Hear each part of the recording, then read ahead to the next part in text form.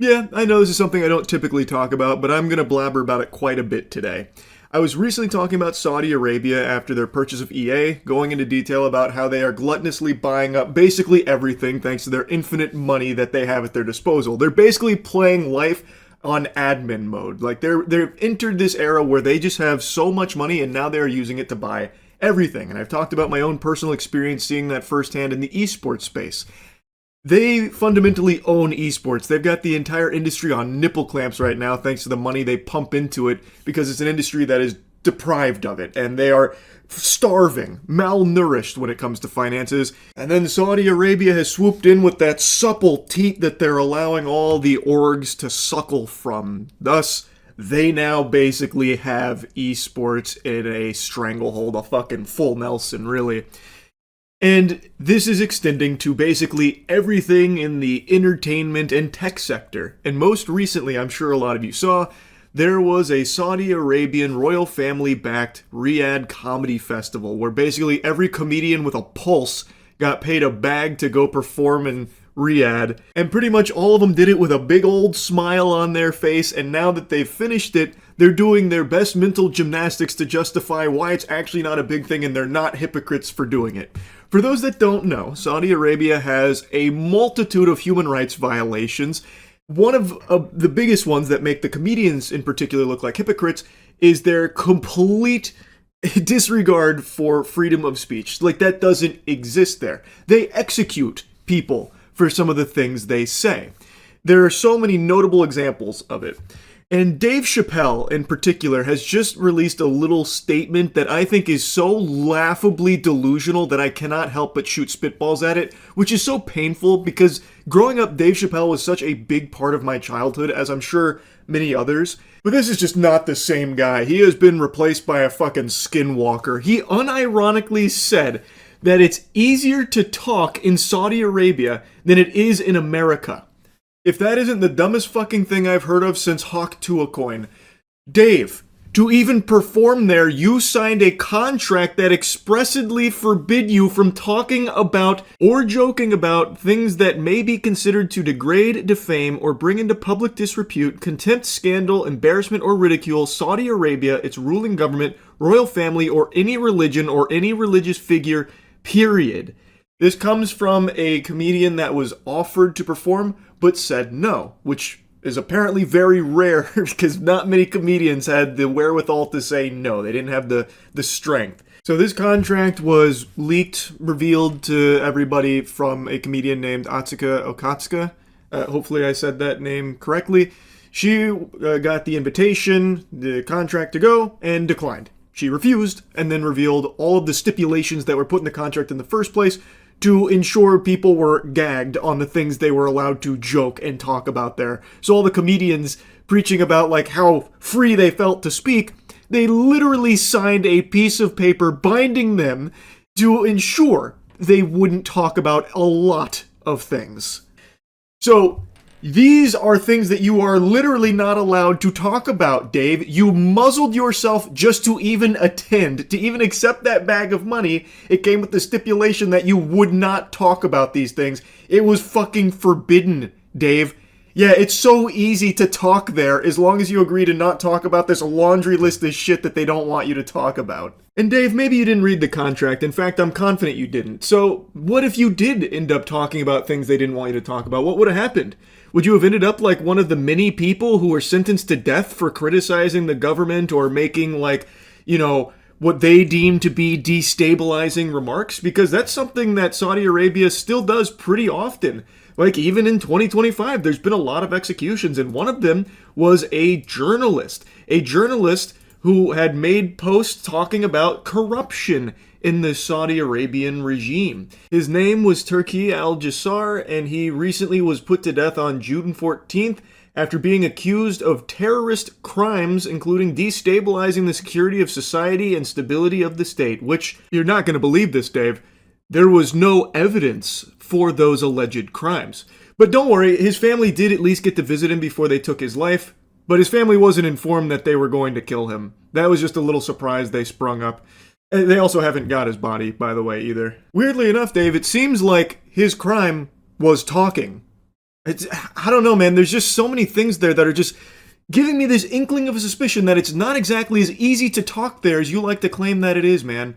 I don't know. There's just little birdies out there saying that it's not exactly super easy to talk in Saudi Arabia. You just happen to agree not to talk about the things that they didn't want you to.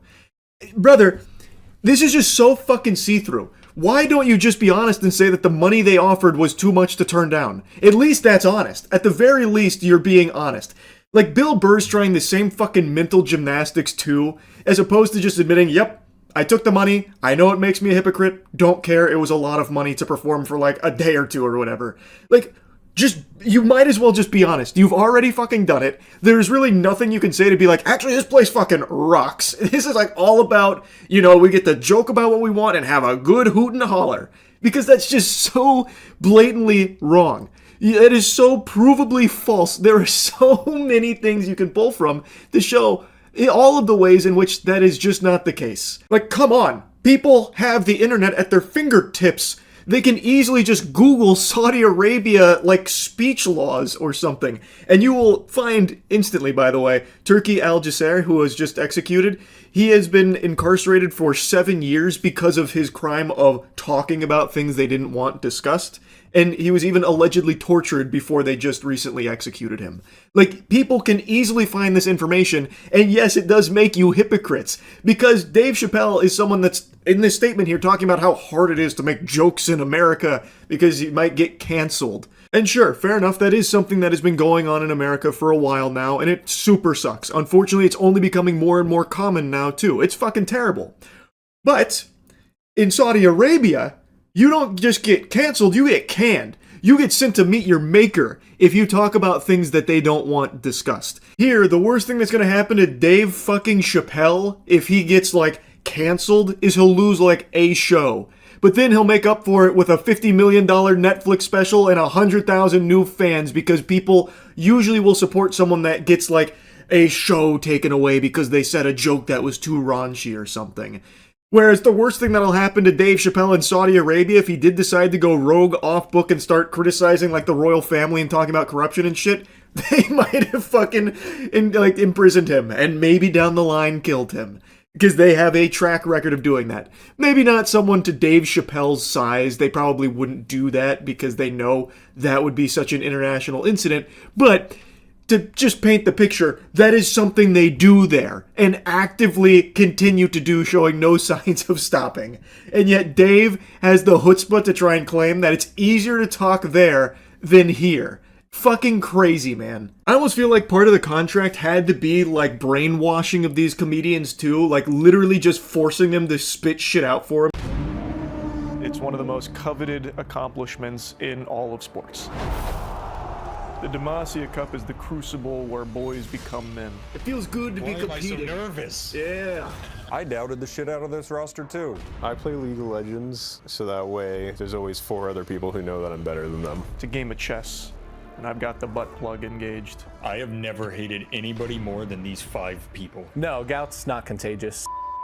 Ever again. Ever. How do you handle his ego? Why don't you peel me like that when we're duoing? What the hell's going on here? No, he lives! No, I can't believe he didn't die. They had to replace their mid laner because he was indicted in the Epstein files. Yeah, I don't know what's going on. In the moment, things kind of went tits up. Winning this trophy is truly everything I've ever worked for. This is our game, we just gotta close it out now. I think it would feed my family for generations. This is do or die. Quick pause, sorry, that light was... You know, it does that occasionally.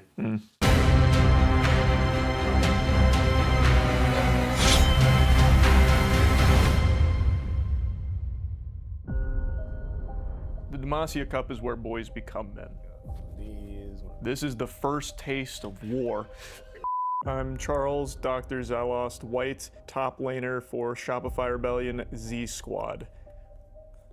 Growing up, it's always one of those things that you chase, but you can never really picture yourself attaining it. Winning the Demacia Cup is everything. That's hoisting the Stanley Cup, that's winning the Nobel Prize, that's a gold medal in the Olympics. It's one of the most coveted accomplishments in all of sports. I think it would feed my family for generations. I don't think there's a bigger brain in the entire Clash circuit than Matt Fluffy Puffy Llama. Yeah, no, my childhood, my upbringing really is what played into me being a good jungler. I had to fend for myself, nobody look after me. I studied the school of hard knocks, learned the rules of the street. I mean, if you think about it, the jungle is just the streets, but different.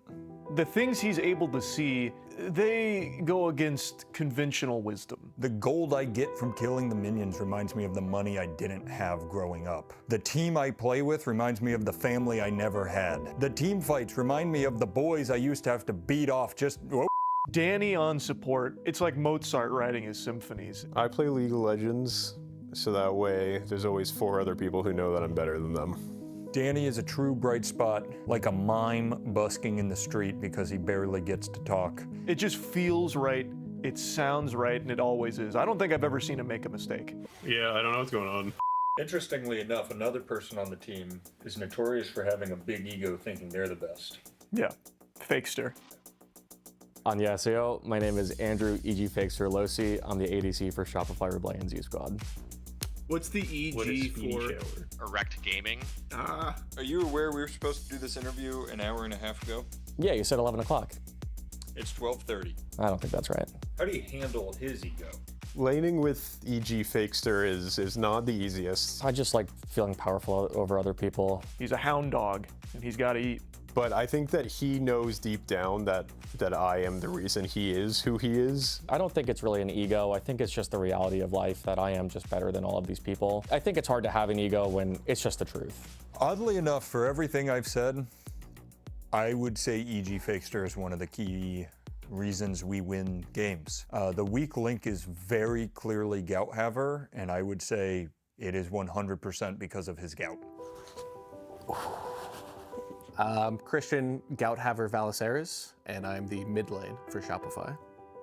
I mean, I'm the newest member to Shopify. I think everybody on the team gets along really well, but I don't really get to talk to the team much. You know, I don't know if somebody told them that gout was contagious. Many of us, myself most notably, was concerned about the contagious nature of this disease. You know, is it infectious? How does it spread? No, gout's not contagious. If anything, it's a blessing. He was actually here this morning in that chair. Like in this chair, Yeah, that chair. the chair I'm sitting in. Yeah, is there someone around? Can I get a different chair? Like, is there someone here that can get me a different chair? How has having gout impacted my professional career? You know how when a blind guy loses his vision, all of his other senses are heightened? It's kind of the same, but for my CSing ability, for my general map knowledge and macro, I feel like those other senses have been heightened by my inability to walk. Winning this trophy would mean everything. It would silence the haters, especially on my own team. I think it'd be a good catalyst to jumpstart the career and look at other teams like maybe T1, maybe G2. You know, I don't think these talents need to be kept in North America.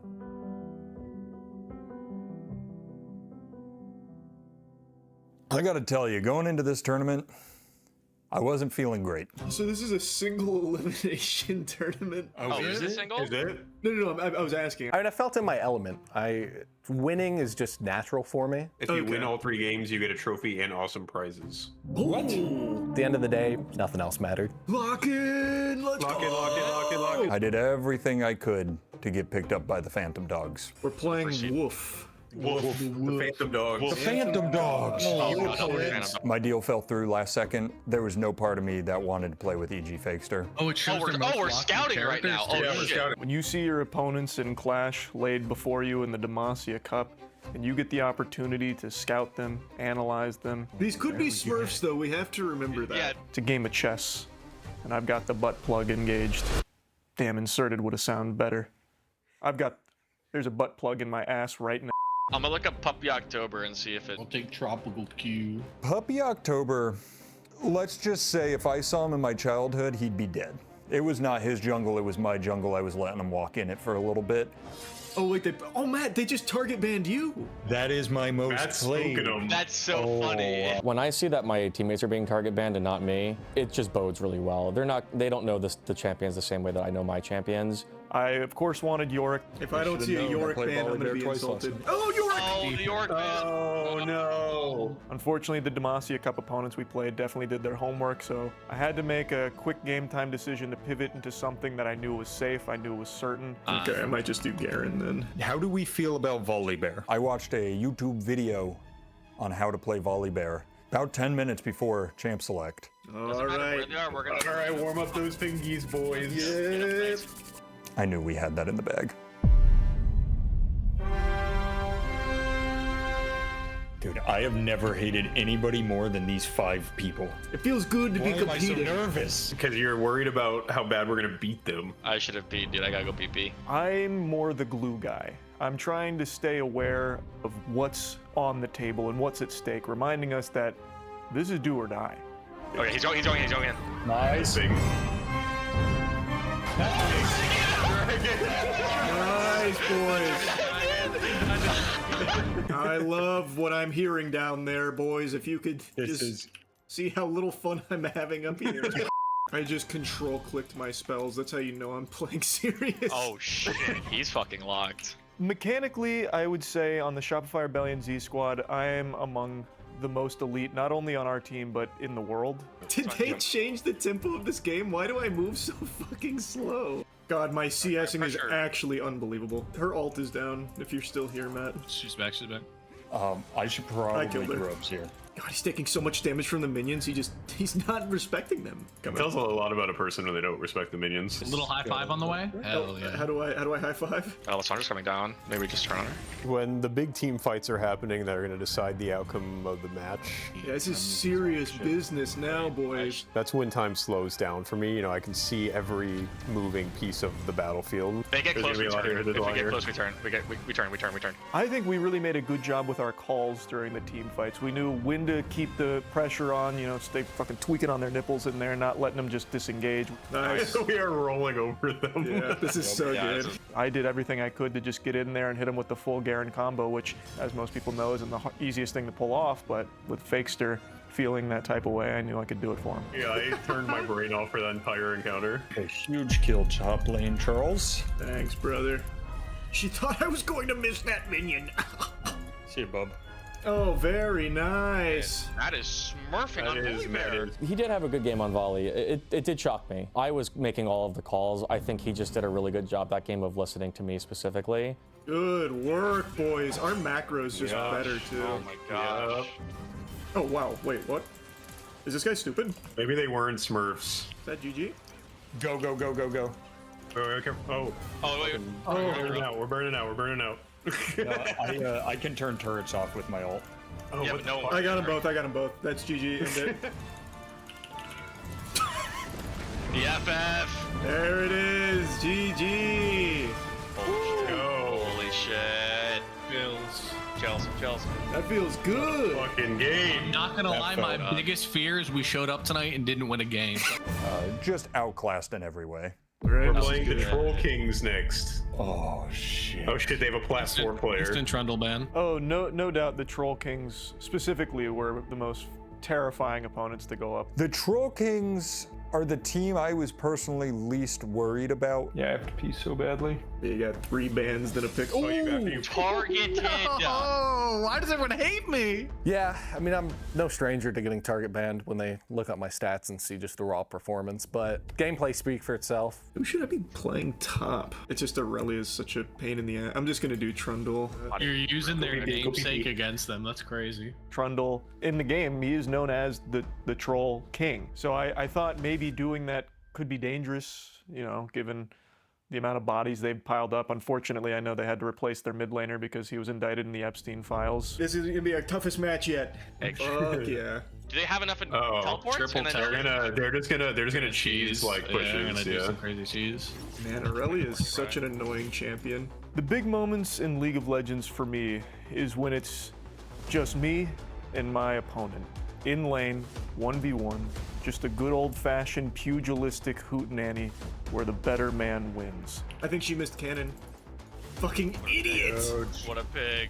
Don't say that, guys. I just missed cannon. I've got this Aurelia playing real. I'm sure all of you are familiar with Vince McMahon. Even if you don't watch the WWE, you've seen his name. Or maybe you've seen him get hit with a bedpan by Stone Cold Steve Austin when he was in a hospital bed. Or maybe you've watched him blow out both of his quads when he tried sliding into the wrestling ring. You've probably at least seen this goober before. And I imagine a lot of you know that there is a very disturbing history with some allegations of horrible things, including a sex trafficking case. And it's very clear, it's no secret, that the thing Vince McMahon cares most about in this world is money. And if the allegations are true, then the thing that he cares about almost as much as money is not his family, it's, you guessed it, poop.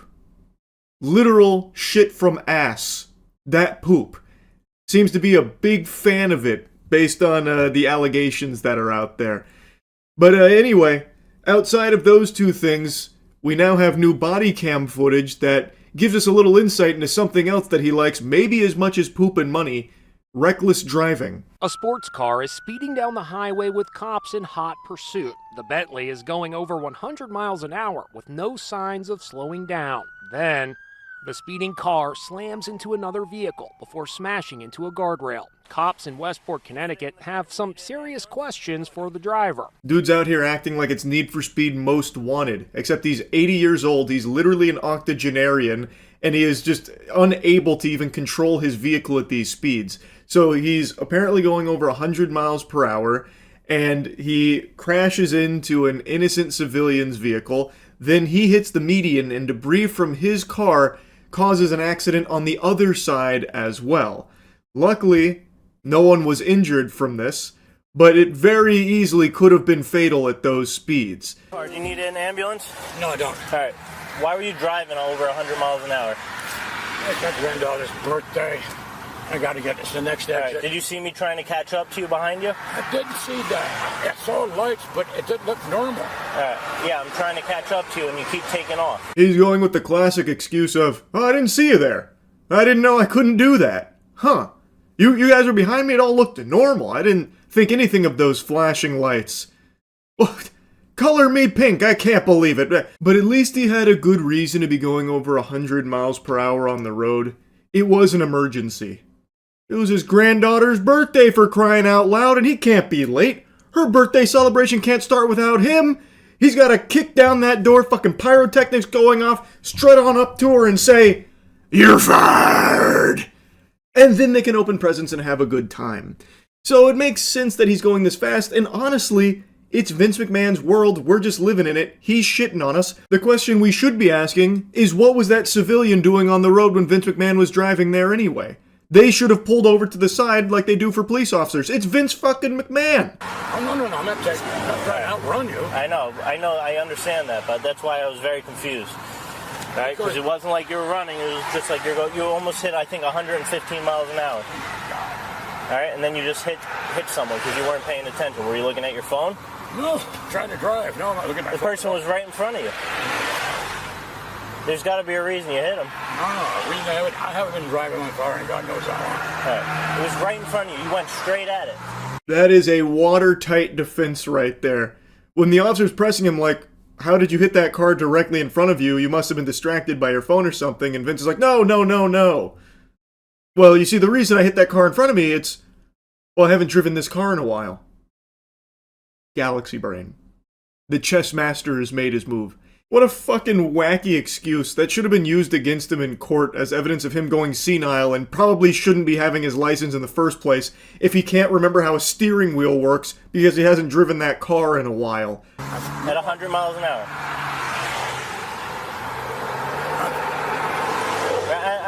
I'm just making sure you're not having a medical condition or anything. Do you need an ambulance? No, it's not. All right. Just your registration. Is your license in here? It is crazy how much Vince McMahon's face looks like one of the guns from High on Life 2. So anyway, we'll fast forward here and I'll give you the aftermath. Like I mentioned, nobody was injured here, which is extremely lucky, and he was cited for reckless driving. and appeared in court about it. A judge granted him probation in his reckless driving case. That will allow charges against him to be dropped in 1 year's time. It came after he'd previously applied for a pretrial probation program called Accelerated Rehabilitation in connection with a 3-car crash on July 24th. This is a picture of McMahon's Bentley right after the collision occurred on the Merritt Parkway in Westport. Yes, they're giving him a very gentle love tap on the tuchus there. Not exactly like a harsh punishment or anything, so it'll be like a year of probation and a $1,000 donation to charity, and then he is in the accelerated rehab program for it. Now, no doubt that $1,000 hit that Vince McMahon's about to take is one he's going to feel. That ought to be enough to put him on the straight and narrow, really teach him a lesson. He's only a billionaire after all, so every $1,000 counts, right? Then they show that picture of his vehicle after that crash. Holy shit. Like, again, it's extremely lucky no one was injured or killed in this. He was going fast as fuck. He was zooming. He erased half the front end of this bitch. Like, oh my god. It's alleged that he was swerving in and out of traffic, going in excess of 90 miles per hour. The police report said McMahon collided with the back of a BMW, then the center median, with debris causing another car to crash. He's fully insured. He did send 2 apology notes out through counsel. In granting the program, the judge also said McMahon must make a $1,000 charitable contribution. God, that skunk shit he's doing with his hair is so peculiar. It's like he just watched X-Men 2 and wanted to copy Rogue's hairstyle for himself. So yeah, he's gonna have everything dismissed in a year thanks to that program, the probation and all that, and he is ordered to pay that $1,000. Now, he swears it'll never happen again, but if anyone has ever heard about Vince McMahon's driving, because it's not exactly like the most tight-lipped thing in the industry, you'd know that there are a ton of people in the industry there that refuse to ride with Vince McMahon because, according to them, he is a trash driver and very dangerous behind the wheel. Which I fully believe based on this body cam and also the fact that he is just an unhinged maniac in general. This guy is a loose cannon psychopath. So yeah, I can definitely imagine that him behind the wheel is a recipe for disaster. And it's just very fortunate in this case that he didn't kill somebody. I also saw this post here from the person who was apparently struck. I don't know if her name's public or not, so I went ahead and censored it, but she is recounting how this all unfolded with Vince McMahon rear-ending her, going 80 to 90, she said. And luckily, her and the dog are mostly fine and was able to keep control of the car. And this is also when Jim Cornette came in and said the long list of people who refused to ride with Vince driving included me and Jim Ross, who told him I love my children and want to see them again. Once again, just reiterating how known Vince McMahon has become for this kind of reckless driving. So I'm surprised this hadn't happened sooner. And again, it is just very lucky that he didn't kill this woman or the other vehicle or anyone else on the road here with his driving. So anyway, just wanted to yap about that. That's about it. See ya. I actually cannot believe the podcast that I just watched. Who remembers Ned from the Try Guys, huh? Any Ned enthusiasts? Ned Fulmer! Yeah, Fulmer family! Ned Fulmer guys, where we at, huh? Well, I'm sure you recall in 2022, there was the huge scandal that went public about how he'd actually been cheating on his wife for quite a while with their producer at the Try Guys. It was a huge deal, of course, led to the dissolving of their marriage. It basically kicked Ned off of the public sphere, and he has remained in the back rooms for the last 3 years. He has just crawled his way out of the Shadow Realm and surfaced with a podcast called Rock Bottom with Ned Fulmer. His first guest, his ex-wife, so he could talk directly to her about all of the cheating. It's like podcast therapy or some shit. And it actually makes me think podcasting should straight up be illegal or have like some kind of like rigorous vetting protocol in place where you need like a license to own podcasting equipment. This is fucking agonizing. It takes so much to make me turn something off that I've committed to watching. I will stomach any amount of like revolting dog shit this planet has to offer. I could watch Two Girls, One Cup 100 times back to back to back to back to back to back to back without even blinking. But this was too agonizing. I had to turn it off after 30 minutes.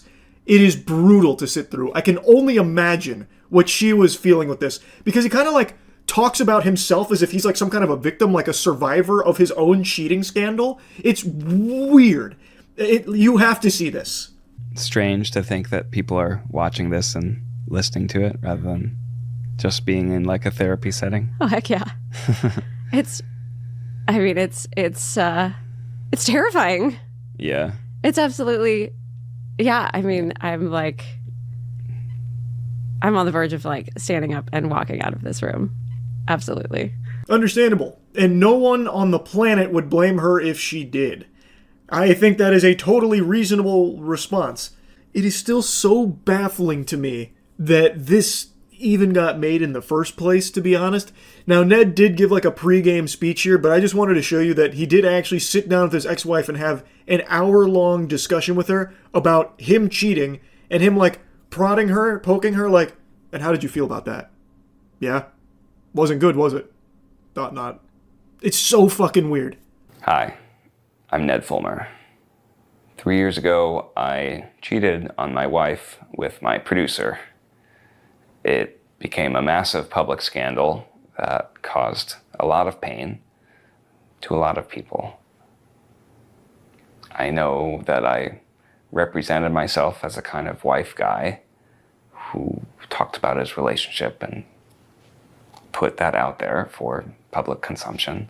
Big wife guy. Ned Fulmer used to be synonymous with wife guy, I think. I don't know. I was never the biggest consumer of Try Guy's content, but from what I understand, that was like a core part of his identity, like his whole personality revolving around like being the wife guy. So of course that made everything even worse for him, even though it was already extremely bad. Now, this has been pointed out by a lot of people, and I don't know if this is how he's always been, if he's just this kind of quirky, zany guy who likes vocal fry, but a lot of people mentioned, and it's very clear, he is putting on like an extra dollop of vocal fry. It is brutal to listen to. It sounds like out of a cartoon when a character is mocking somebody else. Yeah, I may have presented myself as a wife guy. It's so like nails on a chalkboard. And you, as a viewer, I know that I broke your trust. One step is to publicly witness the pain of my partner, Ariel. This is a conversation with Ariel in this video. It's painful at times. It's honest, vulnerable, brutal. But why? Why do you want to broadcast you publicly witnessing the pain you have caused your ex-wife? Why wouldn't this just be a conversation had with like a professional or just between you two behind closed doors? Why do we need to be invited into this? This is him just making like a public spectacle and trying to like get back into the internet zone. So he drags his ex-wife in here to try and like reopen the wounds here publicly so that way he can paint it as him like taking the accountability, this public flogging that he's going to give himself, listening to all the pain and suffering he's caused her. And the whole podcast is him kind of like prodding like, and how did my cheating make you feel? Did it make you feel bad? Yeah, I bet it did. Yeah. No, that sounds, I know it made you feel bad. Yeah, no, that sounds about right. It made you feel bad, right? All while he's filming it to try and milk this devastating event that she's gone through for his own personal views and his own attempt at a comeback. That's how it seems. The catchphrase, I believe, for his podcast, which you can find on his About section, sometimes the only way out is through one podcast at a time. That is the slimiest shit. Oh my god. As disappointed as we were that something so private and painful became such a public spectacle, I get why people were so outraged, and I understand that that is the reason that she can't move forward with any sort of public thing without addressing this. So this is that. This is I'm going to have to call dirty barnacles on that right there. I don't buy that reasoning at all. He is literally launching a podcast off the back of his ex-wife being the first guest in it. And he's trying to paint it like he's doing this so that way she can move on because all this went public and, you know, it's taken such a huge toll and she wouldn't be able to do public things because this will get brought up from the past. So this is how we're both going to heal and move forward. Like, I completely understand that for her in particular, her having any other, like, public-facing job or something, this would be brought up. I get that, and that is very difficult, no doubt. But this does not seem like Ned Fulmer just trying to do something to help her not have to deal with something like that. I feel like this is a necessary thing. Yeah, we've kind of been just keeping our lives very private for the last 3 years. We and have. Just almost hiding from the world. We have been hiding. We've been hiding from the world. And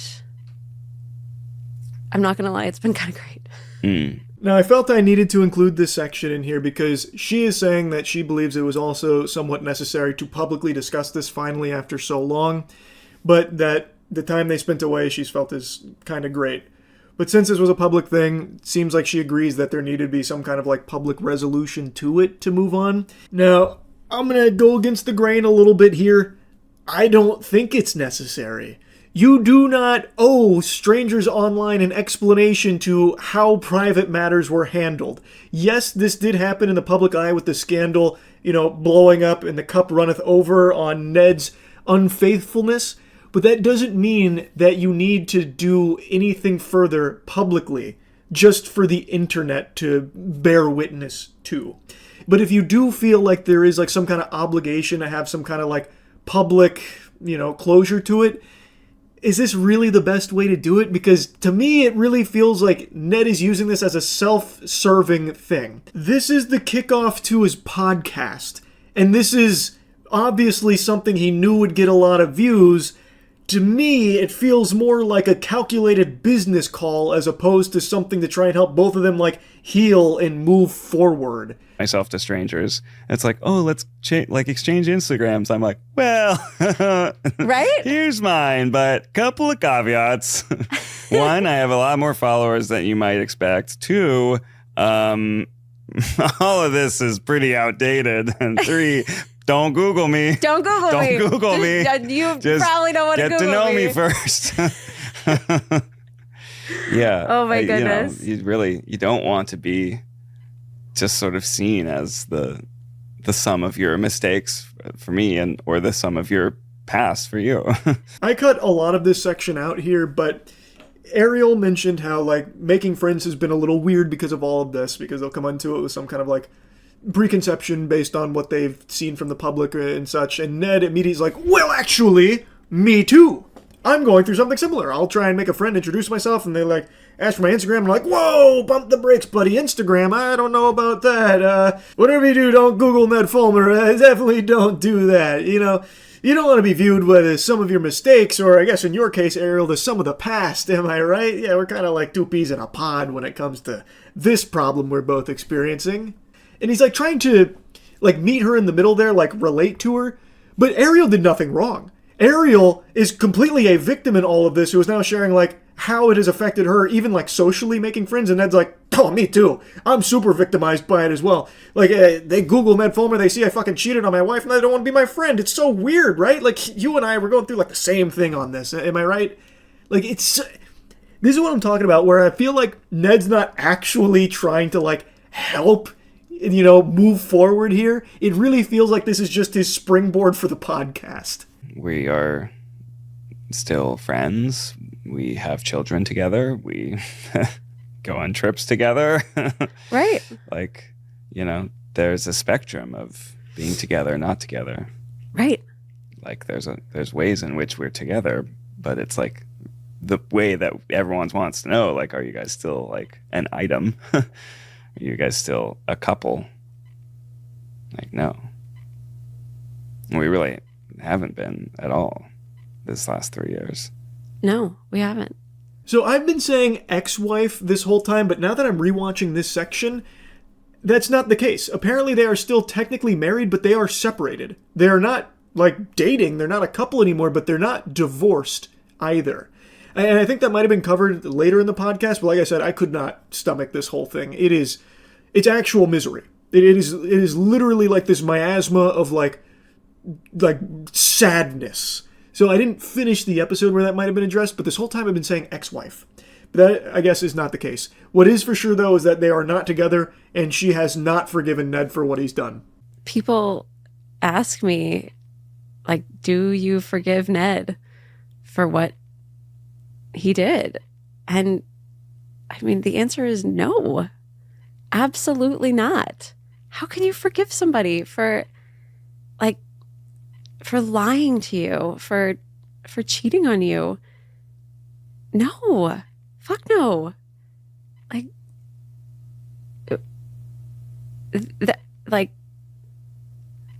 I don't even,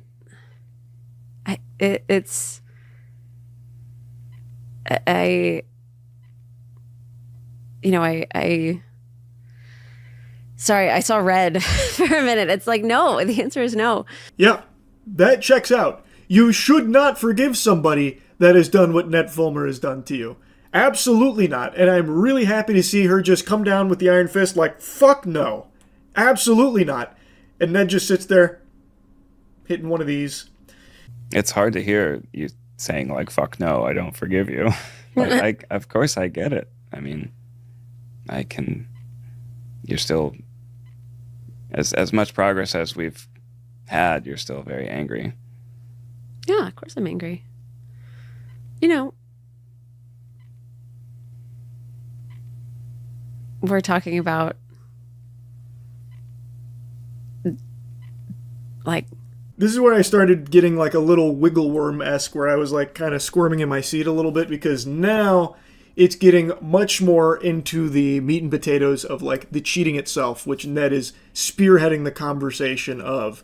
So he's like, yeah, it hurts to hear you don't forgive me, but, you know, I get it. We made a lot of progress, but you're still angry. And it's like, yeah, man, of course you're still going to be angry, but why are you using that as a piece of content for your podcast launch? And you can see how difficult this topic is for her. She then goes into detail about how everything unfolded for her, where she got this news from fans, and she was being sent pictures, and she starts going through like what that was like for her emotionally. And it's really, really sad. And then immediately following that, this is Ned's question. How did having it become such a public scandal kind of change everything for you? Did it make it worse? Did it make it easier? Did it just sort of make it surreal? It was so many different things. I got no wacky intro for you on this one. We're going to be covering a degenerate scumbag streamer who appears to have beat his wife on stream, and now, since it's blown up, he's trying to use a Jedi mind trick to convince everyone that their eyes were wrong, that you had a malfunction in your vision, because he didn't beat his girlfriend, he only pushed her, actually. Your eyes are wrong, you didn't see what you thought you saw, is his strategy. But how about I show you the clip first, and then we'll go ahead and digest that a bit. Okay, take these off. Take the lids off. Chill. You need to have no drinks in here. Ow. Ow.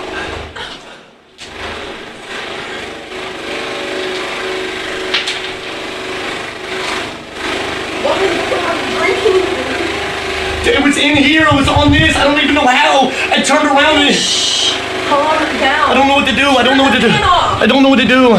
Turn your thing off and turn the fan off. Yeah, it looks like he strikes his girlfriend.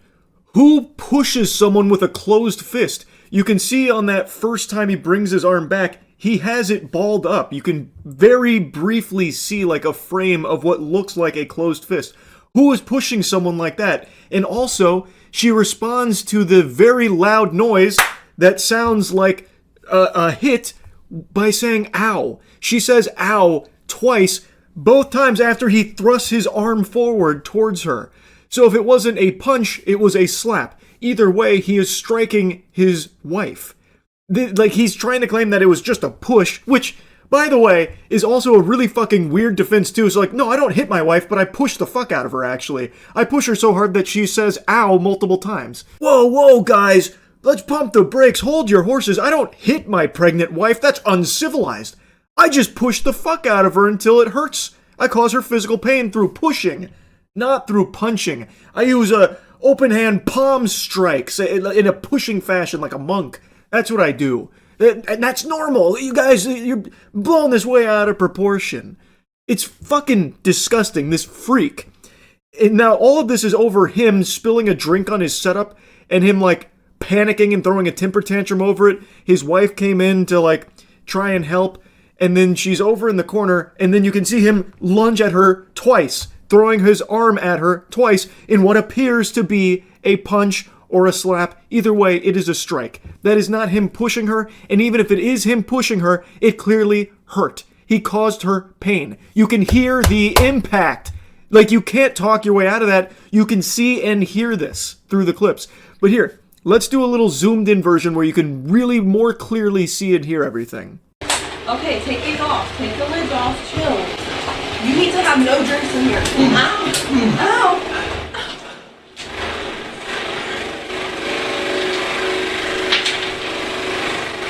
I think it's pretty obvious.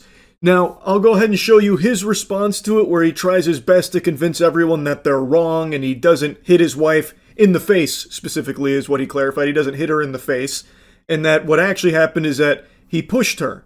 And actually, he pushed her to save her life, actually, because her fingers were caught under the PC, and that's what was hurting her. That's what was making her say, ow. And him being so brave and courageous, he pushed her twice, just like that, in order to, keep her safe. His pregnant wife, by the way. They're saying, like, the grunts make it look bad, like the way I was grunting.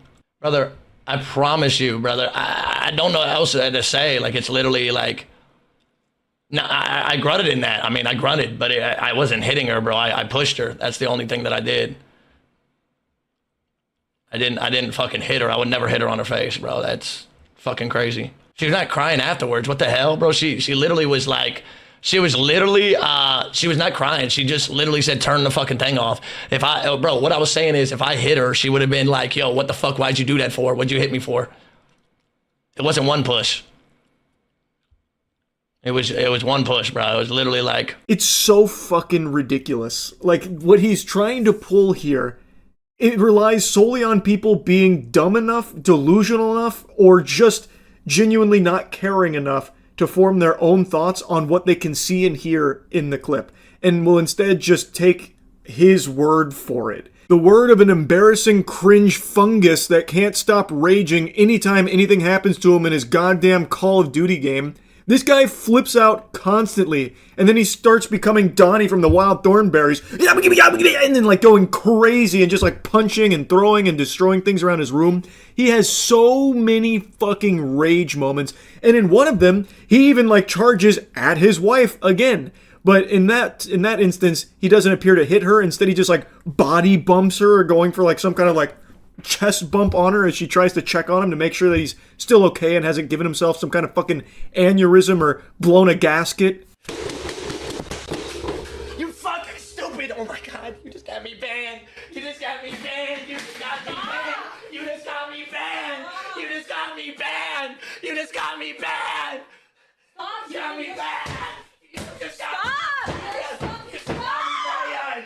You just got me banned, dog! You just got me fucking banned! Stop! You're shit. You're gonna ruin your... I don't care. I don't give a fuck anymore. You just got me banned. You just got me fucking banned. You just got me banned. There are just so many clips just like this one of this fucking loser. It became his shtick. Like, I'm pretty sure he tried to make this his whole brand image. I can find clips just like this going back to 2024. He is always just freaking out constantly because he is just a maniac, like an actual lunatic person who needs to be institutionalized.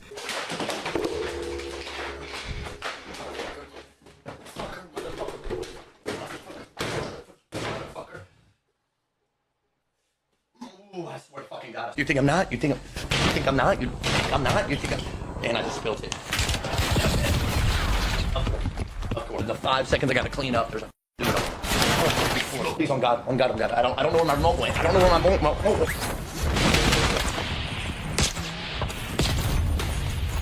Bro. Oh my God, bro. Oh my God, bro. What do I do? Chat, please help me, bro. I don't know what to do. I don't know what to do. do. I don't know what the fuck to do. I don't know what the fuck to do. I don't know what the fuck. He's literally SpongeBob with the ripped pants. This is his one joke. I hesitate to call it that because he actually does just have this level of disorder where he can't control himself. He is just always having violent outbursts, but he tries to use it for his content on TikTok. Like, that's his whole image there, is he's the psychopath guy who's just always fucking angry, it seems. What a complete pathetic loser. How do you even look yourself in the mirror? The shamelessness, man. Like, how? You're just such a fucking weirdo. Now, he does seem to have made a habit out of constantly spilling his drink on his desk because he's always hitting it and freaking out. That kind of thing, always for the sake of his clips on TikTok. But in the one where he starts hitting his girlfriend, or excuse me, his pregnant wife, it seems like he didn't anticipate the drink to spill on his computer and actually cause a problem. So from what I understand, it did actually get in there and cause an issue on his PC, which is why he was freaking out even more so than usual, and then got physical with his wife. Now, to really seal the deal, Jordan Cisco here had a galaxy brain scheme of bringing his wife on stream to defend him and trying to really showcase everything that happened, you know, giving his side of things to make sure everyone understands the truth of the situation. And his wife seems to have a bruise around her eye. That's what it looks like. I want to see what he says, Jeff. I'm literally like hyperventilating and shit. And then I come in here, and then she comes in running after me. Then I pick up the PC. I put it on top of that PC. You see that PC right there? I put it on top of that PC. All right, you understand? Let me put it in context, bro. So when she's standing there, I'm putting the PC on right here. Hold on, let me see. Wife, can you come and record this, please? Wifey? By the way, I just wanted before I'm talking about I'm talking about everything else, like if I ever did hit her, which is insane, I would never hit my wife, and she's pregnant. She would have. It looks like you can see like the fucking mark in her face from where he fucking apparently hit her, you know? Looks like she's got a fucking black eye. Have stuff on her face. I mean, you could That's what I say. You guys can look here. literally see. Like I have shorts on. It really does look like that. And his explanation here of, I was stacking the PC on the other PC like Lincoln Logs. You see, that's what was happening here. And then my wife came in and I needed help, and then her fingers got caught under there, so I had to start pushing her, you know, in order to protect her. And she was saying, ow, like it was hurting her because her fingers are under the PC and it's really heavy. It's like tungsten. It's like a tungsten block. Very dense. Fucking 10,000 pounds on her fingers. I had to start just striking at her face to push her off of there. And I basically, with the cords attached, I was trying to pick up this PC like this, Jack, and I was putting it on this PC. You understand? On this PC that I just had. Nobody saw anything. Like, it was insane. This. Laid it flat like this. Then it got on her fingers. You saw it. It was in the corner of the screen. By the way, nobody saw anything. Like, it was insane. Man saw me use one arm motion and thought I hit her. Like, it's insane. Listen to his story chat. I'll show you the clip. Hold on. She had her fingers right here. And she literally, that's when she was like, she couldn't get it on the PC. So I pushed her, and she literally was saying ow because of the fucking shit was on her fingers. It was literally on her fingers. This is like I don't know how much it weighs, but it was on her fucking fingers like this. The story doesn't make any sense. She wasn't saying ow until you threw your arm towards her, man. And you're saying you only pushed her once, but you can see your arm go towards her twice, and she says ow both times. If the pain was caused by the PC on her fingers, she would have been saying ow or expressing discomfort before you started thrusting your arm towards her, you wife-beating freak. You fucking scumbag. And every sensible, sane person on the planet is calling him out on that obvious lie there. There are no other explanations for what happened here because his official story doesn't pass the smell test. If the pain was caused by her fingers being under the PC, why was she not saying anything like ow until you started doing this at her? And he's saying he only pushed her once, but you can see 2 thrusts towards her. So what, did the second one not happen? That just doesn't exist? He's just rewriting the lore there, just trying to hope that you didn't watch the clip yourself? It's just ridiculous, man. I'm not, I swear on my life, on my soul, I'm not an abuser. We are in a happy relationship, a very happy, we're literally married, and we've been together for 5 years. Trust me, if there was something up, our whole family would know about it. I'm You telling can you. hear her Chad, saying, please. ow, ow. I'm Yeah. telling you, we are in such a Okay, happy so relationship. let She's me- gonna be talking about herself, by the way. I'm gonna be out of the room So, because I the want y'all. skin- I don't want y'all to think I'm being like The that. skin contact that you guys are talking about, where you're hearing it, Jordan was so freaked out in that situation, and I love him, and I've been with him for 5 years. Like, when Jordan flips out, like, I mean, y'all have seen him many, many times. I mean, if he punched me, I mean, it would be very obvious. I'm very pale. Be very obvious if he, like, literally hit me or something. So, her eyes. She's not really saying that she's not saying he did it either. What I normally look like all the time. She goes on to say that if he hit her, it'd be very visible, and that the mark on her eye is just what her eyes normally look like. Now, I haven't seen a picture of them outside of, like, a stream setting, so I don't know if that's true or not, but it definitely does seem like a mark. But she goes on to defend him, and it's just heartbreaking. And even in the initial clip, after the very clear signs of a strike and the sound of the impact, the skin-on-skin contact, she, like, responds, ow, and then, like, kind of shocked, like, you can hear that. And then she goes back to talking to him as if it's normal, like it's just business as usual, like it's treatment she's used to. And it's fucking heartbreaking to hear that. And for him to then put her on stream, like, okay, she's going to talk all by herself. I'm not going to do anything. She's going to talk all by herself. Now she's going to be over here and you can ask her anything you want. She's going to talk all by herself. She's going to be out there. And then she sits there to, like, defend, like, oh, no, it's all good. It's just very sad and scary. I just had to yap about this. I'm wishing the absolute best for her and the baby. I really hope she finds a way out of this relationship. I think the evidence is pretty clear that there was definitely a impact that caused pain. If not a punch, potentially a slap. I don't believe his narrative that it was a push. But even if it was just a push, why are you pushing your fucking pregnant wife? Why? Why are you putting your hands on her aggressively like that? He's saying he only pushed her once, which again is easily disprovable. It's categorically false because you can see twice he thrusts his arm towards her. So if it is a push like he claims, he did it more than he's saying he did, and it clearly was aggressive and a violent push. But I am of the belief that it was either a punch or a slap based on the sound of things. A push doesn't make that kind of sound. But I will reiterate again, if it was a push, it's still completely unacceptable to be violently shoving your pregnant wife, you gross fucking scumbag freak worm person. This whole thing has been infuriating. I really think this should constitute not only a ban, but an investigation. This should probably lead to jail time, I would think. Like, they should look into it at least. I think the evidence is pretty clear. But let's see what authorities have to say. I hope there is a follow-up to this because it's just completely unacceptable. So yeah, I wanted to yap about it. That's really about it. So yeah, bad. Actually looks like YouTube skit quality anytime you see her on that hoverbike flying around the city. I don't know what they were thinking. They should have just like had her teleport or something at that point because it is so fucking goofy when she is on that hover cycle.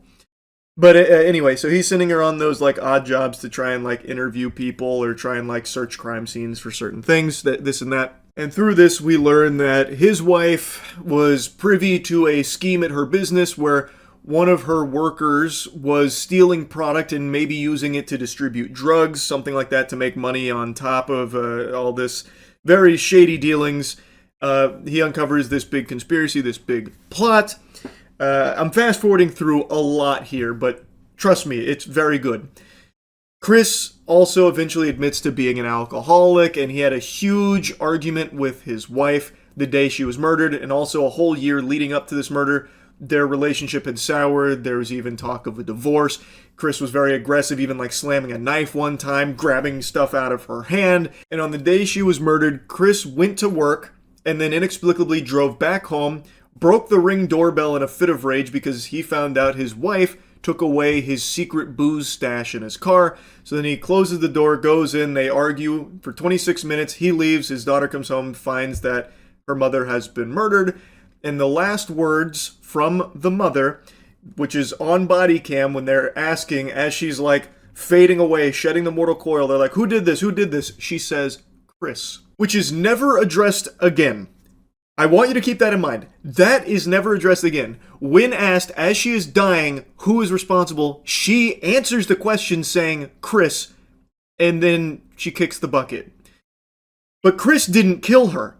It is proven that Chris didn't kill her. Why the fuck did she say it was Chris? Like, it seemed like she was just trying to get, like, one fucking slam dunk in on him before she died, before she met her maker, in order to make sure that Chris also, you know, suffers at the end too. She knew it wasn't Chris that killed her. The person that stabbed her, murdered her, was not Chris. Why did she say it was? Like, what the fuck?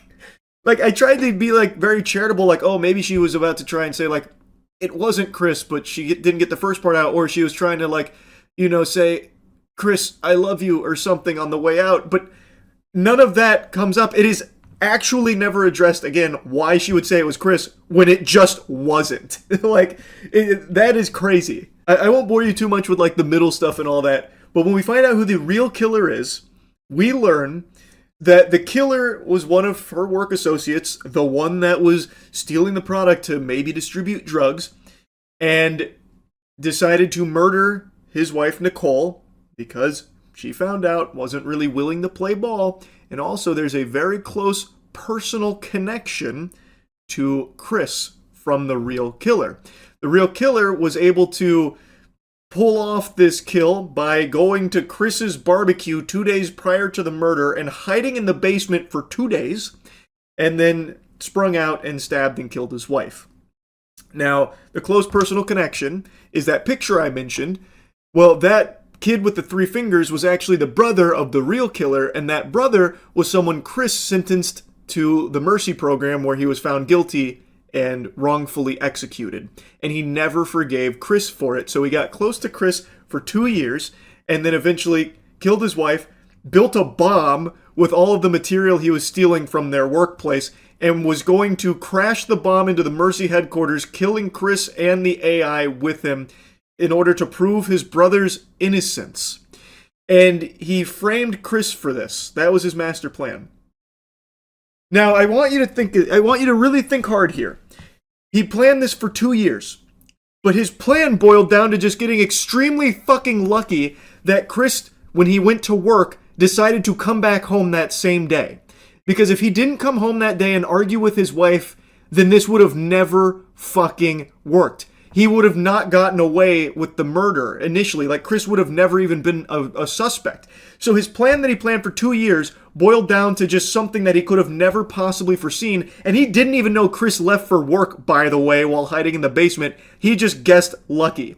So Chris went to work and then just happened to notice the booze wasn't there. So he went home, argued with his wife, and then broke a vase, which ended up cutting his wife and got a little bit of blood on Chris. And Chris was like, you know, really distraught about it. And that's how all of this evidence led to, like, them knowing for sure Chris had to be the murderer. But actually, it was all part of the real killer's master scheme, which, again, none of this he planned for. He couldn't have planned for any of that to happen. He just got lucky. It wasn't a master plan, yet they keep pretending as though it was. Like, when I learned who the killer was and what the method was and everything, it was actually just, like, a laughable moment.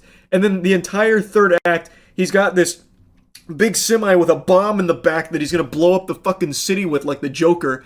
And then the police are so incredibly inept, they can't stop him, they can't do anything. So he just keeps, like, hitting all the police officers, and it's like the worst CGI carnage where the officers' cars are like ramping off tow trucks and the officers are going, as they're like getting slammed by the truck. They can't stop this guy. They've got the drones out on him. And by the way, I was really expecting them to do an Amazon shout out when there's a scene where Jack is like, I'm gonna get the scouting drone out. I thought for sure she was gonna say, like, I'm gonna get the Amazon drone out. It's really good for scouting too, not just delivering packages immediately to your doorstep with Amazon Prime, like what we saw in War of the Worlds. I thought for sure we were going to see some Amazon plugs. Surprisingly, we did not.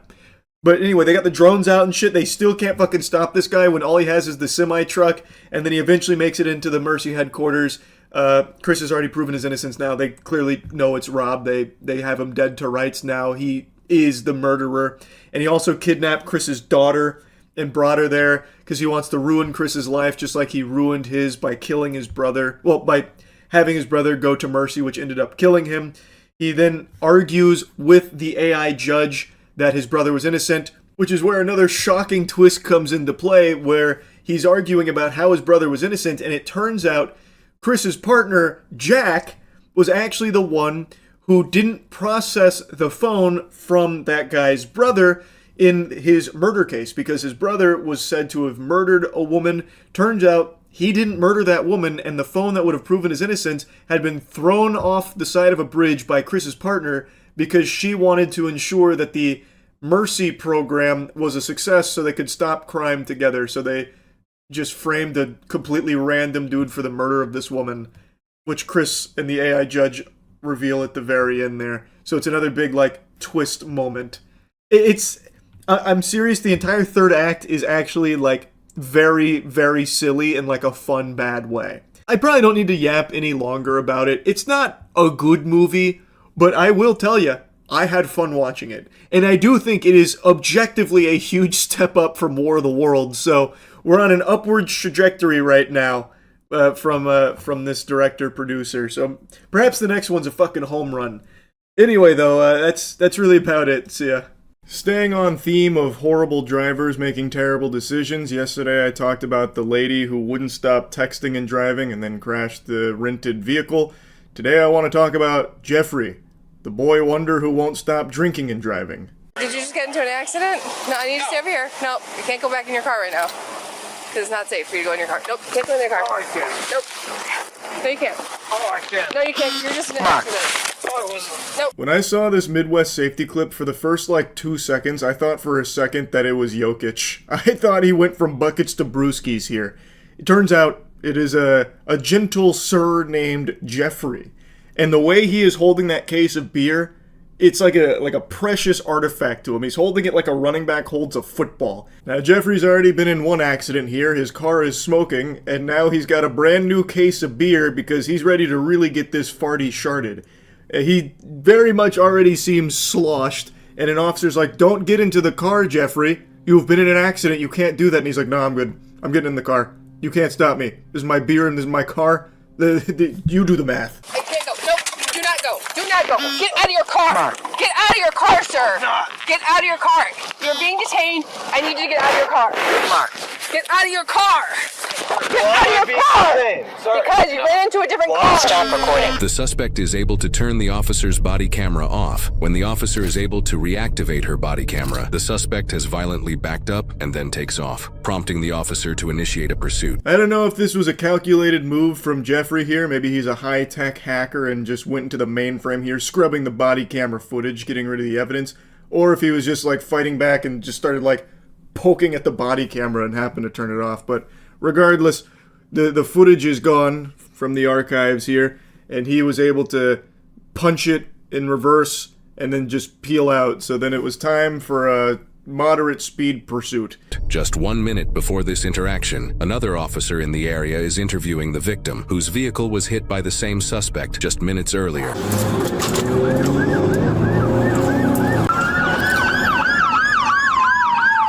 They're pursuing southbound on Abbey. There's 3 Sheffield. I'm just staying back, blocking traffic. Slow speeds, 30 miles an hour. Almost hit one of the units. Continue. Most of this chase happens at approximately 30 miles per hour, so my little game theory here is that he activated cruise control and just started fucking pounding those voodoo rangers in the passenger seat. His man was probably butt-chugging as much as he could, knowing full well this was probably the last time he'd have the chance to do that for a while.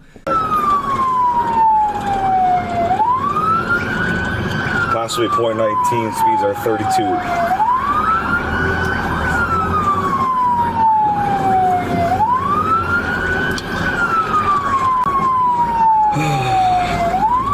Alright, we're coming up the Gulf.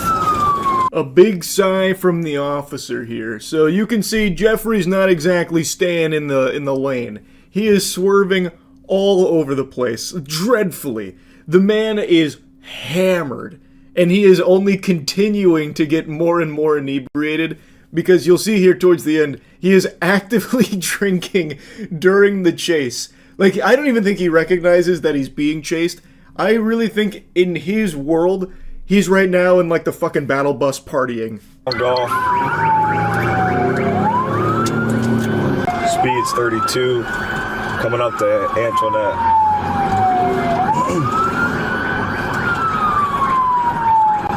He's all over the road, definitely .19, I'd say.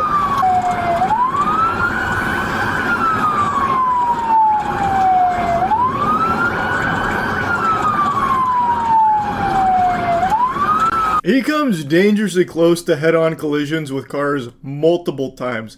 I can only imagine what it was like to see this unfolding as you're just like driving home at night and there's this fucking lunatic just going like this with the steering wheel coming right at you.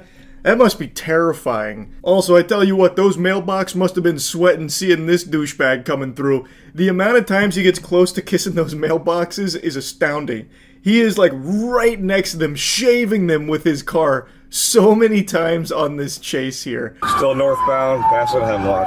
Speeds are 29.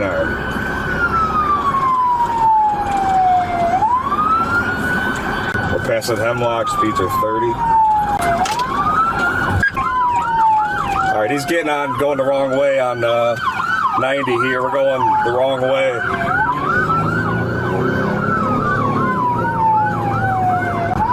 After a slow stroll around the area, taking us on a bit of a tour, he finally decides to just go the wrong way on the highway, and that's when the officers decide, we've got to do something about this. Now it's even more dangerous, so now they're readying the pit maneuver. If you can, be very careful on this.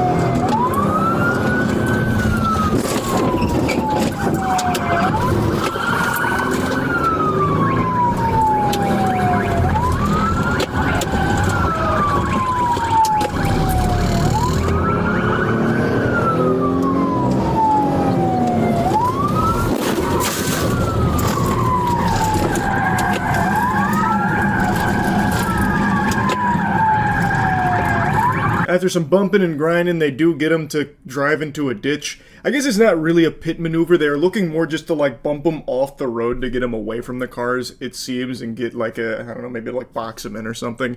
Because they didn't really go for like the big time pit maneuver where they swing out wide and fucking blast the butt cheeks on the car or anything.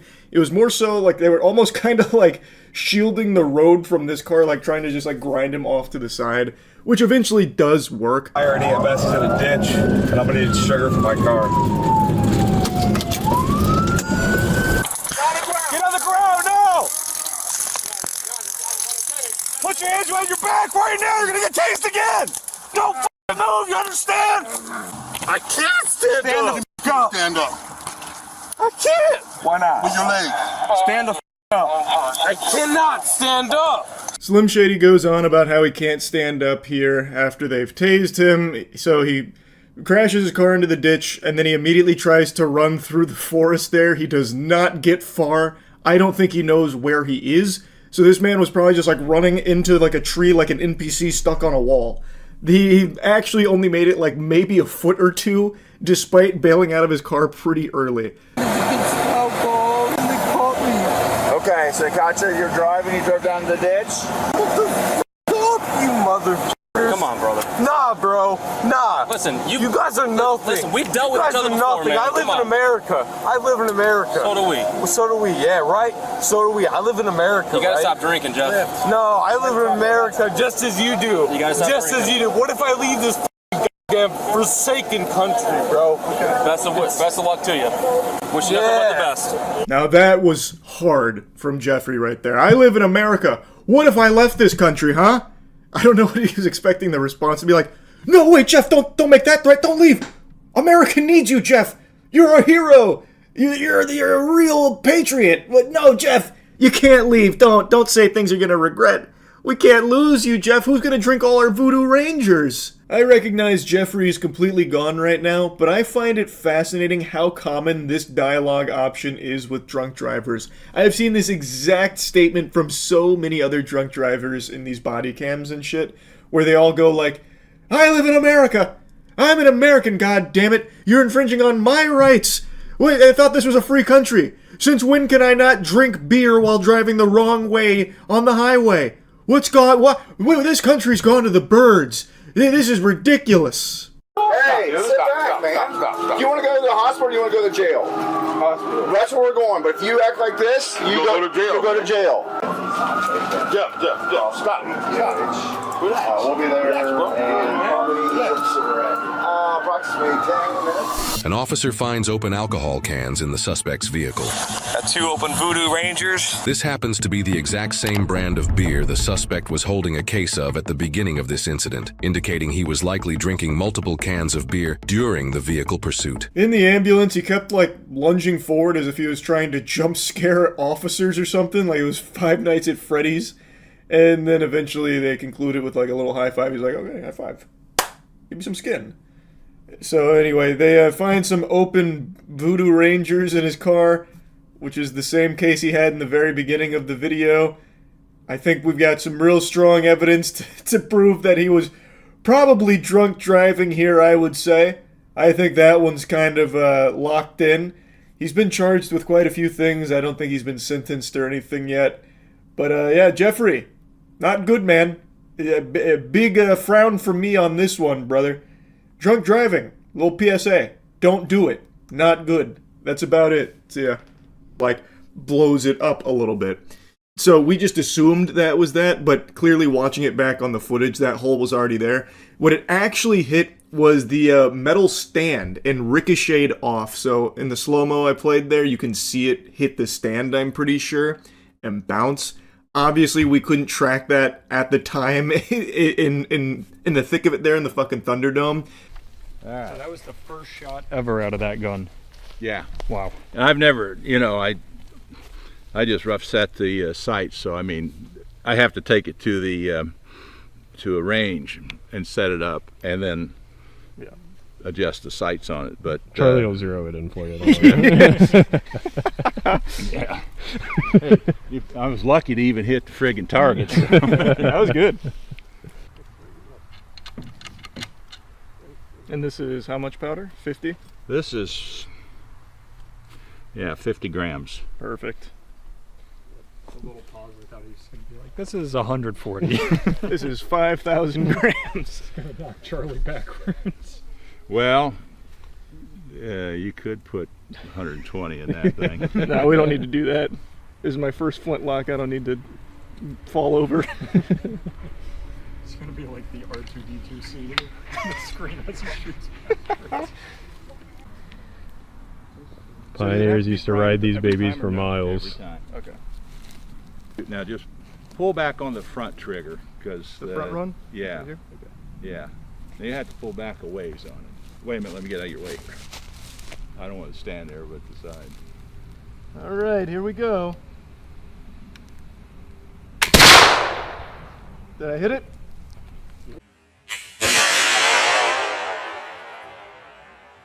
Hit something. Holy. Oh, that smell. That was cool. You like the smell? I feel like this is like a gas smell kind of thing where you probably either like it or hate it. Nothing like the smell of gunpowder in the morning, right?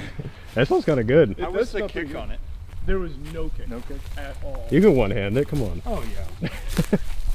You missed. Oh, no. Totally missed. I felt like I was right. Oh, wait.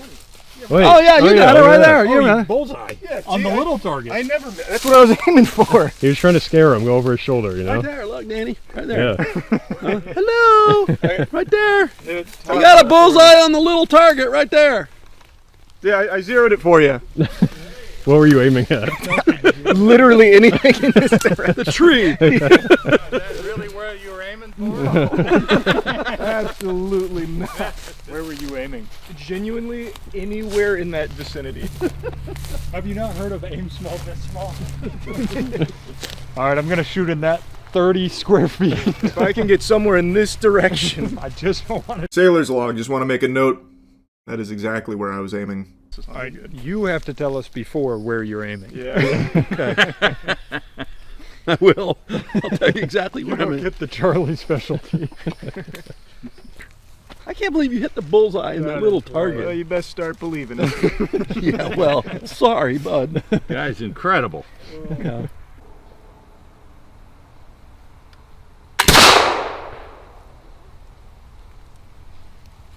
That had no kick at all. I think at the last minute I jerked up and I probably went to the top of that tree. I think I see something on the right one. Were you anticipating a little more kick than it gave you? Yeah, actually I was. Yeah. Oh, hell yeah. Nice shot. Oh, you did hit it. Oh, yeah, there you go. Hey, hey. That's a great shot. Check that out. All right, here we go. Where are you going to aim, Chelsea? The red? The red on the right target or the left target? Yes. Yes. Well, I don't think I hit the red. I don't think you did either. My God, you hit the bullseye. That's fun. Anything? And it's a miss. Well, damn. Okay, who Can't else wants hit to 'em all. try this? Okay, we'll do the same thing here.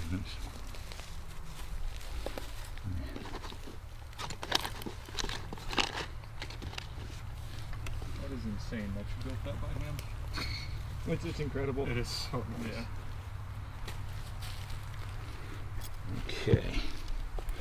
All right, let's see what we can do here. We'll just use the same powder. And is this a replica of a specific one? This is or? just a Kentucky pistol. Okay. Yeah.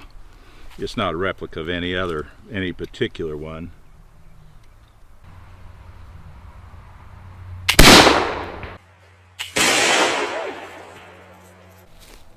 I think maybe you clipped the right side of the red one. Oh, yeah. Yep. Right side. Right there. All right. Good job. What are we looking? Oh yeah. Oh, that rattlesnake. Oh, yeah, that's a scary snake. That is a scary snake. Right there. That's not a... Oh, don't go near that. Yeah, that's that's a a- water moccasin. Or Yep. a copperhead or something. I was going to say copperhead. Well, that scared me. What do you got? Probably heard the noise of a flintlock and was like, I don't really want to be around here. I'm going. Let us know in the comments what kind of Yeah, snake you tell that us was. what we just saw. I think it's a rattlesnake. And scale 1 to 10, how dangerous? It'll stop. Okay.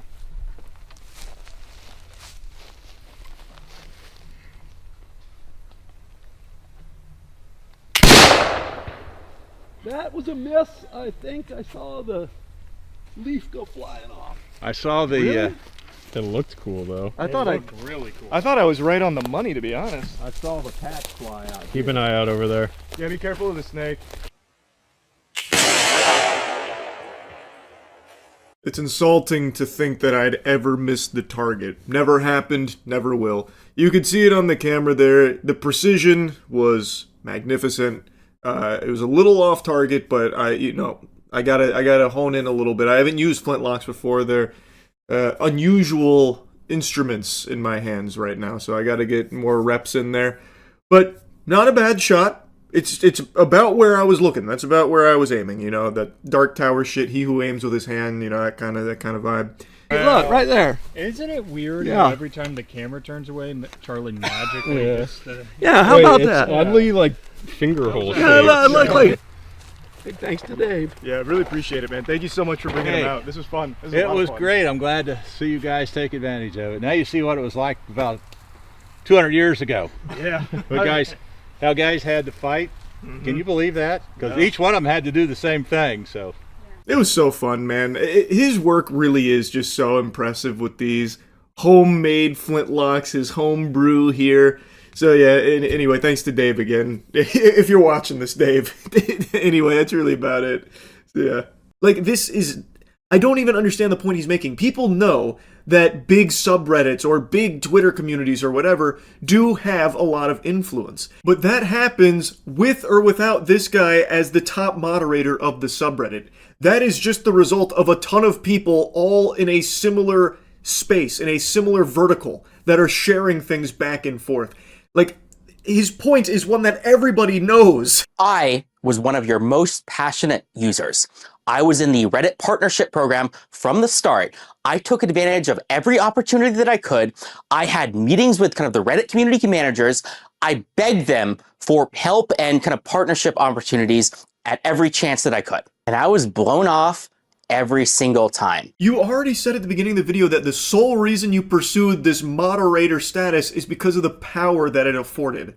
I don't know why he's now trying to say that he's just so passionate. And even in this section here, he's talking about how he was trying to utilize every possible advantage to like get like brand deals and stuff, man.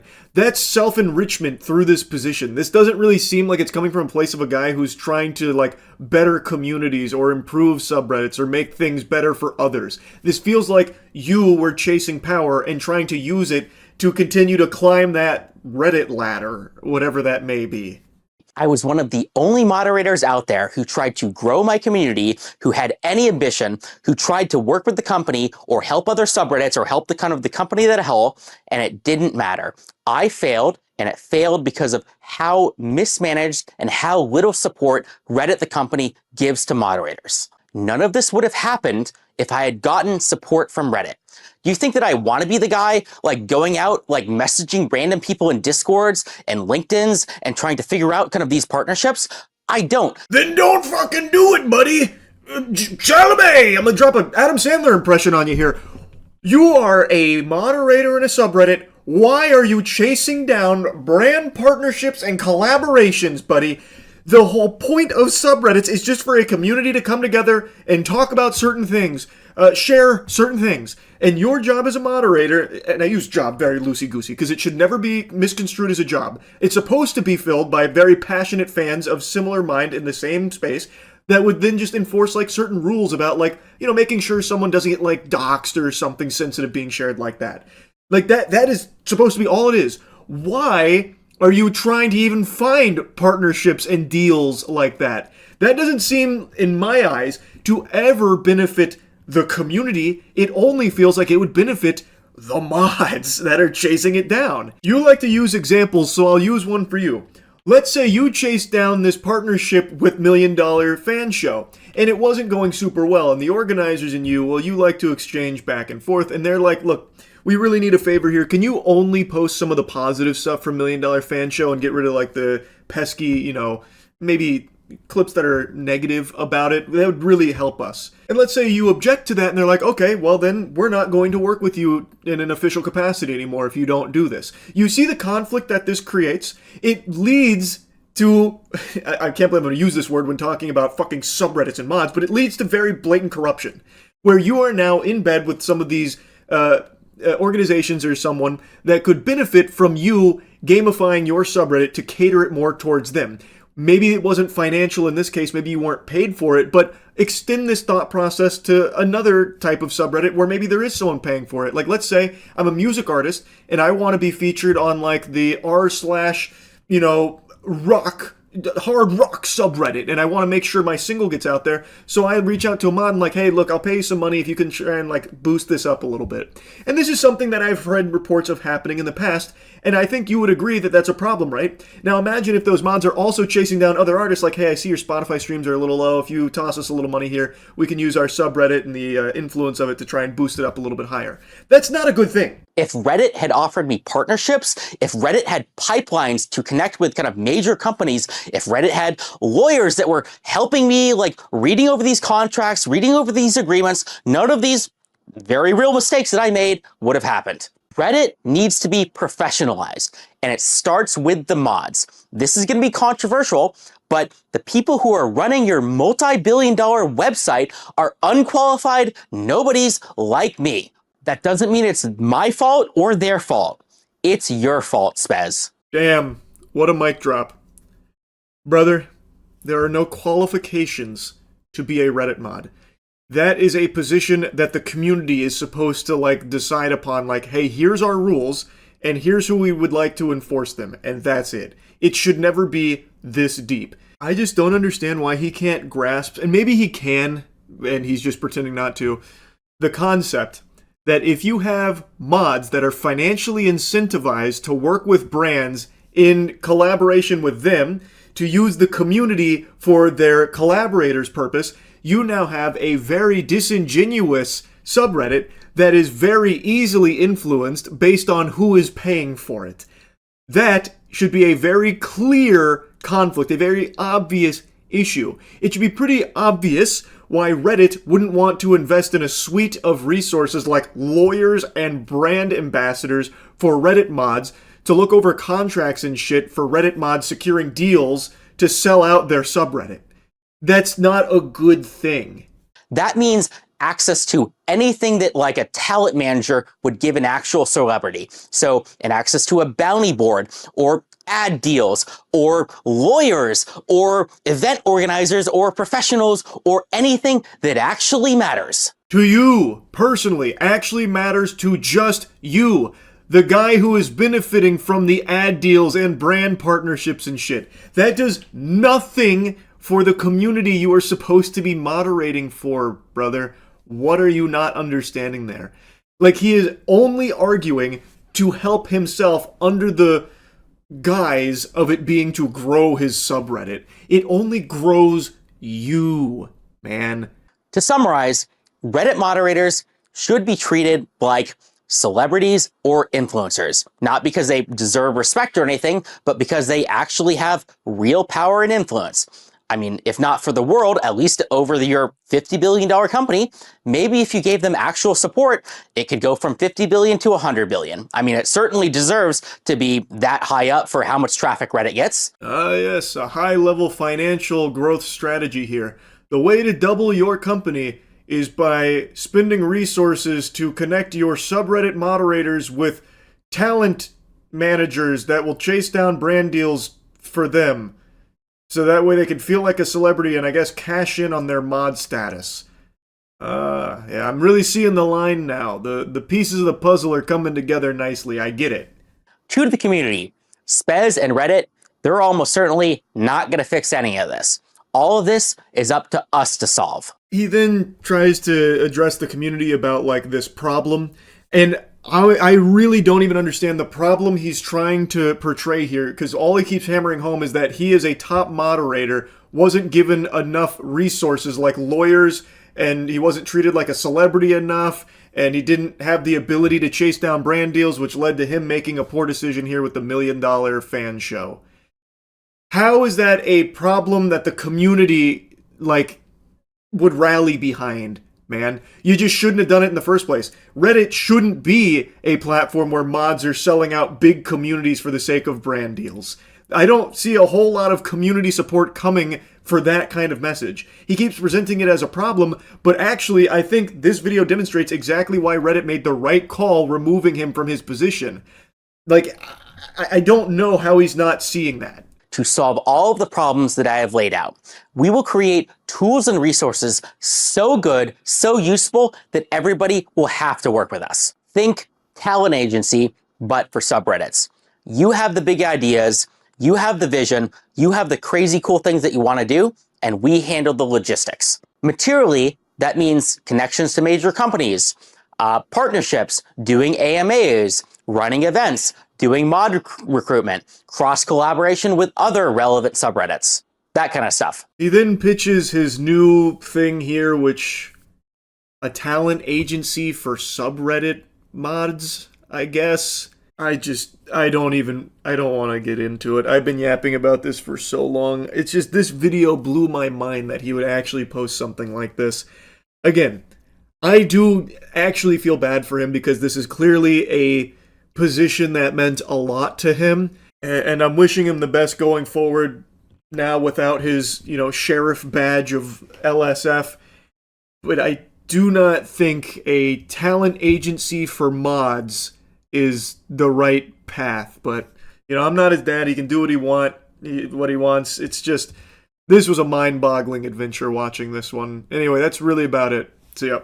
A Reddit moderator just made a video directly speaking to and tugging on the heartstrings of the CEO of Reddit.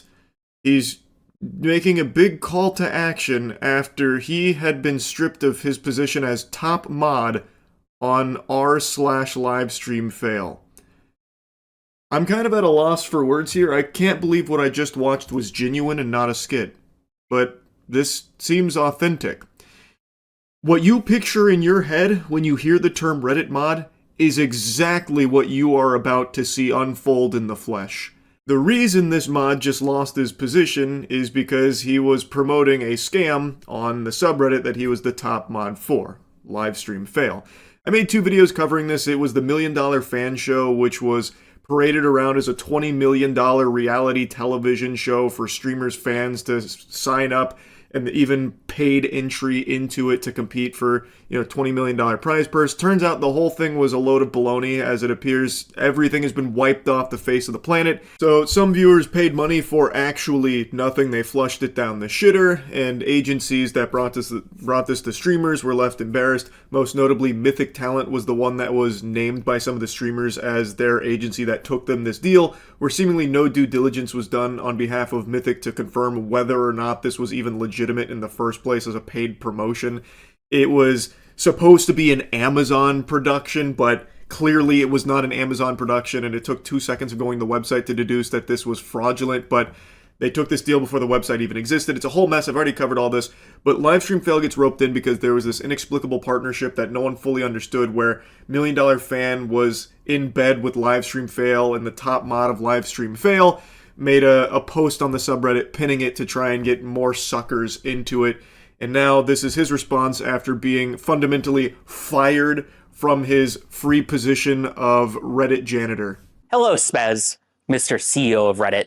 I hope you have received this public video that I have created and sent to you via your email. If not, I hope anybody who cares about the topic in this video can get this to him in any way that you can. This video is about a topic of deadly seriousness, and that is of Reddit moderation and the state of your platform. Oh my god. This is Reddit's Manhattan Project right now. The moderators are rising up against the CEO of Reddit. I'm actually at a loss for words. This couldn't be a more lame start to this video. The topic he's about to cover is how he believes Reddit mods don't have enough, elbow grease from the Reddit upper echelon, like Spez here, the CEO. He believes they should be entitled to, like, brand deals, talent managers, lawyers, and stuff, so that way they can better be utilized as Reddit moderators. I'm not even kidding, by the way. I'm not exaggerating. Like, these are points he was making in this video, and that's what he's talking about with deadly seriousness here. He talks about Reddit moderators like they're fucking G.I. Joe commandos. Man, please come back to reality. Like, I don't want anyone to harass this guy, so I'm not going to be, like, showing you his channel or anything like that, because, honestly, I kind of feel bad for him that he's put so much weight on his personal life into this position, which is just a thankless job. And it's not really a job, at least it should never be considered a job, because all he is doing is moderating a fucking subreddit as a volunteer janitor. I really thought this was a skit, and I'm still, a small part of me, on the copium here, is hoping that this is, like, satirical and not real, but I don't know, it feels genuine. I was the top moderator of your #1 gaming subreddit, r/livestreamfail, before I was recently removed from that position by the Reddit Code of Conduct team. I became a Reddit moderator for one reason, and that is because I think that Reddit communities and correspondingly its moderators have massive power and influence, and for some reason, nobody seems to notice, care, or take this seriously. Least of all, its moderators or the company. That's not really a good look to say the sole reason you pursued this path of heroism as a Reddit moderator is because you believed that it held so much power. So you're basically just saying that you were power hungry and wanted to take this spot so that way you could feel powerful. He believes that Reddit communities and specifically Reddit moderators hold a strong level of sway and power, and that's why he became one himself. That, I don't think, is a good look, man. It's not even coming from, like, a place of passion or something for communities. He is literally saying he did it because he wanted to be strong. Come on! I understand that Reddit communities, like Reddit as a whole, is a platform that does hold, like, legitimate influence over, like, conversations and topics and stuff like that. So by extension, moderators have a lot of ability to control narratives by hiding things or boosting things, and that is something that I've talked about in the past, and a lot of people have made mentions of many times. It's been a pretty big yapping point for a while. This is the quintessential Reddit mod mentality. The stereotype that exists of power-tripping Reddit mods? He is, in the first minute of this video, confirming that is exactly what drives him, is power. Like, this small modicum of power that he was bestowed for the Livestream Fail subreddit And it's the level of self-importance is sickening. In this video, I will go over why I believe this, and I will also talk about a code of conduct moderation action that was taken against me due to good faith mistakes that I believe were caused by a clear lack of direct material support that the company gives its moderators. I will end the video by talking about what you, Spez, can do to fix this problem, as well as what I and other communities can do in case Reddit does not solve this very serious mismanagement problem regarding the lack of support that is given to moderators. So here's the spoiler alert. He is going to be playing a sad song on the world's smallest violin about how he's been removed now as top mod of Livestream Fail because he was promoting a scam through that subreddit, which did ultimately result in people losing money. There were actual victims of this scam, so he has been removed of his position at the top of the food chain on Livestream Fail, and he is now putting a decent chunk of that blame on Reddit itself for not giving him the tools to avoid this from happening. Like, he, at a certain point, there's like a brief moment of self-awareness, like this lightning bolt of self-awareness where he's like, yeah, you know, this fucking, it was a little fishy. But then he like immediately pushes it onto Reddit like, but if Reddit had given me access to brand deals and lawyers, this probably wouldn't have happened. It's like, what the fuck are you talking about? You're a Reddit mod. Why would Reddit be giving you access to lawyers and brand deals and shit? That doesn't make sense. First, I will go over the code of conduct action and why I was removed as the top moderator of r/livestreamfail. This sounds like stupid internet drama, I know, but I'm going to talk about how this is a very clear example about how Reddit's mistakes causes very serious problems to Reddit's community and the company as a whole. It was your mistake, buddy. Fucking Spez wasn't behind you massaging your shoulders as you signed the deal with $1 Million Fan Show, which turned out to be a scam. He wasn't like the Sith Lord projecting into you, trying to convince you to go to the dark side to, you know, sell out Livestream Fail to get more people hooked on $1 Million Fan Show. It was not the CEO of Reddit that forced you to do that, and even if you did have access to lawyers and other brand deals, it wouldn't have prevented something like this from happening. You made the choice. Here's what happened. There was an announcement related to a live stream related game show called $1 Million Fan. I heard about the game show a few hours after it got announced by a couple major live streamers. It sounded like the perfect type of content for a live stream fail. I mean, reality TV, game show, live streaming, gaming, you know, that's perfect for LSF, which is about fun, crazy content about kind of live streaming gamers. If that isn't the stinkiest load of horseradish I've ever heard with that description of LSF. Do you go on your own subreddit? Have you ever been on your own subreddit? That's not what it is. That's not what you just described at all. That is the most blatant misrepresentation of that subreddit I've ever heard anyone try to squeak out. If this was Pinocchio, his nose would have just went fucking Wumbo Insano style with that lie right there. Anyone who has ever visited LSF in the last, 7 years will tell you it is not a subreddit for crazy, wacky clips of gaming and, stream fails or anything like that. I don't know why he's even trying that angle. Everyone knows that's not what that subreddit is. So when I heard about this, I was very excited. I immediately reached out to the organizers to see if we could set up some sort of a collaboration.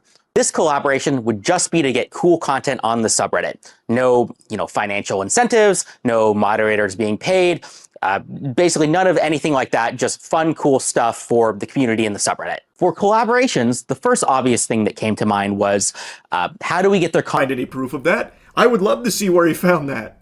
It's really not a secret or very surprising. I got removed directly for the post that I pinned to the top of the subreddit related to the game show or supposed and alleged scam, as well as kind of for deleting comments that were kind of critical of it. I also want to make a comment about kind of the Reddit code of conduct team as a whole. Reddit has all this flowery language about how kind of the code of conduct team is not here to punish you. It's kind of here to get you to act in good faith. It's here to kind of give you second chances and warnings and all of this stuff. And apparently all of that are lies. No, man, this feels like the perfect implementation of that protocol. You pinned what seems to be, from all possible evidence, a scam. I don't know why he is trying so desperately to persuade to the contrary. Maybe it's because he believes that if he can try and like prove that he really believes that it's not fraudulent, he can get his position back as top mod of LSF.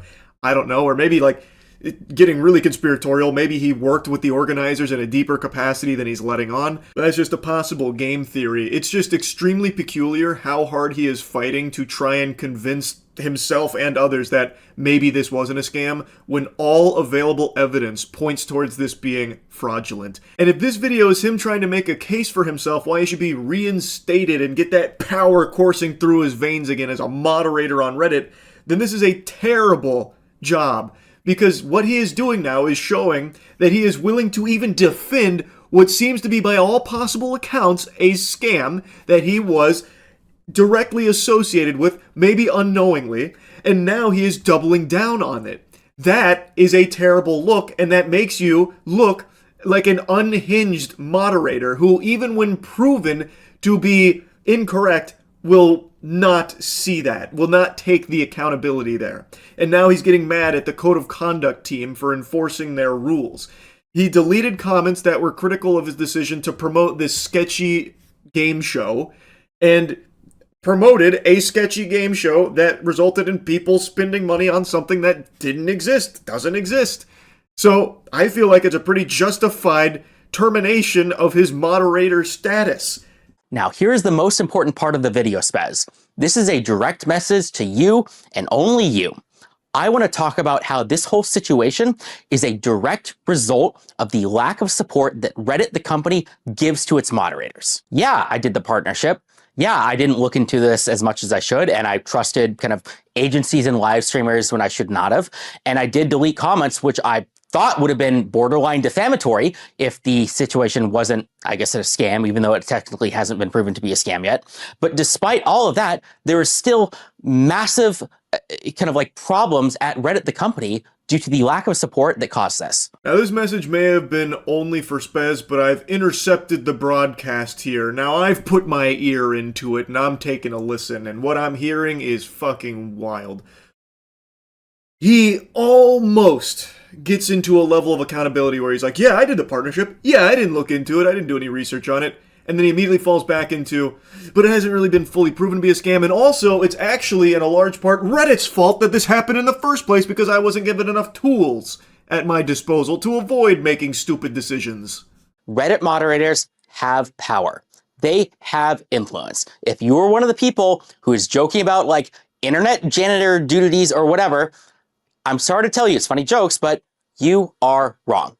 Reddit moderation does matter. Reddit moderators have control over millions of impressions per day, and nobody seems to notice or care. Let's just talk about LSF. Think of all the streamer careers that have been created because of LSF. Think about the even larger number of streamer careers that have been destroyed because of LSF, because some clip went viral about like something bad that they did. He made you, and he can tear you down as well. This is top mod LSF. It giveth and it taketh. And he also said doodities, which actually had me giggling. I don't know why he said doodities, but that was fucking hype. Anyway, this is now his spiel about why Reddit moderators are extremely powerful dragon level, adversaries and should be taken seriously, and no one seems to notice. It's not that nobody notices, it's that nobody's happy about it. There shouldn't be people like this that can just power trip and control a conversation and control what people are able to opine on or not, like with deleted comments or deleted posts and stuff like that, where they can hide certain things or boost certain things. That's a bad thing. Everyone knows that it exists, and everyone knows that there is actual power in that. I don't think anyone actually disputes that. I have had major live streamers who are effectively celebrities come to me and beg to kind of remove, negative posts about them. An even crazier story is the time when some Twitch employees found me in person and borderline begged me to make sure LSF is not used to destroy the multi-billion-dollar company Twitch, partially because at the time LSF was indeed being used to destroy the multi-billion-dollar company Twitch. Deservedly so, by the way. That's right, you better bow down. Every Twitch employee, when he walked through the door at TwitchCon, got on their hands and knees instantly, groveling at his feet, begging, pleading with him to stop the attack on Twitch, the multi-billion-dollar organization. Dan Clancy came in and sucked his wiener, I heard, in order to try and appease him so that he would stop using LSF to destroy the multi-billion-dollar corporation that is Twitch. Like, come on, man. Like, look at how you're talking about this. This is exactly why you shouldn't have a position as a top moderator of a subreddit. Like this, you are demonstrating the caricature of a Reddit moderator right now. Or even just take this literal circumstance. Imagine the whole kind of operation was legit. Well, guess what? One single post on LSF caused all of the streamers to drop out and destroyed a $20 million opportunity. Sorry, Mythic. My bad. Or imagine it was, I guess, a scam through and through. Well, guess what? We were the ones to expose it and destroy it before it had the chance to cause any real harm. I mean, everybody got refunded after all.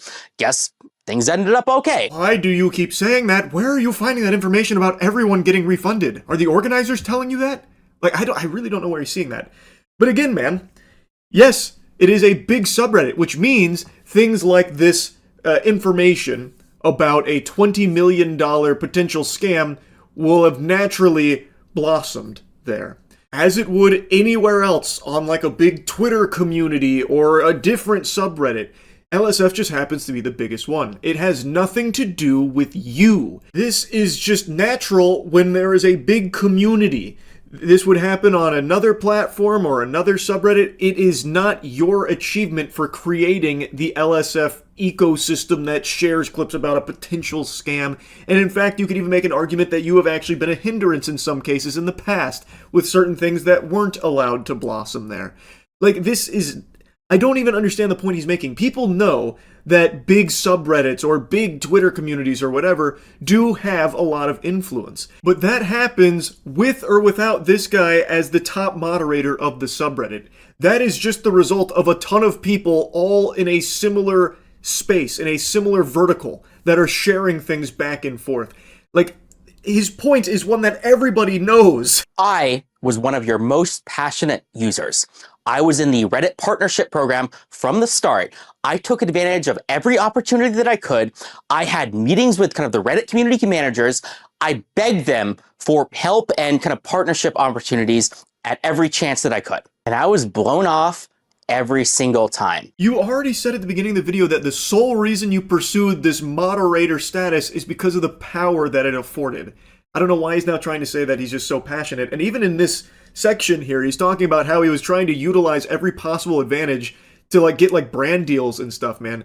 That's self-enrichment through this position. This doesn't really seem like it's coming from a place of a guy who's trying to like better communities or improve subreddits or make things better for others. This feels like you were chasing power and trying to use it to continue to climb that Reddit ladder, whatever that may be.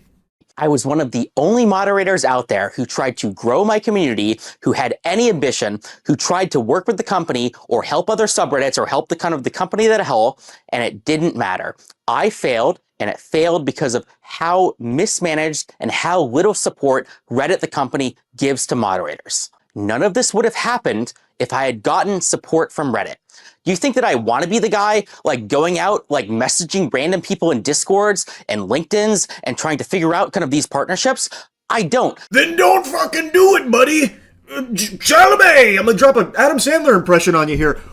You are a moderator in a subreddit. Why are you chasing down brand partnerships and collaborations, buddy? The whole point of subreddits is just for a community to come together and talk about certain things, share certain things. And your job as a moderator, and I use job very loosey-goosey because it should never be misconstrued as a job. It's supposed to be filled by very passionate fans of similar mind in the same space that would then just enforce like certain rules about like, you know, making sure someone doesn't get like doxxed or something sensitive being shared like that. Like that is supposed to be all it is. Why are you trying to even find partnerships and deals like that? That doesn't seem, in my eyes, to ever benefit the community. It only feels like it would benefit the mods that are chasing it down. You like to use examples, so I'll use one for you. Let's say you chased down this partnership with $1 Million Fan Show, and it wasn't going super well, and the organizers and you, well, you like to exchange back and forth, and they're like, look, we really need a favor here. Can you only post some of the positive stuff from $1 Million Fan Show and get rid of, like, the pesky, maybe clips that are negative about it? That would really help us. And let's say you object to that and they're like, okay, well then we're not going to work with you in an official capacity anymore if you don't do this. You see the conflict that this creates? It leads to, I can't believe I'm going to use this word when talking about fucking subreddits and mods, but it leads to very blatant corruption, where you are now in bed with some of these organizations or someone that could benefit from you gamifying your subreddit to cater it more towards them. Maybe it wasn't financial in this case, maybe you weren't paid for it, but extend this thought process to another type of subreddit where maybe there is someone paying for it. Like, let's say I'm a music artist and I want to be featured on like the r/rock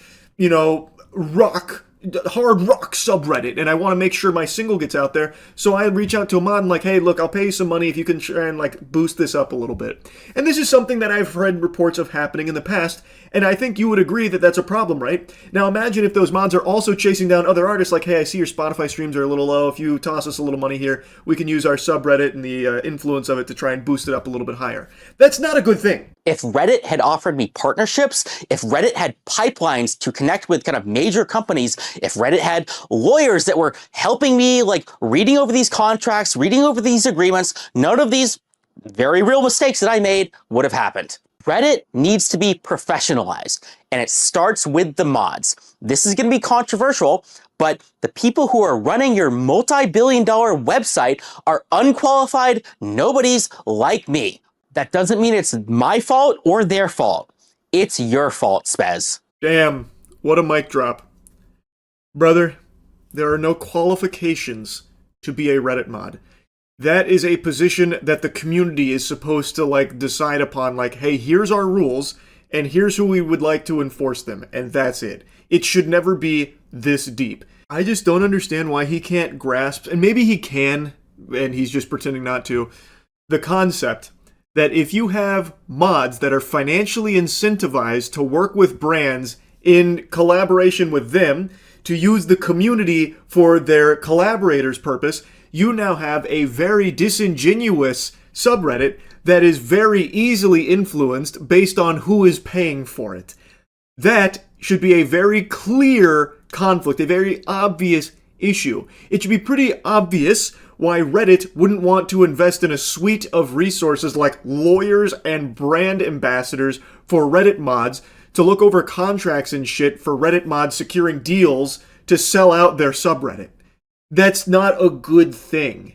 That means access to anything that like a talent manager would give an actual celebrity. So an access to a bounty board or ad deals or lawyers or event organizers or professionals or anything that actually matters. To you, personally, actually matters to just you.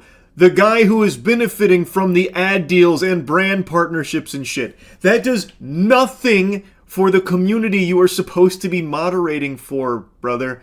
What are you not understanding there? Like, he is only arguing to help himself under the guise of it being to grow his subreddit. It only grows you, man. To summarize, Reddit moderators should be treated like celebrities or influencers, not because they deserve respect or anything, but because they actually have real power and influence. I mean, if not for the world, at least over your $50 billion company, maybe if you gave them actual support, it could go from 50 billion to 100 billion. I mean, it certainly deserves to be that high up for how much traffic Reddit gets. Yes, a high-level financial growth strategy here. The way to double your company is by spending resources to connect your subreddit moderators with talent managers that will chase down brand deals for them. So that way they can feel like a celebrity and I guess cash in on their mod status. Yeah, I'm really seeing the line now. The pieces of the puzzle are coming together nicely. I get it. True to the community, Spez and Reddit, they're almost certainly not going to fix any of this. All of this is up to us to solve. He then tries to address the community about like this problem. And I really don't even understand the problem he's trying to... You ever been to a dog show with the sole purpose of arguing with the other dudes there about how your dog is the most exotic? What do you mean, no? What's wrong with you? You off your gourd or something? This is what sane, healthy people do. It is what it is. I don't give a fuck. Why? Because it's exotic. This right here, everybody has. This right here, nobody has. Exotic is something. I got the Ain't nobody got this though. Everybody got bluffy. Nobody got this. Wake that nigga up. And exotic got the smash mug. Got the long snout. Long snout. How you figure two? That's in two fingers. Snout. He can breathe. Wait. You got a tail? You got a tail? You got a tail? Oh shit. It's pure chaos here at the Westminster Dog Show. It's going nuts. There's blood and guts everywhere, and there will be no survivors. Like, this is like a lot of hostility here at the dog presentation. It's like listening to Bills fans and Chiefs fans arguing. All this while holding dogs that they're treating like pieces of jewelry. Specifically, the dude that looks like the Rizzler was set to Wumbo and then found cocaine. The guy that's really like fucking steaming.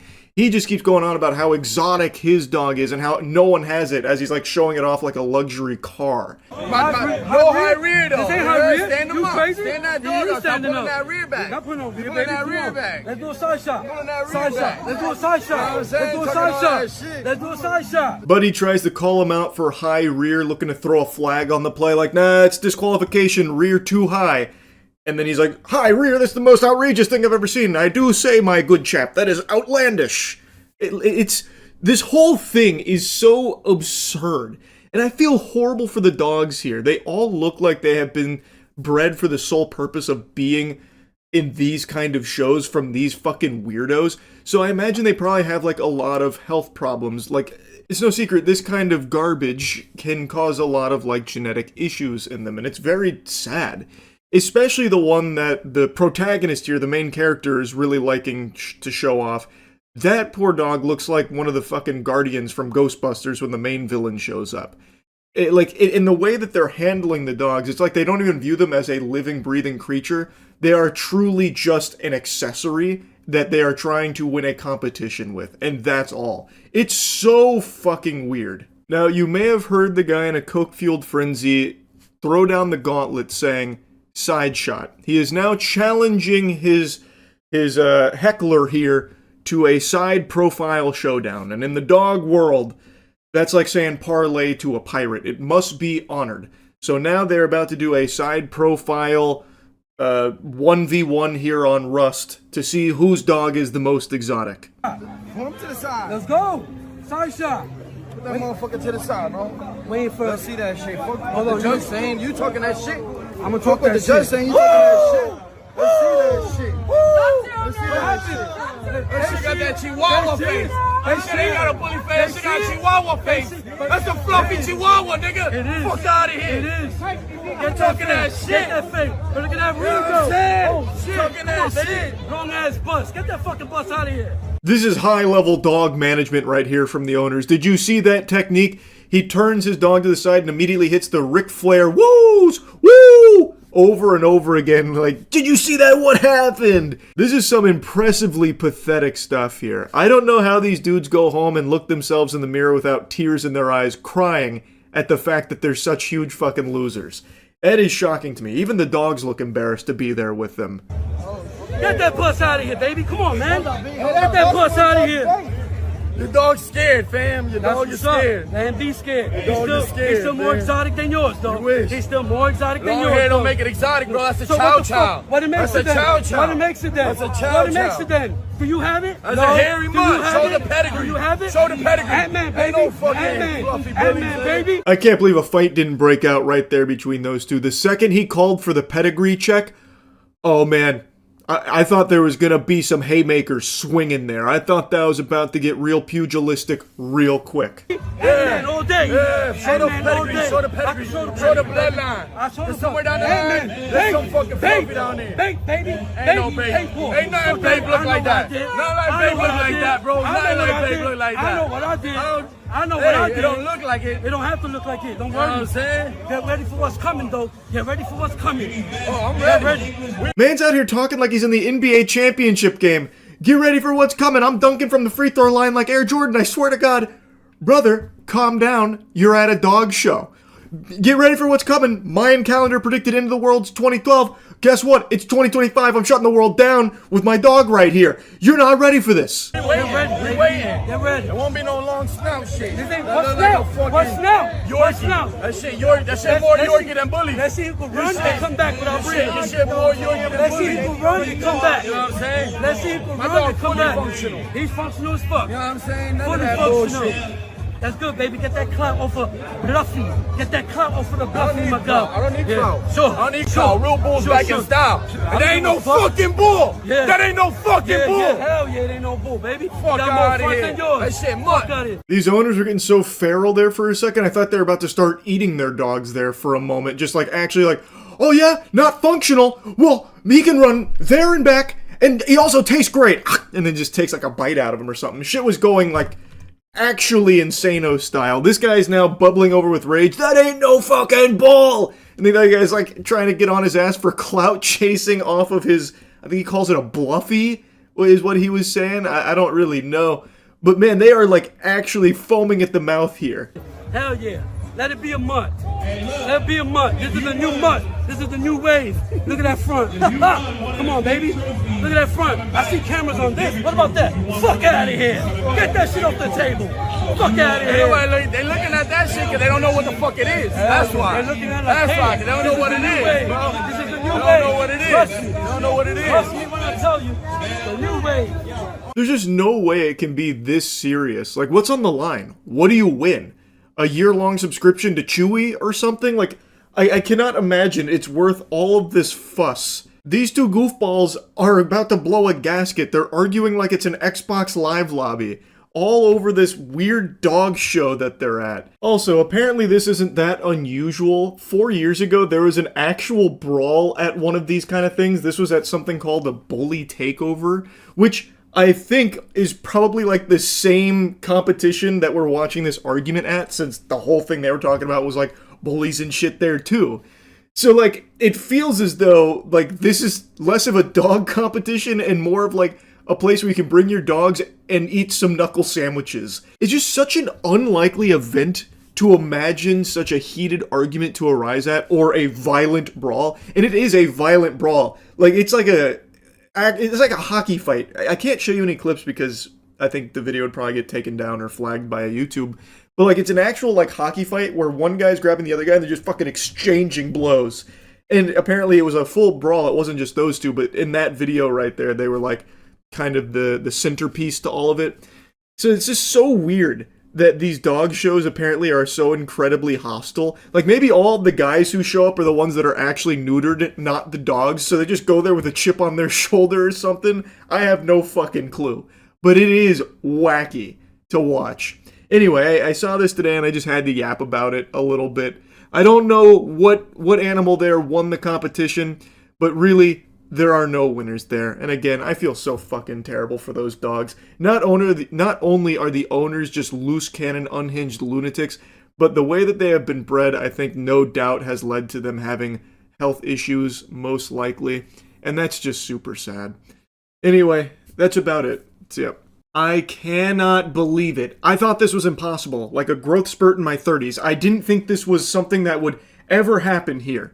I feel like I'm 9 years old and I just watched a birthday party magician pull a quarter out from behind my ear. My mind is blown. Earlier today, former Prince Andrew was arrested following Epstein Files revelations. For those that don't know, Prince Andrew was in a lot of the files. There were even pictures as well, very disturbing stuff. He was a stronger presence in the Epstein Files than Obi-Wan Kenobi was in the original Star Wars trilogy. He was in there a lot. And there's been tons of allegations and a lot of evidence and a lot of ties with Epstein. But I think most people, myself included, just didn't expect anything to happen, because that's been kind of the protocol recently, where the Trump administration in particular is constantly just telling the American public to move on from it and it's not a big deal, stop caring. Pam Bondi struggles through her lobotomy to try and get a story straight about where she stands with Epstein files, on if they exist or if they don't, if they're on her desk or what's going on there.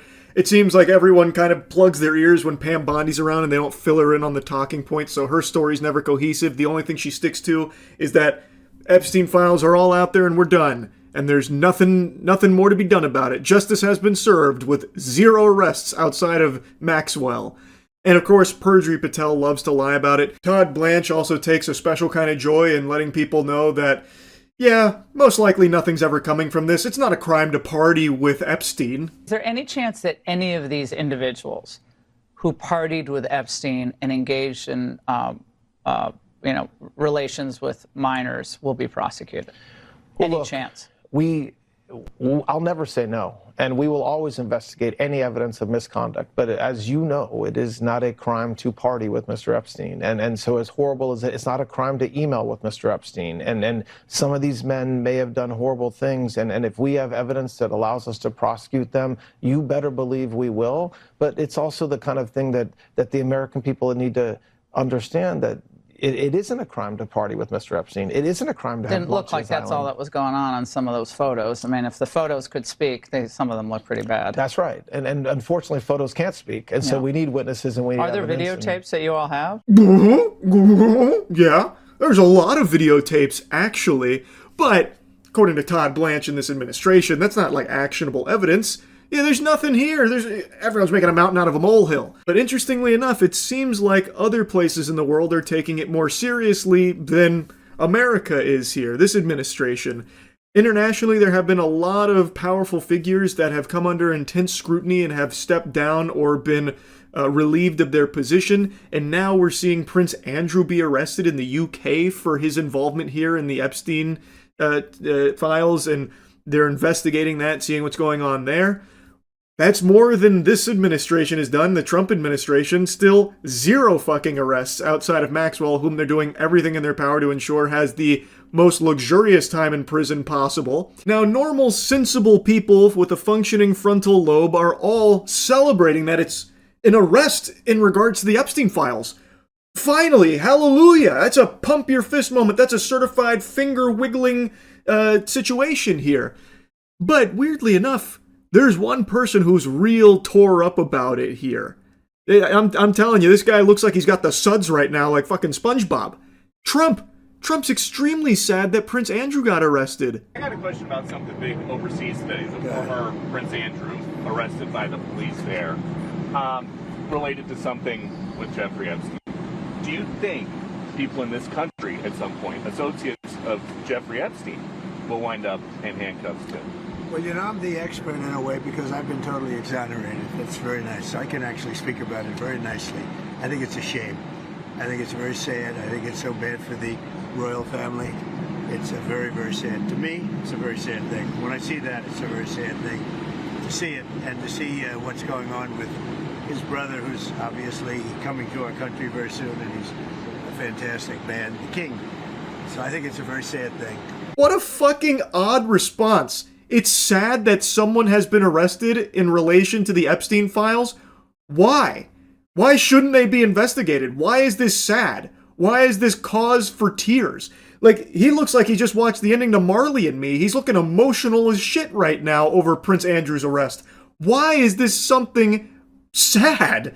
Like, not a single mention of, like, the victims ever from Trump, really. He never really seems to care about the victims in the Epstein case. It's only ever, oh man, there's a lot of innocent men here that are getting roped into this, and that's the real victims. That's the real sad story. Guys that, you know, just wanted to talk baseball with Epstein and all of that kind of shit, getting labeled nasty stuff. Man, that's the real bitch of it. It's so wild to me that when it comes to Epstein, Trump's MO is move on, it's not a big deal. Yeah, the most infamous child sex trafficker in this nation's history, you know, had a bunch of clients and all of them are getting away with it. Big whoop. Go cry about it. Kick dirt, pussy. Let's move on. It's nothing that anyone should ever care about. You know, all the rape, the torture, the murder, all of that stuff, it's not a big deal. That's small potatoes. Get over it. And then when someone like Prince Andrew gets arrested in regards to it, he's like, oh, no, that's sad. That's really sad. We need to take a moment of silence here. That's sad stuff. Please, won't everyone play a sad song on the world's smallest violin for Prince Andrew? This is a really heartbreaking scenario here. It's like watching an ASPCA commercial. I couldn't believe it. I shan't believe it when I saw Prince Andrew was arrested. Oh, my lord. An entire tissue box was expended, wiping the tears from my eyes. What a weird response. It's very clear this administration is desperately trying to do everything in its power to distract and deflect from the Epstein files and try and minimize just how important this is, how big of a deal this is. And now he's trying to sell you on this pile of dog shit here that it's like a bad thing that Prince Andrew's been arrested. And I guess maybe for Trump and his friends it is a bad thing because there's a chance Prince Andrew might start squealing. He might let the cat out of the bag and could implicate some other very powerful people in relation to Epstein. So maybe that's why he's so tore up about it. It's just so fucking crazy that he doesn't even try and hide it. And he doesn't need to. His fan base will absolutely just swallow his whole cock at all times for anything at all. A stunning royal arrest. Former Prince Andrew taken into custody from his home in the English countryside. It follows growing revelations about the alleged connections between the late sex offender Jeffrey Epstein and Andrew, the former Duke of York and brother of King Charles. Thames Valley Police saying the arrest was on suspicion of misconduct in public office. This seems like they're pursuing it pretty seriously. I imagine an investigation is underway where I would again guess that they find a lot of evidence on Prince Andrew and Epstein's connections and some really fucking horrible, heinous shit. Now, I've got a little hunch there's a little someone special out there that's also starting to sweat profusely after seeing this news of content on the subreddit. Either some superfans or some editors could clip some cool hype moment from the show and then post it to the subreddit. What? That's what happens already organically on every other stream. Why would this, a potential $20 million reality TV show, be any different? Obviously, things would already be being clipped and posted on the LSF subreddit. Why would you be reaching out about a collaboration to ensure that happens when you know for a fact it already would if this fucking show ever actually existed in the first place? That doesn't make any sense to me at all. Like, trying to be extremely charitable here, maybe he was under the impression that this would be exclusive to Amazon Prime, thus they wouldn't have the rights to post it on LSF. But on the flip side of that coin, he said he heard about this from streamers, thus he would have known that it was going to be streamed on Twitch in the first place, thus it would still be clippable for LSF. That's just business as usual. I don't know why he would reach out about a collaboration to do what was already no doubt going to be done already. It just, that doesn't pass the smell test. I don't understand. But I also had a stretch goal, and that was, what if LSF could be part of the show in some way? I don't know, there could be like a LSF-themed best clip contest. Like, contestants compete in one of the kind of small challenges, they make the best clip, and then somebody kind of wins a prize at the end. It was a stretch goal, though. Why, though? LSF Best Clip is just the best clip from the event. Why does LSF's name need to be attached to it? This guy is treating Livestream Fail like it's his personal brand. Like, this is his baby, this is his product. So all the clips that hit LSF are actually Top Mods clips as well. I just don't even get this stretch goal here. I think he just wanted LSF's name out there more because it gives him more power in some capacity, because this is totally useless. Again, whatever would win best clip would just be someone else's content. There doesn't necessitate a live stream fails shout out there for some reason. Like, even if they were the ones that were like hosting votes on what the best clip is, who gives a fuck? That could have been anything and anyone where people, like the actual communities, would vote on it, not just his subreddit. Anyway, though, he goes on to explain that they accepted this proposal. He was super hype about it because it meant this was a big moment for the subreddit, and he even made a mention that he believed he could turn this into even more opportunities for the subreddit going further, snowballing it into even more LSF prominence.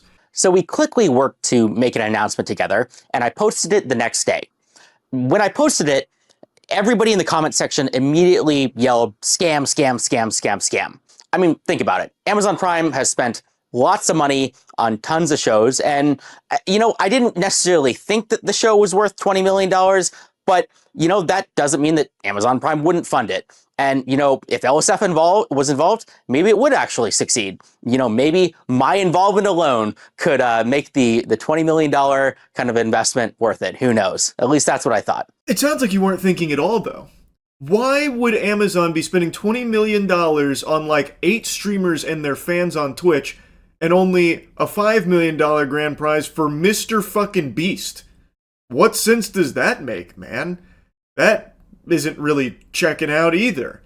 Also, he's making kind of like a joke about, maybe my involvement alone would make it worth the investment. But that's how he actually feels, by the way. Like, that's his tone throughout this whole video. He truly believes that he is like God's gift to streaming because he was the top mod of Livestream Fail.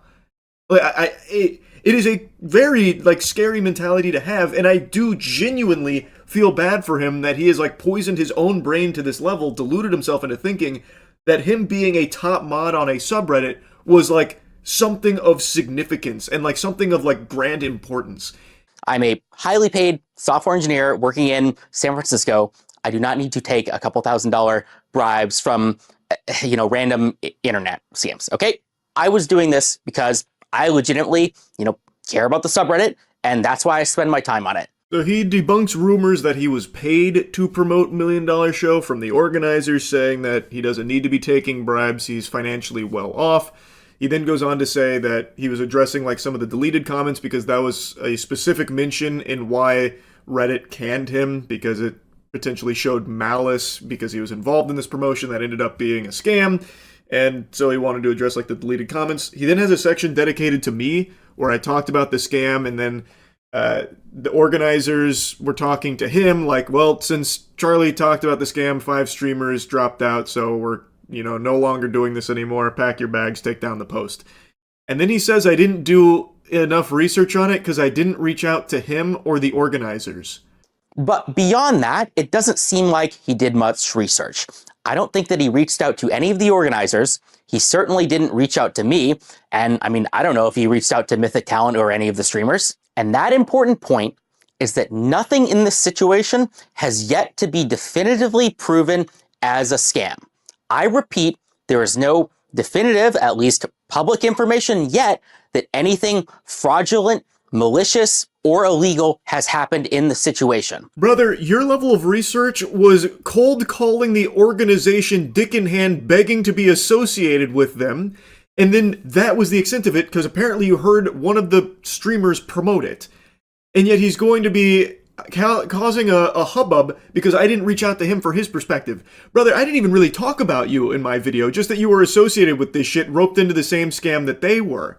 And for what it's worth, if you watch the video, you would know I did get in contact with 2 agencies, one of which got the exact same contracts that Mythic did, and got information on that, as well as getting one of the actual offers that Mythic was taking to the streamers. So I was very well familiarized with everything that was unfolding behind the scenes. And again, it doesn't take a super sleuth to go to their website and see that it's just fucking barnacles, man. One of their partners didn't even exist. There was no website and no business. Their about section was AI generated mumbo jumbo. Every single paragraph ended in triplets and also had the telltale sign of it's not this, it's this, over and over and over again. Their first image on their site was literally an AI generated mansion, and he mentions that in this video, but then goes on to say shamelessly that there's no definitive proof that this was ever a scam in the first place. That's a wild statement. Why don't you ask the people who spent money on this how they feel? Do they feel like they got their money's worth? Did they get the product they paid for? I imagine not, because this event is not even potentially in the cards and doesn't seem like it ever was to begin with, man. Their socials are removed. The website is down. Amazon hasn't made a peep about it. From what I've heard, the agencies are pissed about this. All signs point to this being a scam. Like, any sane, sensible person would look at all of this evidence and reach the same conclusion that this was horseradish. I don't know why he's trying to present something otherwise now. The only confirmed things that we have right now is that I guess there was a website, looked a little weird, there was some bad publicity, everybody called it a scam, and then a bunch of streamers dropped out, and then the event got canceled, and everybody got refunded. None of this is illegal. None of this is proved to be a scam, at least yet. Maybe I'll eat these words. Brother, you're eating your own cock right now. What are you talking about? And then everyone clapped. Like, this is just fanfic. Where are you getting this information? There was an explicit no refund policy on their website baked into it. It was very boldly stated there are no refunds once you make these purchases. Who got a refund? I haven't seen anyone, posting receipts of getting a refund from the money they spent on this. Where are you getting that information from? That's a genuine question. Maybe he's seeing things that I'm not seeing somewhere. Because I even looked into it after he made this video, wondering like, whoa, they refunded? That's pretty surprising. I can't find. So my dad's got friends, and all of them have unique talents and superpowers. It's like the League of Extraordinary Gentlemen. Like one of my dad's buddies was a pilot, and then he was at, I think it was an airport bar or something, on the job, and then the bar stool just exploded because they, I don't know, never fully screwed it in or something, and it really destroyed his back. And that was like Peter Parker being bit by the radioactive spider, but instead of getting the ability to crawl on walls, he got the ability of money. Huge payday from that, and he's just got like this group of friends that all have like very unique stories and abilities. And one of them is named Dave. And he has a hobby of making flintlocks, like from scratch in a lot of cases. And yesterday we brought him out and we got to shoot a couple of them, and it was a lot of fun. So I wanted to show you it because I just think it's really interesting and I think it's very cool. Now here's what we're dealing with today. This is an actual copy of Davy Crockett's first rifle. Now the original rifle is located in the East Tennessee State Museum in Knoxville, Tennessee. So I went out and took a look at it. I've seen pictures of it, got measurements, and I wanted to recreate what the original was like. Now other guys have done the same thing. But this is made out of what we call curly maple or tiger maple. And if you look real close, you can see there's a lot of those stripes in here. So it's an expensive wood to do that with, but it really makes a pretty rifle out of it. So I got brass on it here, brass patch box down here. Real quick, I want to come in here and do a bit of glazing because Dave doesn't really brag about his craftsmanship, even though it's genuinely incredible work, so I'm going to brag for him. Everything you see on his flintlocks, we only shot 2 in this video, spoiler, little spoilers there, but everything you see on his flintlocks, he makes himself freehand. That includes all the brass work. It includes every like ornate engraving he does in silver. He does gold trimmings. All of it he does freehand himself. I think it is amazing. And of course all brass trigger guard. This is what we call a double set trigger. And I'll talk about that when we get ready to shoot it, what it does. But basically what you do is you cock it and you can fire it by pulling this trigger, or you can pull this back and set it, and then you have a hair trigger here. So when you touch that, it really will fire, so you better be ready. This is called a flintlock. This is was used for a long period of time in the history of rifles and guns. And it's got a flint here. It hits what we call the striker. And when you pull this back, you fire it, this rock or flint will strike on that, set off the powder in here, and the gun fires. Later on it went to what they call a cap lock, and it had a little cap that went on here and got rid of the flint, and then it finally ended up going to cartridges, which is what we have today. But this is a flint lock. Takes a little while to load these things. This has got about a 42-inch barrel. It's a 50 caliber, and it's a rifled barrel. So these were fairly accurate back in the day. But anyway, enough of the talk. Let's see what it's going to be. Oh, by the way, I want to show you this. This is something that's not common. But what I did is when I built this, right here on the side plate, I put Davy Crockett's name on there. And that's his actual signature on there. I was able to make a copy of that and copy that on there. So that's what his signature looked like. That is so cool. He also does all the woodwork too. He's selling it short on just how nice it looks. Well, we also did a lot of carving on this. This was common on this thing. This rifle originally was probably made in Pennsylvania, in York or Reading, somewhere around in that area, which was common at that time. That was where all the rifle makers were. And we did all the carving here, which is exactly like what they had back in the day. So if you go to Knoxville, go to the museum, you can see the actual rifle there. So let's see what it's going to sound like. What were you going to say? I was going to say we need you in every video. I know, wasn't that good? It's almost like you're a professional or something at this. You should also see his whole collection. He's like the fucking Kakashi of flintlock. He's able to he's able to copy like every rifle ever. He's That's working on so George cool. Washington's pistol as well. The thing I have is I got black powder. I have it in here. This is a 2F powder, which is a heavier grain.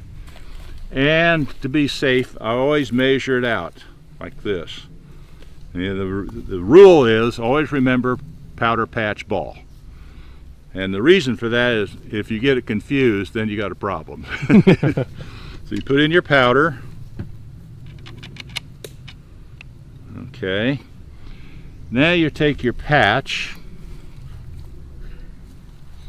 put it up here like so.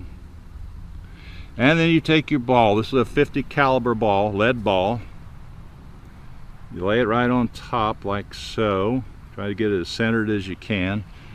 And then we have what we call a starter here. This will help you get it down in here. And I've never fired this thing, so it's going to be all new. Well, that went in pretty good. You push her down. Make your ramrod.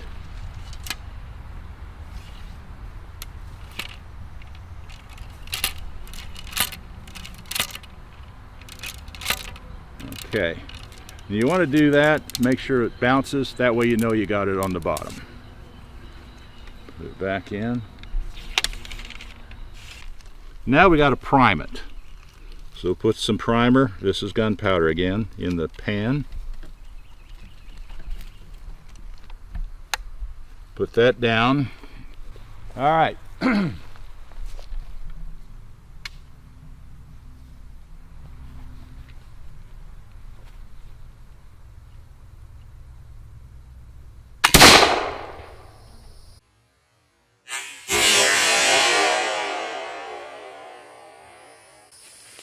Well, you hit the target because it moved. Yeah.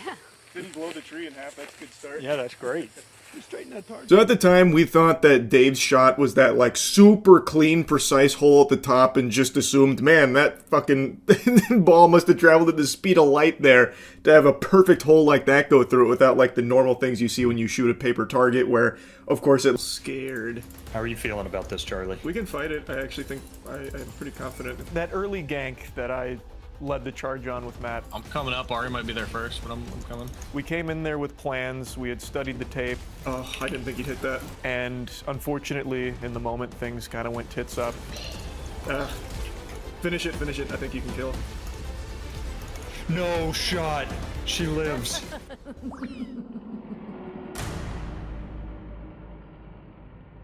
When Andrew pulled you down to the separate call, what did he say to you?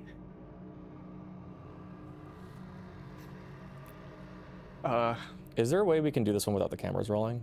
There was a lot of soul searching. Yeah, so first of all, I said... From the both of us. Second of all, I said you... We had a very private conversation. Third of all, I said you... Fakester's known as a bit of a hothead, but it comes from a place of love. Fourth of all, I said you... Ever again. Ever. But I think the threats to my family were unwarranted. And that's just what I said. It was just a couple of things. That's a bad call from me, sorry. It's all good.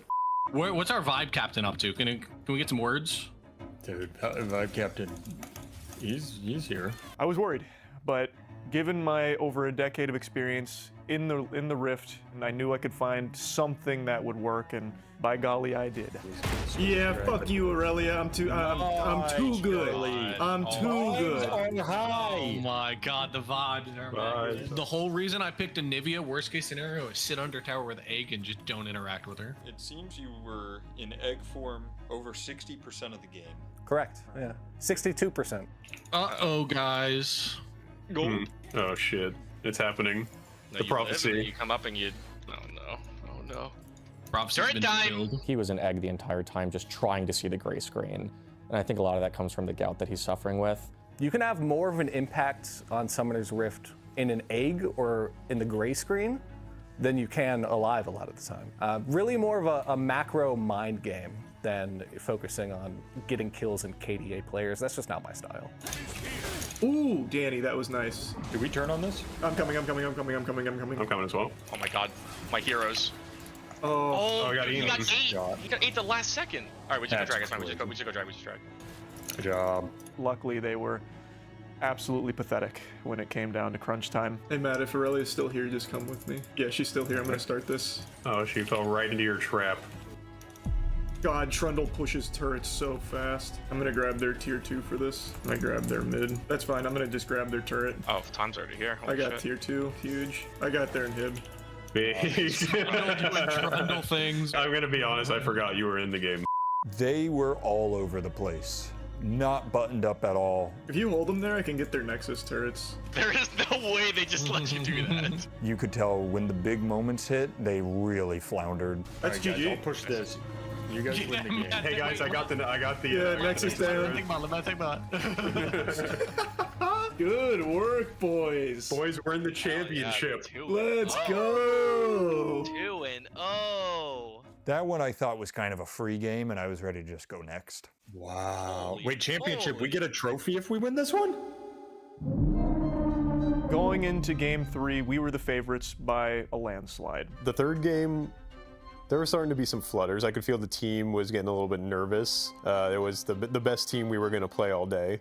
All right, let's get it. Oh, blue side. Someone just tell me who to play. I'm struggling here. Well, it never feels good when your team abandons you in the cold like that. I was asking for any kind of guidance, which fell on deaf ears, so I'll just rip the Garen. All right, boys, this is it. This is it for all the marks. The big one. We gotta take this one home. We have to. Bitcoin's at like a 90-day low too, so it's never been a better time to get into it. If you can come top, Matt, this Malphite super dies. Nice, Matt. Fucking nice flash stun. Holy shit.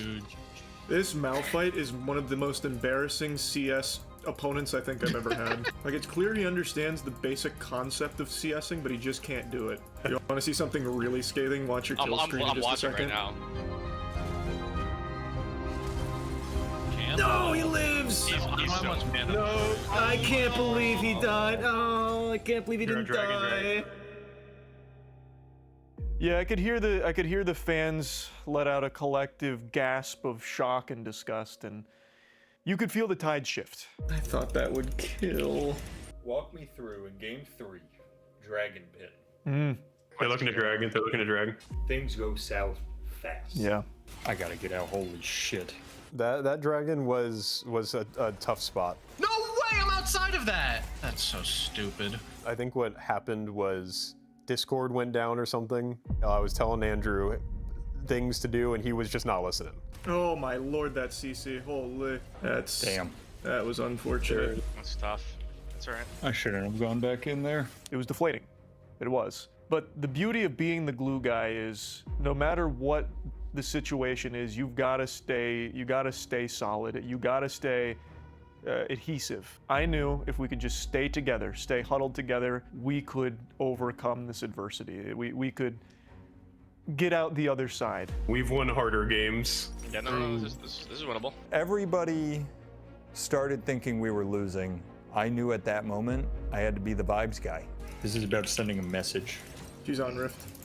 Yep, I'm coming We straight can to it. start moving. I think they're just giving. Nice. Okay, Big macro, okay, we're making back, some we're back, moves. That was good. That was good. You know, how can I get out? Just hit run the into turret. the wall. Yeah, just hit it. Just hit it. Boom. Very well done. Very good driving. You know, I live by a motto that if people are waiting for me to do something, it's too late. We have a strong presence top if you guys want to rotate here and kill this Malphite. I'm coming. What's his face's TP advantage? That's fine. We still kill him. I need to get there before they think I need to. Shit, I almost died of that. If you hit this... We can dive here. We can dive here. Oh. Wow. Victor might be TPing. I don't have any way to answer. Good fucking work, boys. Careful, they might shred us here. Yeah, I'm dead. Just leave me. Yep. Oh, no. Wait a minute. The boy who lived? It's like when that guy had his arm trapped under a boulder for 127 hours. He didn't give up. He cut his arm off. And that's what we were going to have to do. Oh my god, and we get away with it. All right, boys, this is our game. We just got to close it out now. Winning this trophy would mean everything. It would The weak link is very clearly gout haver. And could even compete through having such a debilitating illness. Is there someone around? Can I get a different chair? Our weakest link is definitely gout haver, and it's absolutely because of the gout. Silence the haters. Oh, fucking beautiful. That was the baddest ult ever. Silence the haters. I'm going. Oh, good farting. Oh my god. Wow. She just dies. She just dies without being able to do anything. She got nuked. Holy shit. Yeah, the calls to Baron, really every call was me. I think every single Baron was just me going, guys, we gotta go now to Baron. You'll see it. Matt, you and I are gonna do a Baron. All right. Oh yeah. Nice. Oh yeah. Good call. A lot of people point to that moment as the moment we almost lost. I point to that as the only reason we won. I think we can just kill. Yeah, they're just fucking running from you. One more good fight. Gwen ult is down. We're just chipping. I don't have any words. GG. Champions, boys. Undefeated. 3-0, baby. Boys are undefeated. See how it doesn't take us an hour and a half to close out a game like these idiots? Fools. Embarrassing. Oh, that's good. Let's go. Where do they ship the trophy?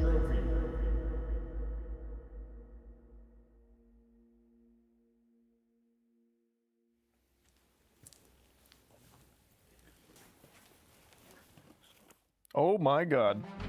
Oh, LCS is in the chat, watching my favorite Clash team. LCS, you know what would be awesome? Send us a trophy. Oh, are they little Demacia cups? That's sick. Mine's up listed things on when we get a eBay kill. in 6 seconds flat. No, Christian doesn't mean that. Dear Christian Gouthaver Valiceres, we have done you the courtesy of preemptively placing your trophy on eBay on your behalf. It sold for $576. Oh my. And then there's an eBay receipt. So someone actually got. They actually sold this. So there's someone out there that has Gout Haver's Demacia cup. Yeah. Fuck yeah. Yeah, that would explain why there's 4 Demacia cups in here when I. Yeah, hang on, there's more. Oh my god, it's signed by the president. Hello, I'm Mark Z, the LCS Commissioner. The LCS represents the pinnacle of League of Legends gameplay within North America and is home to our best players. Or so we thought. We recently became aware of the absolutely historic achievement of Team Moist in the Demacia Cup Clash. Yeah, she could go. Yeah, she could go Nice, around. Matt. And we're in awe of the team's staggering strategy, skill, dedication, and coordination. We can? No, he lives. He's How so much mana? No, I can't believe he died. Oh. While these were not LCS matches, we knew the ceiling of what was possible in the region had just been raised and immediately set into motion a way to commemorate this occasion. GG. Champions, boys. We put together a strike team of rioters who tirelessly worked day and night to craft a trophy worthy of the accomplishment. Only the best design and materials would do this victory justice. Now, some naysayers might point out that technically there were thousands and thousands of Demacia Cup Clash winners. To those, we say, who cares? Anyone with eyes knows that there was only one real winner. Ain't that amen? So Riot Games and the LCS team are pleased to award Team Moist with a one-of-a-kind Demacia Cup Clash trophy.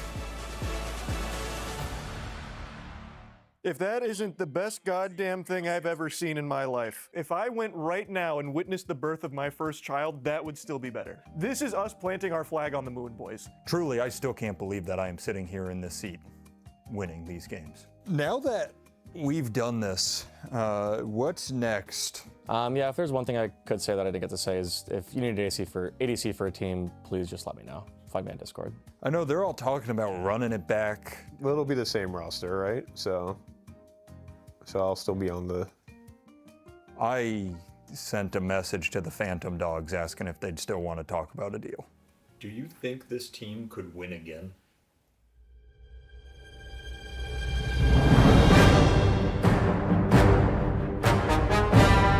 A couple days ago, I made a video goofing around while covering the body cam footage that showed an officer being arrested after walking around flashing his badge at strangers in public. And by badge, I mean penis. And since then, I have been inundated with YouTube-recommended body cam videos. And one of these puppies really caught my eye just a little bit ago. 911, where's your emergency? I'm at Kent State University. I need to get into my building, please. Okay, is this an emergency? Can you look up the non-emergency number? I need to get into my building, please. Okay, I need you to look up the non-emergency number and contact the Kent State University Police I need to get into my building, please. What doesn't this dispatcher understand? Ellen needs to get into that building. She's got papers to grade and students to flunk. Like, what the fuck? Someone send over the National Guard ASAP to let Ellen into this building. Why is she locked out in the first place? What kind of nefarious plot is this from Dr. Evil trying to keep Ellen out of her office? This is unacceptable, and he's trying to direct her to the non-emergency line? Has there ever been a more pressing emergency quite like this? This is just disgusting. This dispatcher needs to have a stern talking to. Lord help us if Ellen ever got a hold of him on the horn. You need to contact the Kent State University Police Department. This is not an emergency. What is it? I need to get into my... Look it up, ma'am. I'm going to let you go. I don't know what it... After the college professor repeatedly abuses 911, demanding an officer, she eventually gets her way. Abusing 911? Why, yada? Are we in an alternate dimension here? What kind of circus is this? Am I taking crazy pills? This is an emergency! This is Ellen! She's worked at Kent State for over 2 decades. Hello? She's not able to access this building. Get the police over there lickety-split to let her the fuck in. Do you not know what position she holds at Kent State? I'm the school director of the School of Health Sciences. I'll show you my driver's license, which is in the car. Can you get me into the building, please, so I can go pee? Sure. Do you have anything to drink today? I had a drink.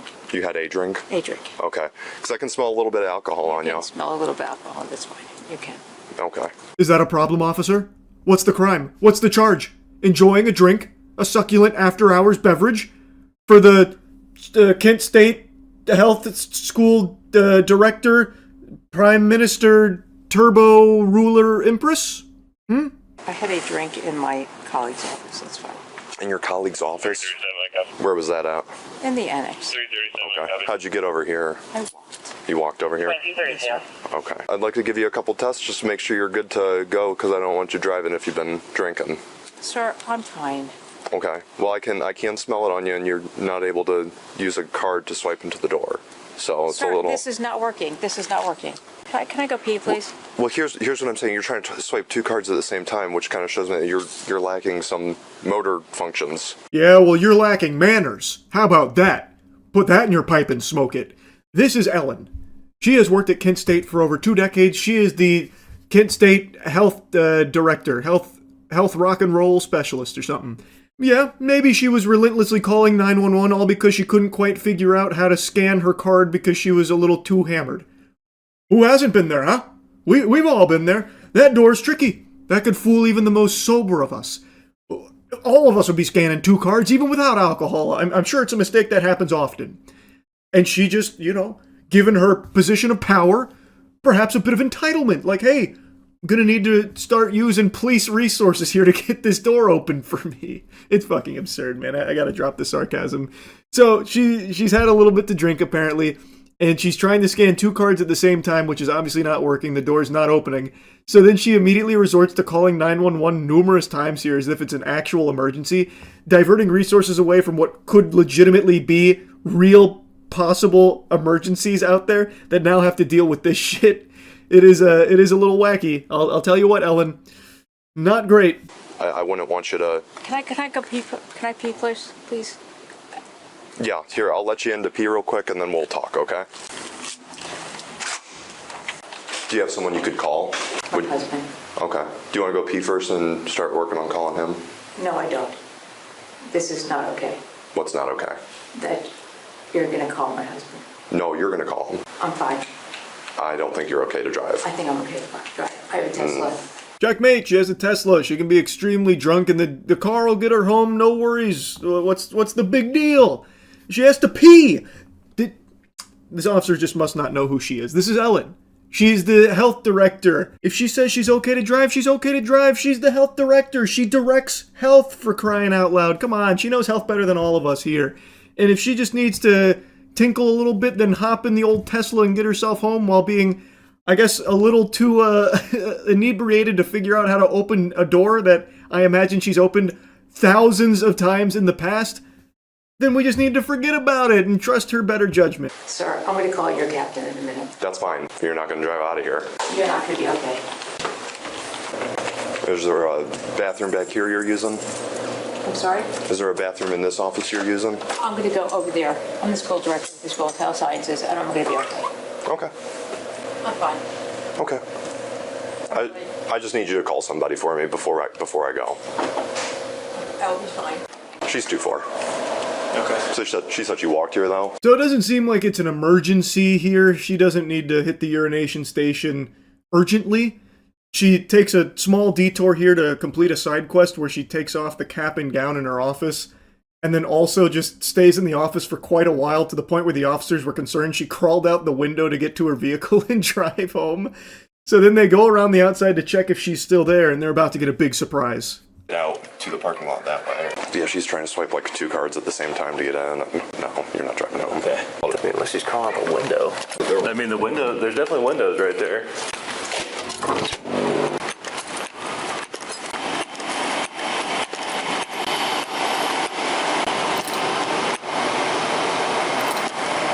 Turns out she's just sitting in the office now. Just blankly sitting there. Kind of looked like a horror movie scene, like right before a jump scare. I don't know what she's doing. I guess maybe she went over there to start giving some students failing grades for fun. Like maybe that's what she does when she's drunk, just flunk out some students just for the hell of it. I have no idea. But the whole thing was about her not being able to get into the building and how badly she needs to pee. So she calls the police multiple times. Eventually the police show up, smell alcohol on her, realize she might be drunk because she is not able to just swipe a card to get into a building because she keeps trying to swipe 2 cards, which is preventing her from accessing it. I'm also really surprised she even called the police in the first place for that. I don't know why she wouldn't just ask any of the people around her. There's other people on this campus. I'm surprised she didn't just go to anyone else and immediately resorted to going to police. Her sense of entitlement is just that large, I suppose.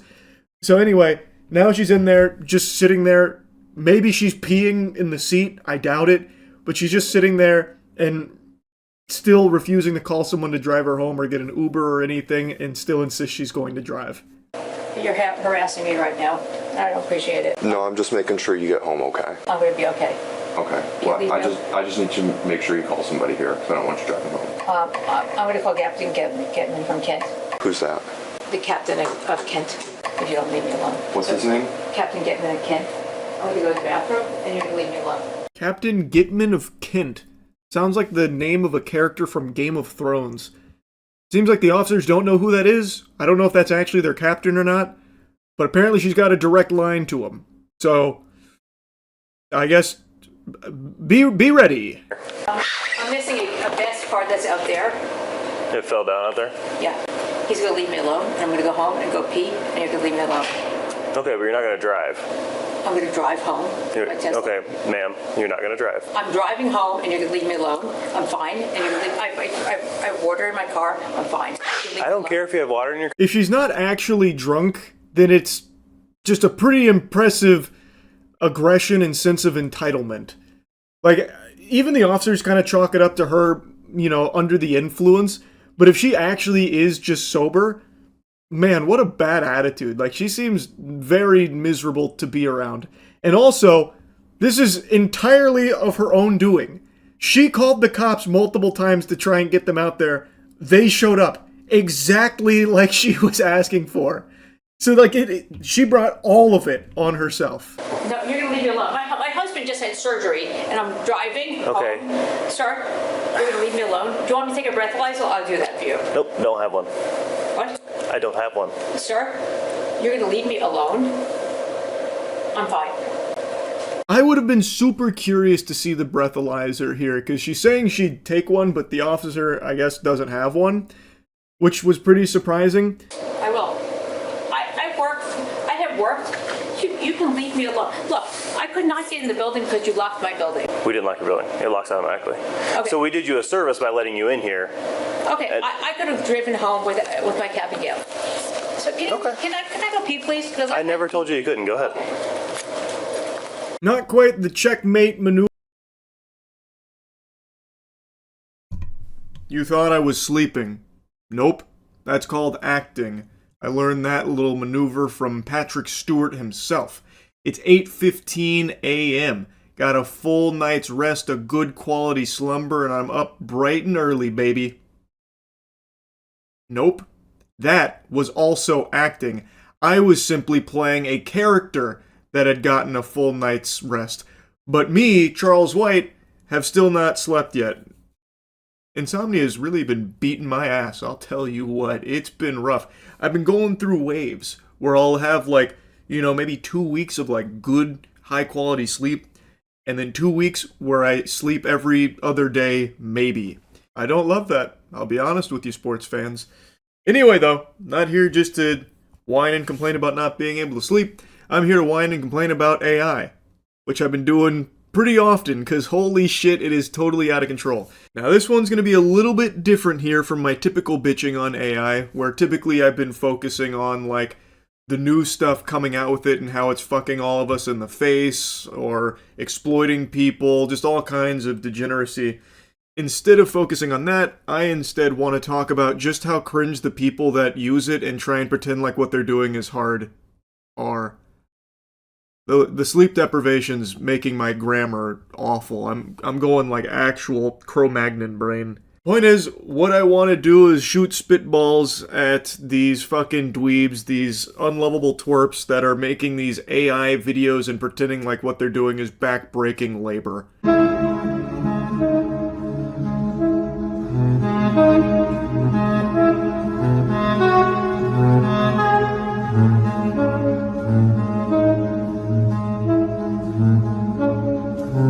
That was thought-provoking.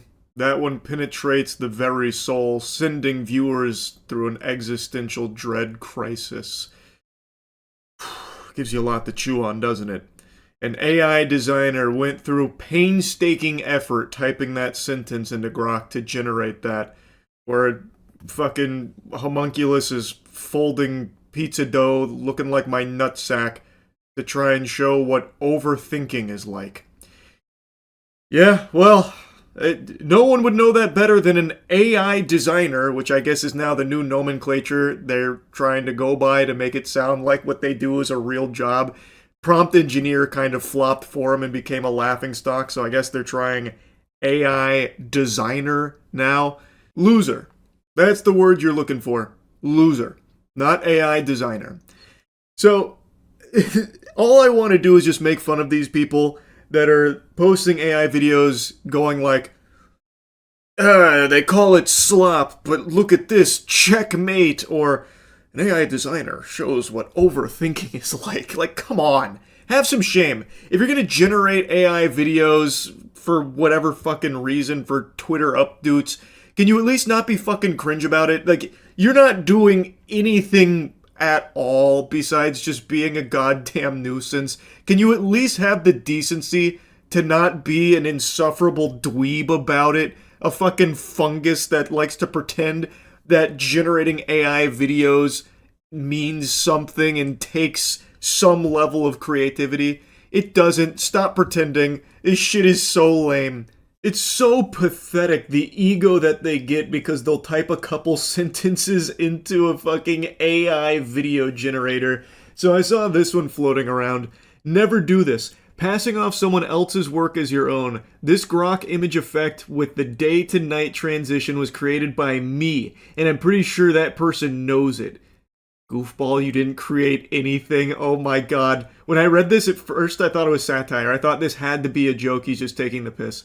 To make things worse, their copy has more impressions than my original post. Not cool. Like, it is so comically delusional that I thought for sure this had to be a joke. This guy just generates AI videos and now has the gall to say that someone else stole his prompts and is like trying to publicly shame them for it, claiming that he created the day to night transition that he typed into Grok. Like, that's his fucking trademark right there. He's patented those words there. So when he saw someone else with a day-night transition on an anime AI video, he fucking had a conniption.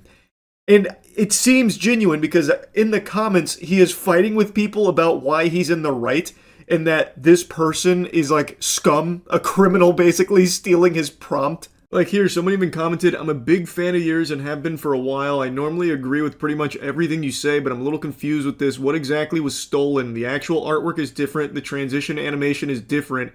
Is it just this idea with Grok specifically? Imagine trying to make a stink out of ideas you spit to Grok for day to night transitions. But the clown is right here. You don't even have to imagine what kind of pathetic loser that might look like. They're right there. The idea or the trick, call it what you will, is everything. And using an anime style is not even bothering to hide the theft. And then he just folds. The guy who initially was like, I'm a little confused, it doesn't make sense. He's like, oh, okay, yeah, okay, I hear you. I kind of see your angle in that it's an imitation of a recent post of yours, but the idea exists. I've done it with other models multiple times. So he's admitting to the theft as well. Yeah, I can't believe it. He's just openly admitting to a crime. Lock him up, officer. Throw that man in the slammer. He stole Oscar's prompt. It's actually almost poetry. Just the inability to recognize how absurd something like this is coming from someone using AI videos and then making a fuss about stolen work. That's very interesting, isn't it? Fascinating. It's almost perfect. Here, for the nose. Give it to me, kid. Now it's perfect. Reddit fever dream goes on for another minute with more celebrities popping in there. But what makes this so embarrassing and makes me want to spit is that Goofball had the audacity to put this in there. Directed by their name. AI generated by their name. Holy fuck, you despicable fungus. You didn't direct anything. You typed sentences into Grok. That's like me calling myself a chef if I go to Subway and tell them what I want on my sandwich. It's just so lame. And that's par for the course because these twerps that are obsessed with generating AI videos for just the dumbest garbage ever are just fucking losers. Like, they are just actual losers. Fedora-tipping dweebs. Like, these dorks. Like, can you at least just do it quietly? I'm begging you, just shut your pie hole. Like, the whole internet is already infested with this shit. It's inescapable, and it's only getting worse, like YouTube specifically. So much AI-generated slop trash is already plaguing the platform. Can you at least just not make noise when you generate shit like this? Everyone knows, including you, how quick and how easy this is. It's not a talent, it's not creative, it's not some kind of laborious undertaking to generate an AI-generated video with Deadpool talking to Keanu Reeves. Like, just please, Lord, just shut the fuck up. That's the entire point of this video here. I keep seeing these pop up occasionally, and it always just is so annoying. I just had to make a whole video yapping about it. That's really about it. See ya. Yeah, I know this is something I don't typically talk about, but I'm gonna blabber about it quite a bit today. I was recently talking about Saudi Arabia after their purchase of EA, going into detail about how they are gluttonously buying up basically everything thanks to their infinite money that they have at their disposal. They're basically playing life on admin mode. Like, they've entered this era where they just have so much money and now they're using it to buy everything. And I've talked about my own personal experience seeing that firsthand in the esports space. They fundamentally own esports. They've got the entire industry on nipple clamps right now thanks to the money they pump into it because it's an industry that is deprived of it and they are starving, malnourished when it comes to finances. And then Saudi Arabia has swooped in with that supple teat that they're allowing all the orgs to suckle from. Thus, they now basically have esports in a stranglehold, a fucking full Nelson, really.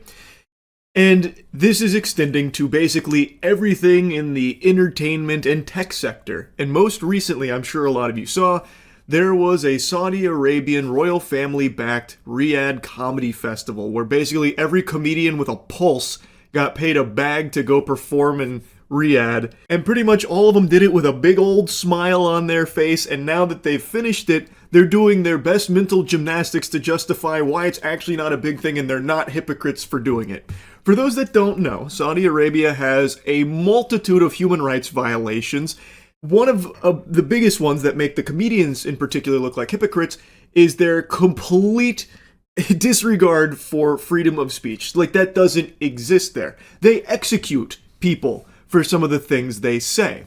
There are so many notable examples of it. And Dave Chappelle, in particular, has just released a little statement that I think is so laughably delusional that I cannot help but shoot spitballs at it, which is so painful because growing up, Dave Chappelle was such a big part of my childhood, as I'm sure many others. But this is just not the same guy. He has been replaced by a fucking skinwalker. He unironically said that it's easier to talk in Saudi Arabia than it is in America. If that isn't the dumbest fucking thing I've heard of since Hawk Tuacoin. Dave, to even perform there, you signed a contract that expressly forbid you from talking about or joking about things that may be considered to degrade, defame, or bring into public disrepute, contempt, scandal, embarrassment, or ridicule Saudi Arabia, its ruling government, royal family, or any religion or any religious figure, period. This comes from a comedian that was offered to perform, but said no, which is apparently very rare because not many comedians had the wherewithal to say no. They didn't have the strength. So this contract was leaked, revealed to everybody from a comedian named Atsuka Okatsuka. Hopefully I said that name correctly.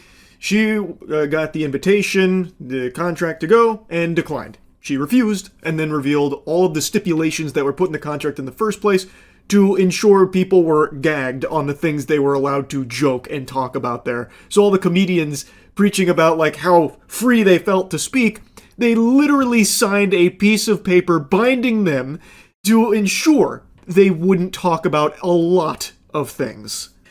So these are things that you are literally not allowed to talk about, Dave. You muzzled yourself just to even attend, to even accept that bag of money. It came with the stipulation that you would not talk about these things. It was fucking forbidden, Dave. Yeah, it's so easy to talk there as long as you agree to not talk about this laundry list of shit that they don't want you to talk about. And Dave, maybe you didn't read the contract. In fact, I'm confident you didn't. So what if you did end up talking about things they didn't want you to talk about? What would have happened? Would you have ended up like one of the many people who were sentenced to death for criticizing the government or making like, you know, what they deem to be destabilizing remarks? Because that's something that Saudi Arabia still does pretty often.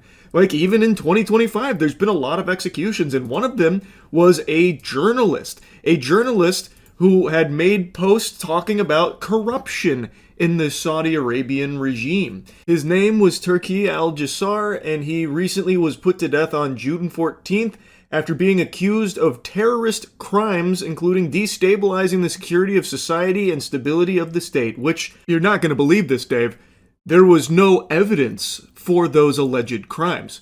But don't worry, his family did at least get to visit him before they took his life, but his family wasn't informed that they were going to kill him. That was just a little surprise they sprung up. They also haven't got his body, by the way, either. Weirdly enough, Dave, it seems like his crime was talking. I don't know, man. There's just so many things there that are just giving me this inkling of a suspicion that it's not exactly as easy to talk there as you like to claim that it is, man. I don't know. There's just little birdies out there saying that it's not exactly super easy to talk in Saudi Arabia. You just happen to agree not to talk about the things that they didn't want you to.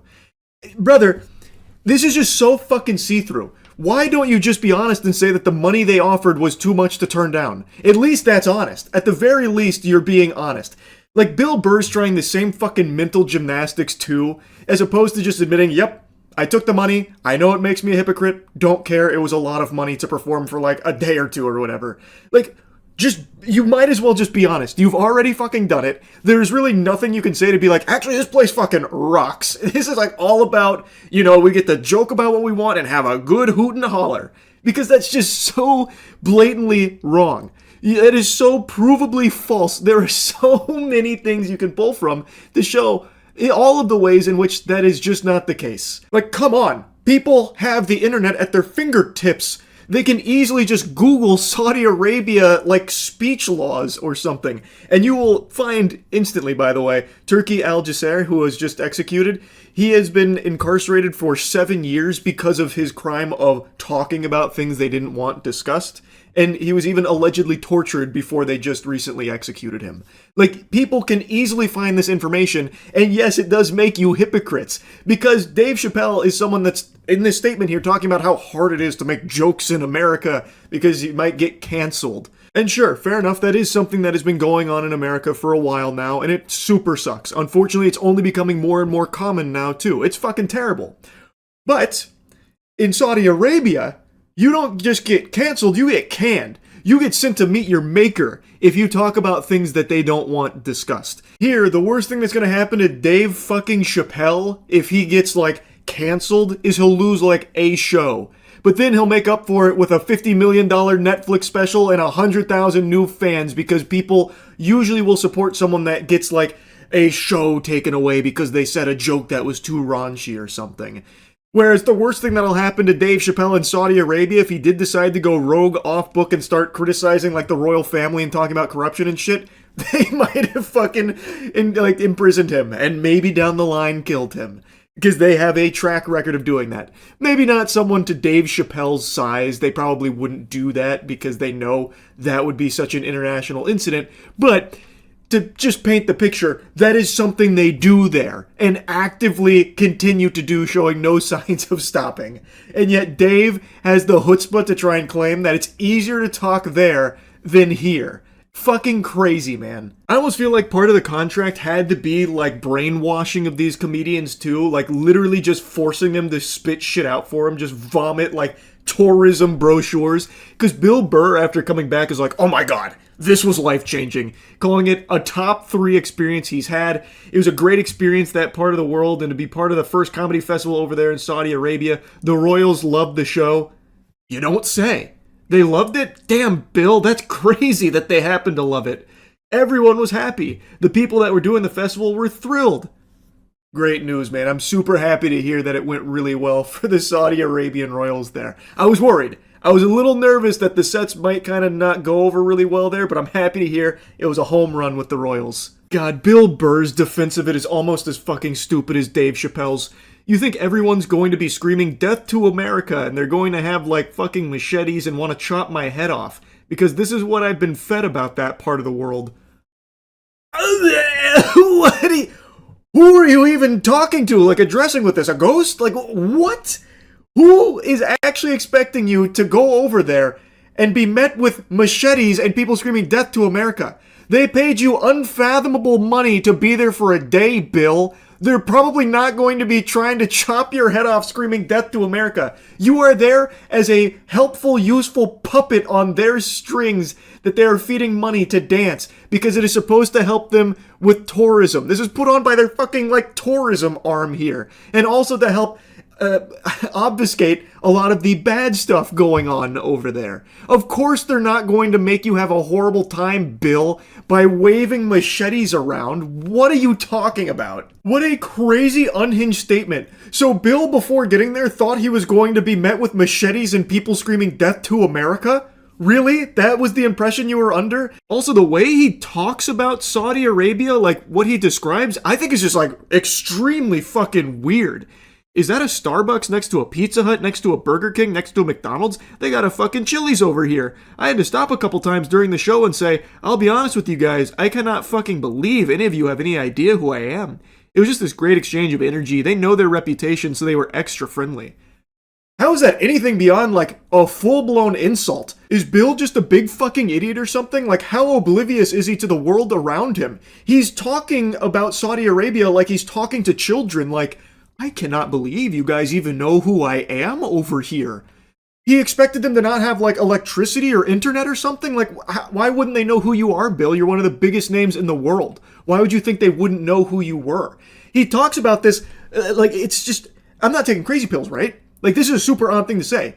He took this money, and as he's going over there, he thought he was going to be met with machetes and people coming for his skull saying, death to America. He gets there, and now he's, like, raising an eyebrow, shocked, saying things like, you guys have a fucking Chili's over here? What are the odds?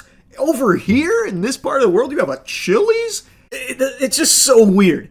Like, again, if Bill would just say, like, look, I'm a hypocrite. I took the money. I couldn't resist. I put my hand in the cookie jar. I was too tempted. It is what it is. At the very least, he'd be being honest. Like, there's more dignity in that than what he's trying here with these statements. It's fucking crazy. Now, I don't want to just insult all the comedians that went. That would be a 10-hour video, because every comedian went, basically. There were a few that didn't, and I want to give flowers to one in particular, Shane Gillis. Shane Gillis has been on a meteoric rise for over a year now, where he's become one of the biggest names in comedy. And Shane Gillis, according to him, was offered a bag to perform at the Riyadh Comedy Festival. But he turned it down. He even did make a statement saying that he took a principled stand and declined the offer to perform at the Riyadh Comedy Festival. Now, he's not the only one that said no. I already mentioned Atsuko Akatsuka. She's the one that actually revealed the censorship rules in the contract that we talked about earlier. But it seems like the overwhelming majority of comedians that received the offer accepted it, seemingly without a second thought crossing their mind whatsoever. Even some of the comedians that claim to be very supportive of free speech, putting a huge emphasis on it as part of their materials in their sets about how important it is, like Jimmy Carr, well, they couldn't resist either. Fucking Jimmy Carr was a co-headliner for this. Really stuck to your guns on that one, eh, Jimbo? And he's far from the only one. If you look at the people that performed there, many of them you've probably seen frequently posting about how wrong it is that people face like punishments and stuff because of like what they might post online or like jokes or whatever.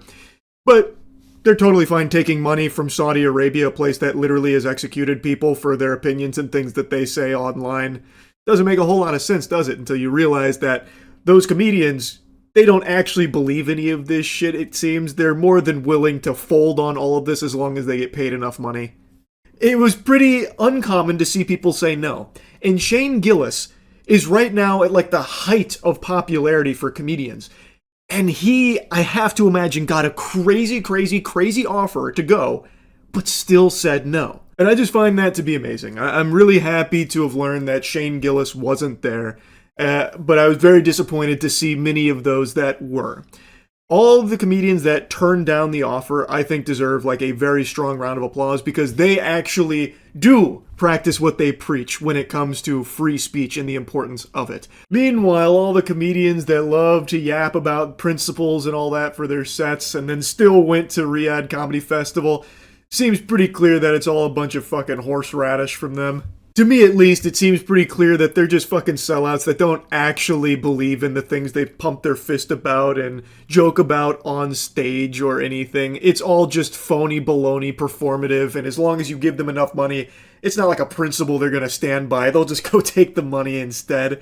Oh, something else I really want to mention, and I know I've already been blabbering about this for a while. Tim Dillon is another comedian who initially accepted the offer, and then on his own show was poking fun at it in saying like they use slavery over there and that he's willing to turn the other cheek because the money was so much, that kind of thing.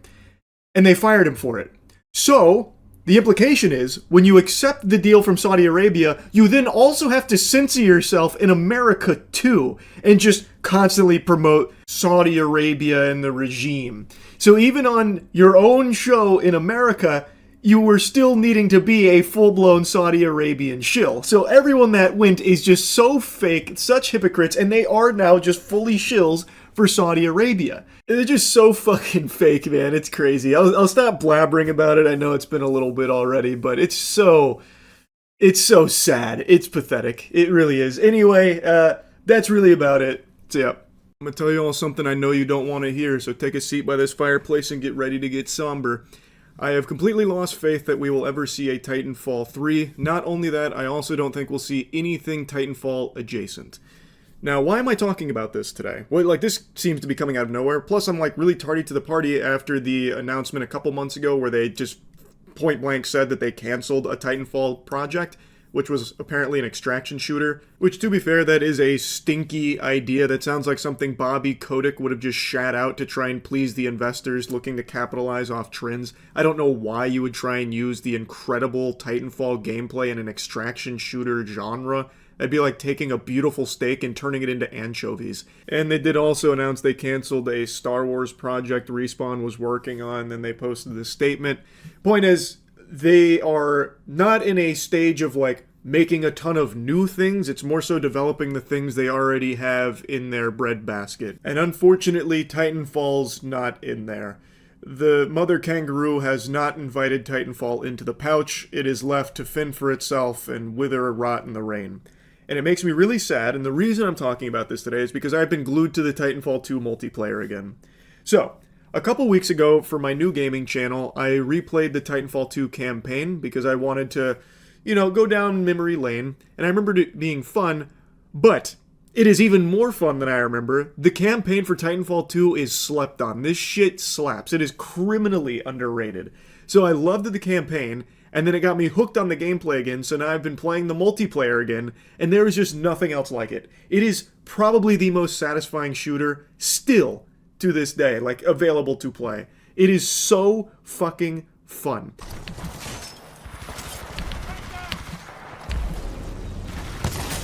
Big shot, that's good. Turn it into the double. No. Okay, there's the double. Oh yeah. Yep, now I'm getting it. Now I'm getting back into it. Oh, that shot! Holy shit! Ooh, yeah. Yeah, I do that now. Oh, yes! Yep, you know I'm good for it. Here, and I'll be a team player.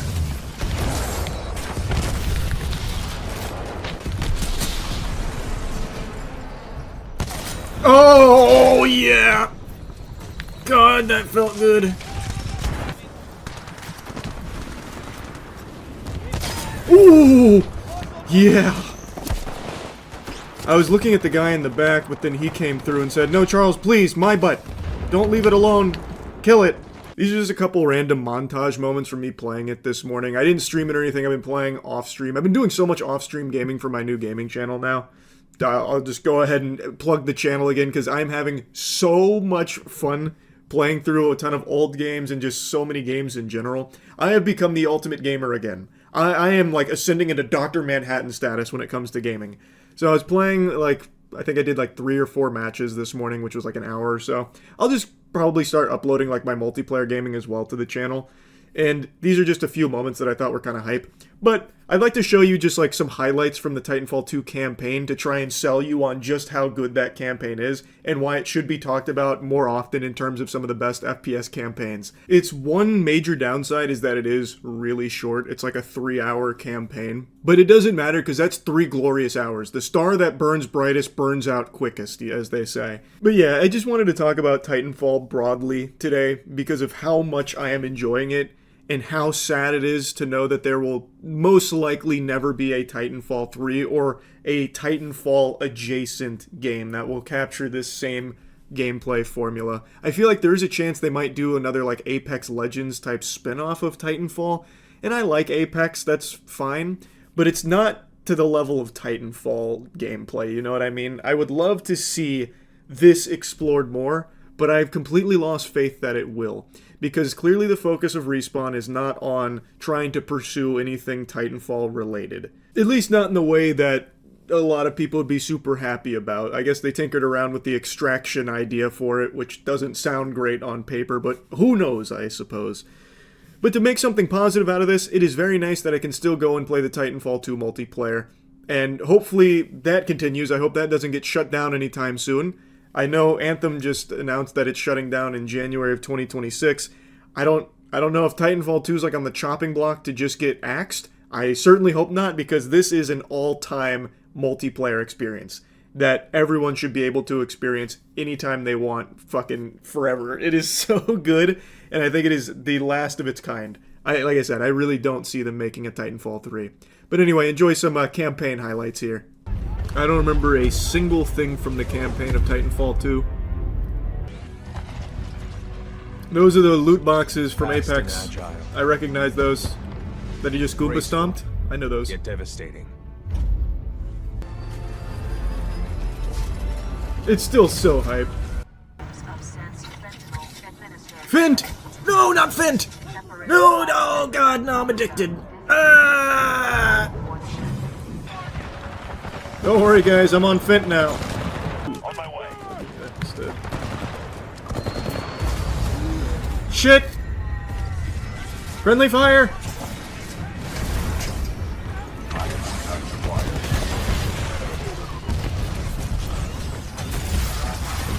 Excellent suplex. No, more Fent, please. I've already had my fill. No! I recognize them from Apex Legends!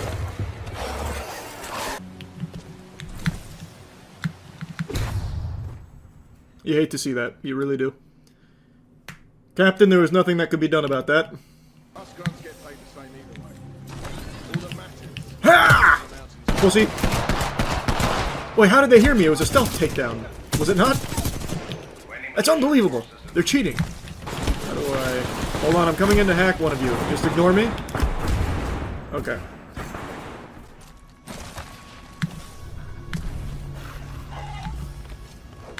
Oh. So clean with it. You know what I've noticed? No yellow paint. That's crazy. A time before yellow paint. It's weird. Yet I'm still figuring out where to go. Wait, yellow railing. I spoke too soon. No wonder. Gamers are hopeless without the yellow paint. Or, I guess, yellow color in general. Yeah, it looks good. Serving up the dessert. Okay, I took a lot of damage there doing that. Whoops. My god. I'm schmoovin'. Moderately. It's like a diet schmoove right now. Okay, yeah. No, that was bad. That was bad.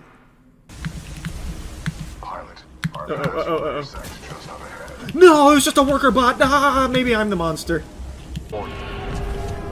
No! My friend! God, it's like a fucking claw game at the arcade. I'll come back for you. So far I'm beating the pursuers in speed. Man, you got it bad, huh? Like I got planted like it was a Donkey Kong side B. My god. Oh god, I keep executing innocent robots. I'm so sorry. I'm assuming this was the right way. Scans detect minimal power functionality. It may need repairs. Hey, BT. Can you come here? I made a mistake. I didn't realize I was supposed to embark on you. Don't melee me! Oh, God, I keep putting down the innocent. There's our bud. Oh, fuck! He was offering it! Damn it! Damn, ah, God! I am so sorry. I was gonna have to fucking beat it out of him.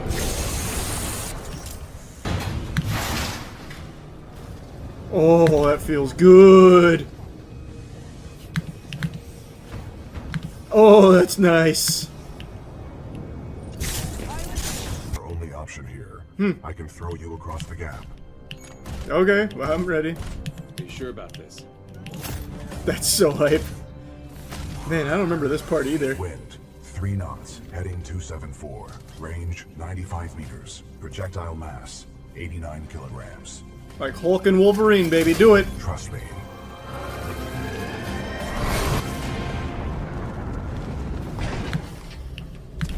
Imagine he just vaporizes me on impact. Good throw. Oh, what a flank. Sword core! Gotcha!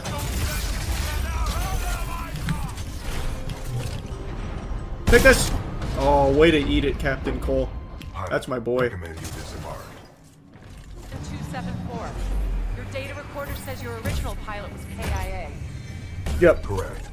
Captain Ty Lastimosa was killed in action.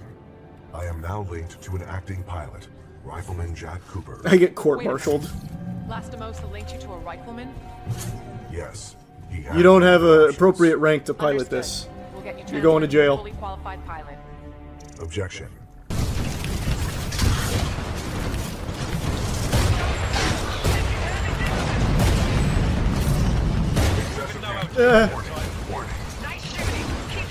Nice shooting indeed, I agree. That was a really good shield from that guy. Imagine. Whoa! Wow, they are destroying our shit. Visual clear. I've got some tone. Ah! What the fuck? I got you, kid. Brace yourself. Okay, that's right. No, not again.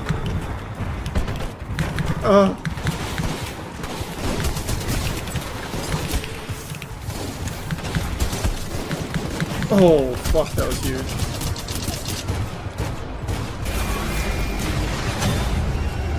No!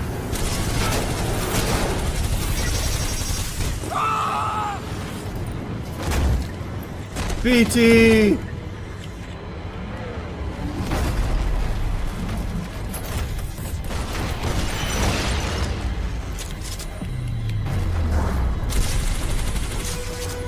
I feel like this weapon isn't heavy duty enough for this.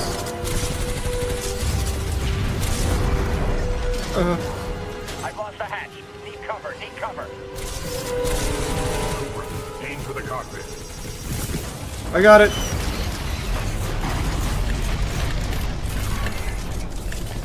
BT, you okay? Left arm severed. However, I am still operational. Yeah, it's just a one-of-a-kind, like, actually is. I know that that phrase gets used all the time real loosey-goosey, but for Titanfall 2, it means something, man. Like, it is actually that special. There is no game more deserving of a new entry to the franchise like Titanfall. It desperately needs a third game here, and I just don't think it's going to happen. These are just some random moments from the campaign I thought were hype, but I really do think it is an incredible FPS campaign, up there with some of the greats. I think the multiplayer is up there with some of the best multiplayer shooters. It's just the complete package. That's really about it. So, yeah. Alright, today is the big day. Johnny Somali's sentencing is about to be handed out.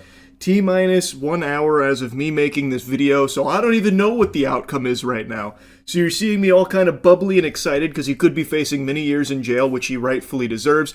I have made numerous videos talking about this degenerate plague that has swept across the globe, going on this intergalactic tour of knuckle sandwich consumption where he goes and he harasses people, spreads misery, and then eventually gets his ass beat.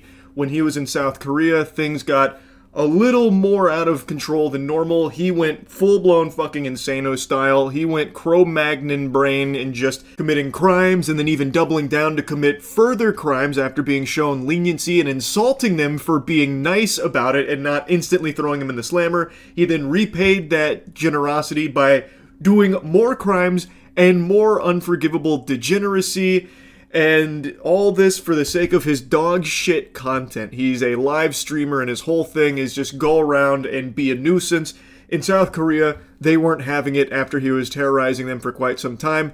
Citizens even took it upon themselves to just beat him up whenever they saw him. They even had like a live Johnny Somali tracker. They literally had like a Modern Warfare 2 UAV online tracking this guy's movements, so that way when he was outside, they could just punch him. But clobbering Johnny Somali must be more addicting than heroin because people couldn't stop after just one. It's like a Lay's potato chip. You can't just have one, so they end up just kind of wailing on him because he is a complete defenseless little fucking worm who starts all of these fights, instigates all of these fights, and loses every single one of them without ever even getting a blow in there. He just gets knocked out, knocked on his ass, goes into the fetal position. Like, he's more familiar with the fetal position than he is on his own two legs. So anyway, he started getting beat up. He kept committing crimes over and over again, and then finally had his day in court, believing with his full chest that he wasn't going to be punished, that he wasn't going to jail, so he didn't take it seriously. He'd get drunk the night before, blackout drunk. He'd show up and make a mockery of the court. But slowly but surely, the reality started to set in that he might be spending years of his life behind bars in South Korea. All for his terrible live streams that no one actually even supported him on. He doesn't have any like actual fans. He has people that tune in to watch him ruin his life for their entertainment. So his life is completely pathetic. Like, no matter how you spin it, he lives probably one of the most pathetic lives you could possibly envision. My heart breaks for his parents that had to raise him into whatever he became, because I don't even know if it's their fault. I think he just got poisoned somewhere along the way with, like, clout and the other shit that he saw online, and then decided he wanted to be, like, the worst of the worst. I couldn't tell you, but anyway, he is about to be handed out his sentencing after all of the crimes for which didn't go so well for him, didn't go swimmingly in court like he thought they would. And now we're about to find out his sentencing. We're going to see how long he's going to be in jail for. I can't wait. Next clip you see will be after I learn what got passed down here in the judgment. This is one of those standing ovation type moments, sports fans. He's going to jail. Yep, he has just been sentenced to prison with labor. It's still so fresh right now that I don't know the duration. The news is still trickling in, but it did not go well. He was found guilty on all charges, including the deep fakes, which was one that he pled not guilty to. The others weren't really a surprise or anything, but they came in there and fucking slapped him around in there, it sounds like. I'm very curious to see what the duration is for his prison sentence, but probably not the result he was hoping for. I just have a hunch. Apparently, he has the opportunity to appeal within a week, which I assume this slimy douchebag will. I'm taking a guess. I'm not his lawyer or anything, but I'm assuming it's going to be a desperate claw to try and get some kind of leniency, which he has already shown numerous times. He washes his ass with leniency and will never actually learn his lesson. When he did this shit in Japan, and Japan showed him mercy, he insulted them for it, and then when he left Japan, he continued to insult them and then continued doing the exact same public disturbances and like the harassment and the crimes and shit he continued to do after they showed him some leniency. So I hope that he is not granted any leniency here in his case in South Korea. It doesn't seem like he is, because he has now formally been sentenced to prison with labor. And I am salivating. I am sat in my seat like it's the fucking Super Bowl, just waiting, watching on bated breath to see how long he is going to jail for. Because with all of the charges and all of the crimes that he has been found guilty for, this could be many years. Like, it could potentially be a large chunk of his life spent behind bars in South Korea now, all from his obsession with clout through being a live stream asshole, a public nuisance streamer. He dedicated his life to just making everyone else's life around him miserable for his content, and now it's finally looking like justice is being served. So, I'm still waiting to see how long he will be spending in prison. Oh, I forgot to mention another component here. Not only will he be going to prison with labor for however long he'll be spending there, he is also now being registered as an offender. Now, I was trying to read up on that, but I'm not entirely sure what that means exactly, if that's like a separate designation for Johnny Somali in the prison itself. If it is, I imagine that will make all the prisoners in there hate him as well, and I imagine he will be finding himself in an all too familiar situation of getting his ass beaten in there too, which maybe that's what he prefers. He's probably become so used to his face being bruised and swollen and bloody that it probably feels weird that he hasn't had his nose caved in the last year that this has been going on. So he's probably looking forward to that experience again. It's probably what he cherishes most, because that's what he's dedicated his life to. Instigating fights, being hated, being a punching bag for everyone. Alright, I've seen one Korean article that is claiming that Somali has been sentenced to 6 months in prison with labor. The details aren't fully confirmed. It's right now just one article right now. Now, from what I was reading, they recommended 3 years in prison with labor as well as a fine. As of now, it's not fully confirmed, but if that is the real sentencing, I would be kind of surprised, because they found him guilty on all of the charges. Like, serious ones. Charges that, according to the law, could carry many years worth of jail. And the recommendation was 3 years. So I thought, like, okay, maybe they won't do the full 3 years, but it'd be like a year or something. But not even that. 6 months, I bet Johnny Somali thinks that he's getting off with a W. And according to people that were there, he wasn't, like, remorseful and actually seemed pretty optimistic about it, like, when they were putting him in handcuffs. So maybe it really is 6 months. And again, to him, I don't think that's enough. Like, he's not going to learn his lesson or anything. When he gets out, I imagine he's going to go right back to this shit in another country. That's what he does. He's already proven that. He spent 3 months in a Japanese jail. And then the second that he got out, he started insulting Japan, you know, giving them the middle finger, saying fuck you, all that kind of thing, saying that they're weak, and just went to South Korea and started doing all of it all over again, even more so, going even more hog wild. So 6 months isn't that much more. I don't think that's going to change him. I'm very surprised if they really did take it that easy on him. Again, it's not fully confirmed yet. I'm going to keep waiting for more to come in, but that is looking like what the ruling is. Alright, more news has now settled. It is indeed a 6-month sentence, pending appeals from both sides here. So, could be more, could be less. I imagine it'll probably stay at 6 months. Another tidbit is that he does have that sex offender status now for 5 years. So he's got 6 months in jail in the slammer with labor, and will be a registered sex offender for 5 years in South Korea, as I understand it, according to the articles I read. So it's still a W that he's going to jail, but I don't really think that this punishment is going to do anything to make him stop doing this shit. I think his behavior will continue the second he's out. Like I said, he already spent 3 months in a jail in Japan, and then the second he got out, fucking Pandora's box was opened once again. He went right back to the same content and then some.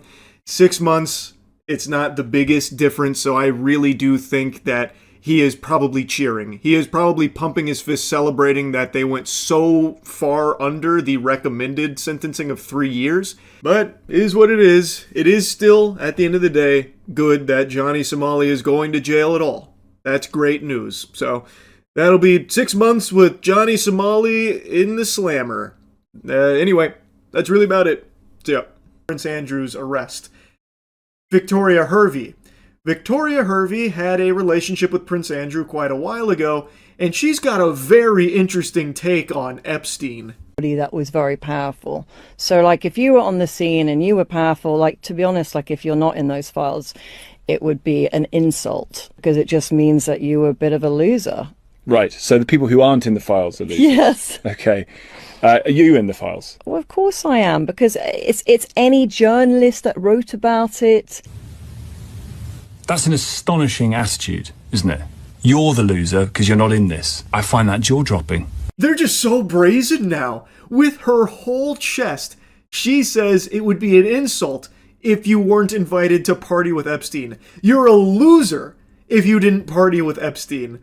Police have been looking into emails in which Andrew apparently shared confidential government information with Epstein. The latest batch of released files showing Andrew forwarded reports about foreign countries and trade opportunities to Epstein in 2010, when he was serving as a UK trade envoy. Charles, how long have you known about Andrew and Epstein? But the scandal has been growing for years. That clip they show in the segment right there where someone said, how long have you known about Andrew and Epstein? And the crowd, like, erupts in shock and awe and disgust. Like, they're upset that someone said something about it. That blew my mind. Like, is everyone there just okay with it? They all rolled their eyes collectively like, oh, here we go, Epstein again. Can you just let it go? We're trying to ignore it. Like, what the fuck? I'm hoping I'm having like a bad read on what happened there, but I think it came across pretty clear that the people there were not too pleased to hear Epstein's name brought up there. They'd rather just pretend that it's not real, I guess. Which is crazy. And that's exactly what so many of these powerful politicians that have engaged in these unthinkable evil acts want. And people, just sheep, are okay with it. They're like, oh my God, look at this guy who went out of line and said something about Epstein and Andrew. This is crazy. Can someone shun that guy? Can we get him out of here? With other allegations, including of sexual misconduct against Andrew, including from Epstein victim Virginia Roberts Giuffre, seen in this picture with Andrew. The prince asked, though he... That one is a timeless Prince Andrew classic. That one is an iconic moment from Prince Andrew's time on Earth. I actually made a video on that 6 years ago. His defense was, this couldn't have happened. This is a big, bold lie. This is a fib because, well, I don't sweat. Even though there is so much proof of him sweating, this guy sweats. He's a fucking sweater. He sweats a lot, actually. It was the wackiest fucking defense. But again, he got away with it until very recently, it seems. And I guess it's not even clear if he hasn't got away with it. He's been arrested, but he's not, in jail or anything yet. They're still investigating. So, it's possible he still gets away with it. But for all of this time, he hadn't even been arrested or anything. So even, the worst fucking lie ever to protect himself about not sweating was enough. It's just so blatantly corrupt across the globe. They don't even bother trying to hide any of this or even cover it up at all, really. And people just excuse it. They just let it go. Like in that clip a moment ago, where someone brings up Andrew and Epstein and everyone's like, fuck you, buddy. I'm busy being a blind worshiper of this political figure. Come on, man. I'm busy trying to not think for myself. It's so sad and scary. Now, anyway, in America, obviously there haven't been any Epstein-related arrests since Maxwell, of course, and if Todd Blanche and the rest of the administration is anything to go by, it doesn't seem like they're interested at all in pursuing anything Epstein-related with clients or co-conspirators, anything like that. It doesn't seem like they're actually pursuing justice in any way, shape, or form. They're trying to hammer home the point that you shouldn't care about it, get over it. They are literally saying that. So it doesn't seem like there's any arrests coming to anyone there. And there have been a couple of very powerful people that have lost some of their positions at the corporations that they were a part of as a result of the Epstein files due to public pressure and scrutiny. So there have been some people that stepped down here, but again, no investigations, no arrests or anything like that. So it looks like they're still getting away with it. Even though they might not be at those mega corporations anymore, they still have unfathomable wealth and are not punished for their involvement in these Epstein files and all of their fucking crimes or anything. The administration is not interested in pursuing it, it seems. But who knows, maybe Prince Andrew's arrest is the first domino to fall and we'll see tons more arrests of these evil, vile people that are pulling the strings behind the curtain that have gotten away with this evil for so long. Now I want to put a little bonus clip in here because something else has just recently happened. A new name, well, I guess not a new name, but more information has come out with about Leslie Wexner and his involvement in the Epstein case, and a very interesting moment has just unfolded as he was being asked questions. It was just regularly done.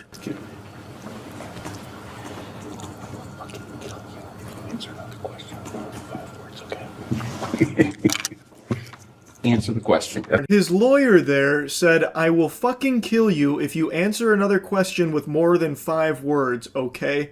And then Les Wexner starts giggling about it. Do they teach that in law school? Is that part of the bar? I don't know if I've ever seen that strategy there from a lawyer. That's pretty alarming, I would think, right? Maybe? Yeah? I mean, come on. That's peculiar, right? For his lawyer to be saying something like that? Now, this is in an Epstein deposition. He also said some very fascinating stuff about Rothschild. Like, this had quite a bit in it, but this moment right here was by far the most odd. I would think most people would see this, hear this, and immediately recognize, okay, this is fishy. Anyway, though, Prince Andrew being arrested is good news. Don't let Trump fool you into thinking that it's sad news. An arrest finally being made in regards to Epstein. Oh my goodness. Maybe we can actually start getting punishment for some of these fucking monsters out there and learn who else is a part of it. Like this, I think this is a good thing. The arrest of Prince Andrew. Well, I should have seen this coming. Prince Andrew has been released. That didn't last very long. They got him in there, and then they said, "Okay, time's up." He's still under investigation, supposedly, but yeah, he's not being held or anything. He was arrested, but he's now released.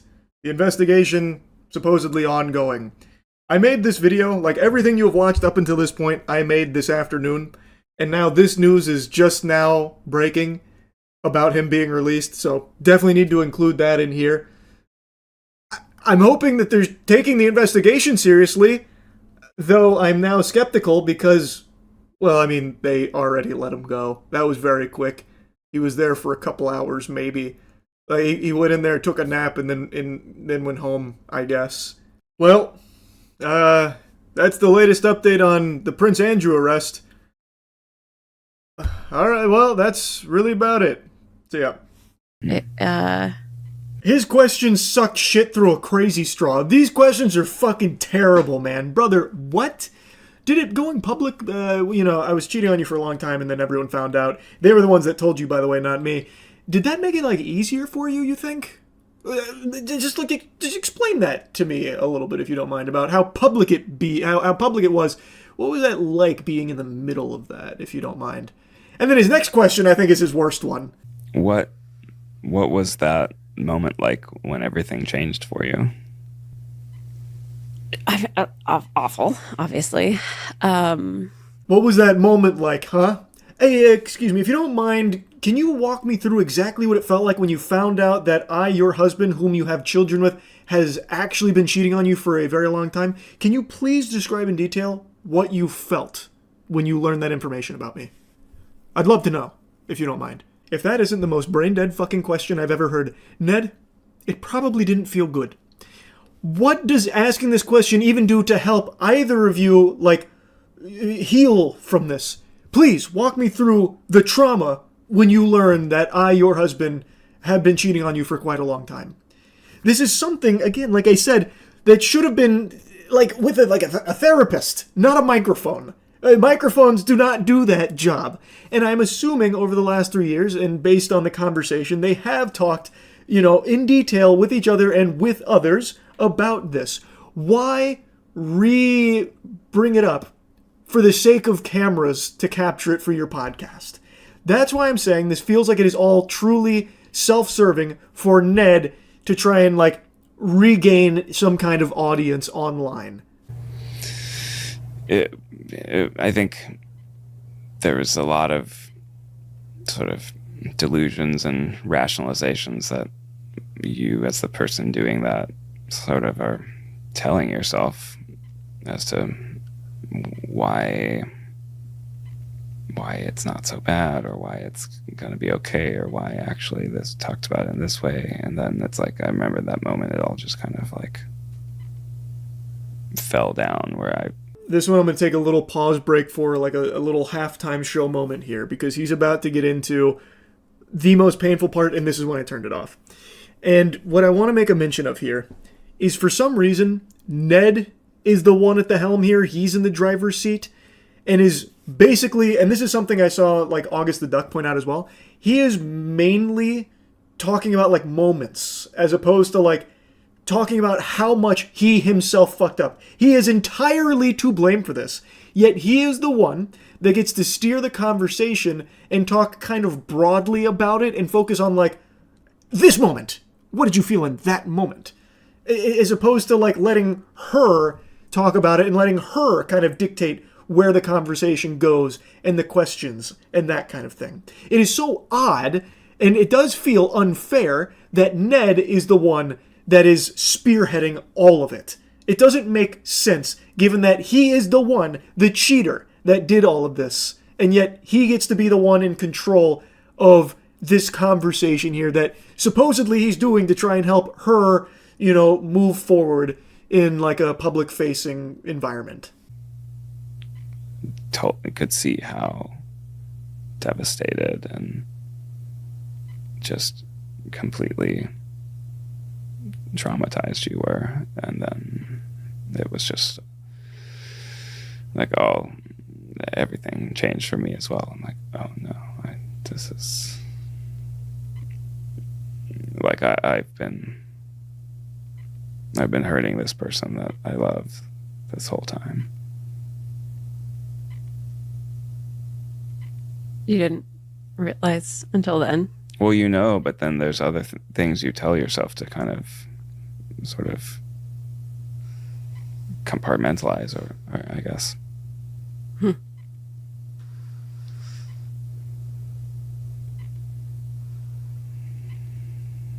Interesting. Oh, wow. Like I said, it is a tough watch. And like I said, Ned really does feel like he talks about like these like excuses and how he's like compartmentalizing and like, lying to himself, deluding himself, that kind of thing. Like it almost feels like he's giving himself these like little weaselly ways in which that, like he calls it a scandal, whereas she says directly, your affair. Is another thing. Like he talks about it as a scandal, as opposed to like how badly he himself fucked up making this decision consciously.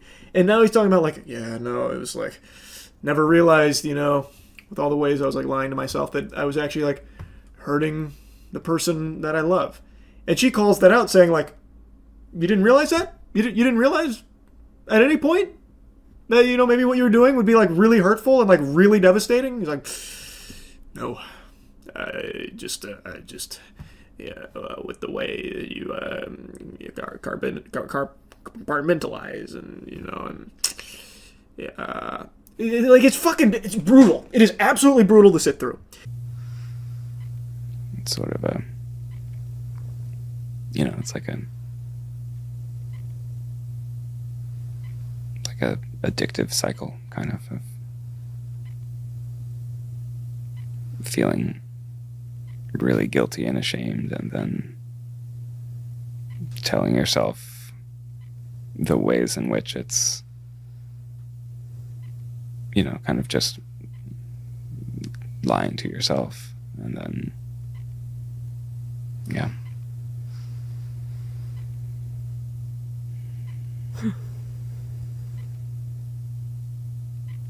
That sigh said 1,000 things without even needing words. Ned, what the fuck? He's just bumbling. Like he is actually spitting mumbo jumbo. He's saying nothing. Literally nothing. Of like, well, what did you do to make him look elsewhere? Were you not a good enough wife? Were you not, did you not make him happy enough? And there's so much shame there.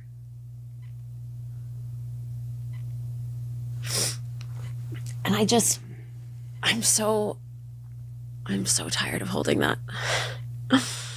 I'm so tired of holding it. Unfortunately, this is a very real thing that she's describing right here, where there are people that when they hear about a husband cheating on their wife, their first response is, well, what did the wife do to make the husband do that? Must have been her fault. What, this harlot? What? She must have done something wrong. Must have been some kind of harpy over there. No, surely it was the wife's fault that Ned Fulmer would go elsewhere to find a suitable woman worthy of his benevolent being. And she's talking about how much that has weighed on her. And she then directly asks him, how does it make you feel hearing this? That you did this to me. You have basically, put this hex on me in some people's eyes that will not go away. How does it make you feel to hear that? I don't think it's fair that as a society you're put in that position. It's certainly not true. And no, it's not something that I imagined as I was doing that. I think none of it was. If you really let it sink in just how much you're hurting your partner and how devastating it is, how could you do that? It's still very difficult now, even 3 years later, to see you in pain as you're talking about that, because there's nothing I can do to change the past or to help. This right here sums up the Ned attitude for this. This is a very manipulative answer, in my opinion. She is giving a very real account of something that she now has had put upon her because of Ned. Even outside of like the devastation to the marriage, there are people that will look at her a certain way because of what he has done. And she is now saying, how do you feel about that? Is that something you've considered? And Ned, instead of like even addressing like, yes, I did this to you, I recognize I did this to you, he instead says, I feel really bad that unfortunately society does this. Ned, you did this to her. Yes, it is sad that society will do that.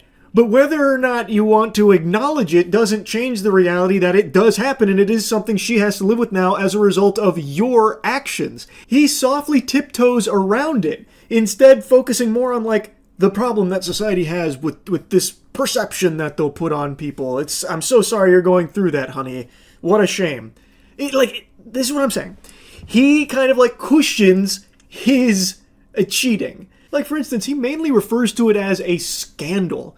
Ariel's not afraid to say, like, your affair and, like, what you did, but when Ned's talking about it, it's like, oh, I was lying to myself, with this scandal, this scandalous stuff, that kind of thing. Like, he really likes that nomenclature. It just feels like he is very much trying to, like, soften it a bit.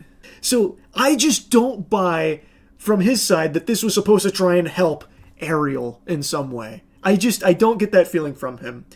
And far be it from me to question how Ariel wants to move forward from all of this. If she does feel this is the best way of doing it, then I would then ask, why did Ned take over most of the conversation? Maybe it changes towards the end of the podcast, I'm not really sure. But for the 38-ish minutes or whatever that I watched before just tapping out, it was all Ned that would lead these talks and control it. He would just try and poke how did you feel when I cheated? So that way she would talk about how awful it was, and he'd just sit there nodding his head. But it was always him taking the discussion where he wanted it to go. And every step of the way, I really got the feeling that Ned was underplaying just how awful what he did was. This was an awful thing to sit through. Like, it truly was fucking brutal. And I just had to share a little of this with you. That's really about it. See ya. Last year, the world was plagued by what is potentially the worst film ever made, War of the Worlds starring Ice Cube. And what if I told you the producer of that abomination, that affront to God, just directed a new film for Amazon called Mercy? Well, I guess it's not for Amazon because it's in theaters right now. It's distributed by Amazon MGM. And now after experiencing the cinema that is the style of Timur Bekmambetov, I can tell you with confidence, this guy's got it. And by it, I mean terrible fucking movies to his name. Timur Bekmambetov, and I'm not sure if I'm pronouncing his name correctly, but he has been in the film industry for an extremely long time. I went through his IMDb on stream, and he has produced some bangers, like 9, or Wanted, like some classic films. He has been behind them for a long time. So at one point, he did have an eye for quality, but I guess over the last 10 years, he decided to close his eyes, because now we're getting shit like War of the Worlds and now Mercy. I don't know what's changed or what's happened. What I will say, however, is that this film is a significant improvement to War of the Worlds. But then again, War of the Worlds can make even the Borderlands movie look like it's a fucking Nolan film. So it's not exactly like the highest praise, but truly Mercy is better than that, at the very least. I would even go as far as to say the first 30-ish minutes are genuinely pretty entertaining. Like, it's a very simple concept. There's an AI judge, and Chris Pratt is now standing trial. He is a detective who actually helped kickstart this Mercy program, that's the name of it, where an AI will look at the immutable facts in order to pass judgment and execution on those who are guilty. It's the judge, jury, and executioner, and it is there to reduce crime, which has spiraled out of control, so now they have the Mercy program to keep people in line. And now Chris Pratt is in its clutches here for the murder of his wife. and he has 1 hour and 30 minutes to try and prove his innocence. Now, when I first watched the trailer, it actually looked like Chris Pratt didn't put any effort into it all, like he was just in a fugue state taking a paycheck. I will say, in the actual film here, he does try, and he does, I think, do a pretty solid job with this character who just found out his wife has been murdered, and now he's about to be executed for it because they have so much evidence that places him at the scene and places him as the killer. And now he's got to find a way to try and argue his case and compile new evidence and try and find who the actual killer is. In the trailer, I feel like they took his lowlights, like they actually just took his weakest moments from the film and used it as promotional material. Because again, in the actual film, he does a fine job, minus like some really rough scenes at the end. The entire third act of this film is actually just extraordinarily silly. Anyway though, this film is shot in similar fashion to War of the Worlds, where we are watching everything unfold through videos that are compiled through like cell phone footage or security camera footage or drone footage. Very much like what they did in War of the Worlds, but it seems like the budget here was a little bit higher, so the CGI doesn't look like it's straight out of fucking GeoCities from the late 90s. So it definitely looks visually a bit better, but not by a ton. There are a few explosions here towards the end of the film that genuinely look like video game cutscenes. Like, I don't know what's going on with the CGI here for these movies right now, but my god, some of the visuals were like actually bad. But for the most part, it was much better than War of the Worlds. But anyway, if you have seen Chris Pratt's movies and ever thought he moves around too much, well, let me tell you something. He doesn't move an inch in this movie. He is strapped to a chair for the entire fucking thing, save for like the very end. We're going to be getting into spoilers here because I have got to talk about some of the wackiness to this film. Now, like I said, the first 30 or so minutes were actually pretty solid. It was setting up an interesting mystery with a damn near insurmountable task of trying to prove that you weren't the killer despite all of this evidence from a near omniscient AI that has every single fact at their fingertips. And with the Mercy program, they give the accused access to literally God mode where they can see, find, and hear everything. So anything that Chris wants, he can ask for, and the AI judge will provide it so that way he can try and prove his innocence. And just like in War of the Worlds, the AI can do anything lickety-split. So anytime Chris says, hey, can you find this bathroom? I'm looking for a glory hole that I might have caught a glimpse of in this one frame on this one video that you got from a nearby walkie-talkie that ricocheted off a radio tower. It's like, oh yeah, I've already found it. It only took me 2 seconds. It's like, okay, whatever. But that's fine. I don't have a huge issue with that. It's like silly, but whatever. It moves things along and lets the investigation get steam. But there are just some moments where it's genuinely laughable, the capabilities of the AI, where Chris can just be like, hey, my neighbor's got a bird feeder cam. Can you go ahead and pull that up? As if that would, for some reason, be something that it'd be readily available and ezy to access. But the AI judge is like, oh yeah, I've got it right here. Looks like the internet went out though, so it's going to take me a little while to rebuild the video archive. And it's like, okay, it takes her like 3 or 4 minutes or something. It's like, oh yeah, I think I heard a fart on this one piece of audio here from the murder scene. Can we reverse this fart here and find out whose butthole this was squeaked out of? And it's like, yeah, I've got that. And like, that's actually like a core part of things, not a fart in particular, but there is a photo that is torn in half, and Chris notices that there are 3 fingers from somebody that are in the photo. And Chris says, can you find out who those fingers belong to? And the AI is able to run the database of every single fucking person's fingers on the planet and somehow find an orphan that was a child in the photograph. And like, oh yeah, this is who it is. Which was a key piece of evidence, by the way. So like, it is a little over the top, but I also don't care that much because the whole thing is just kind of wacky in that way. But anyway, the film is very, very, very, very predictable. I think anyone will watch this and know exactly who the real killer is. Because shocker, it's not Chris. I think you'll piece it together pretty much immediately. But then they start pulling out crazy ass pulls. Like, I mean the craziest ass pulls in the third act. But I don't even want to get to that yet. I want to talk about the journey even getting there. So Chris has got a partner, Jack, who he really trusts. He's also got a AA sponsor, Rob, who he really trusts. So he's trying to utilize them to help prove his innocence. Jack becomes like the main one he communicates with. So he basically keeps sending her out in the field to try and like do this and that to try and compile more evidence for him.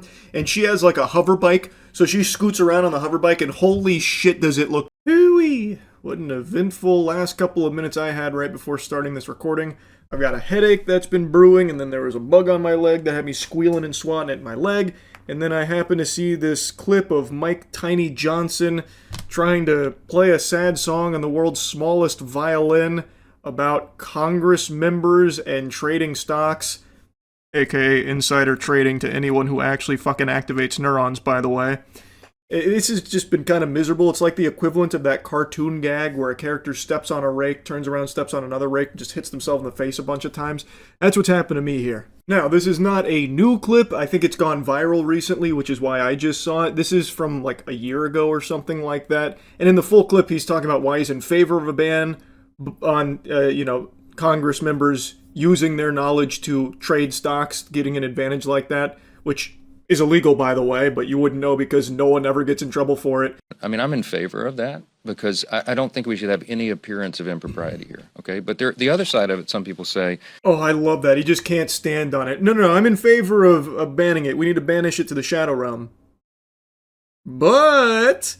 And then he goes on to make points, gathering sympathy for stock trading with Congress members' knowledge, potentially.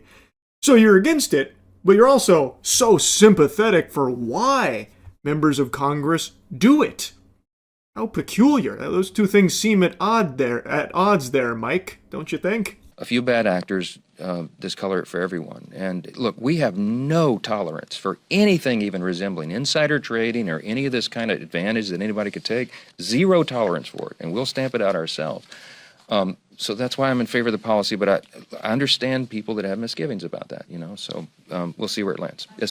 We know where it lands, the same place it always does, right in the fucking trash can, because insider trading has become a staple for these corrupt politicians at the top of the food chain here.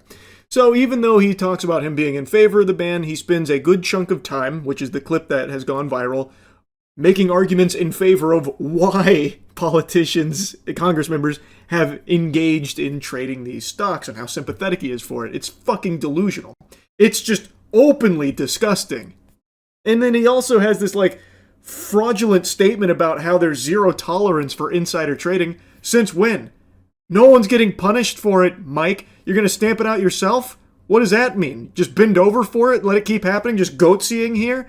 Because that's what's been going on. You're not stamping out insider trading for shit. I'll show you that viral clip of him Gangnam styling on the American worker and talking about the stock trading as though it's like a positive thing almost. But first, I want to just make it clear that all of these zombies do this same thing. They'll publicly condemn, boo, insider trading bad. But they know that it's not going anywhere, and in fact, they don't want it to, because all of them are fucking doing it. Even someone like Nancy Pelosi, whose name has become synonymous with insider trading, also publicly condemns it, talking about her support for putting the kibosh on it. Nancy Pelosi's potential insider trading is a worse-kept secret than me being short. But she's never been punished for it, there's been no consequences for it, and plenty of people like her, especially in Trump's inner circle. All of his cronies are actively butt-fucking the market in broad daylight, just blatantly corrupt insider trading in front of your very eyes.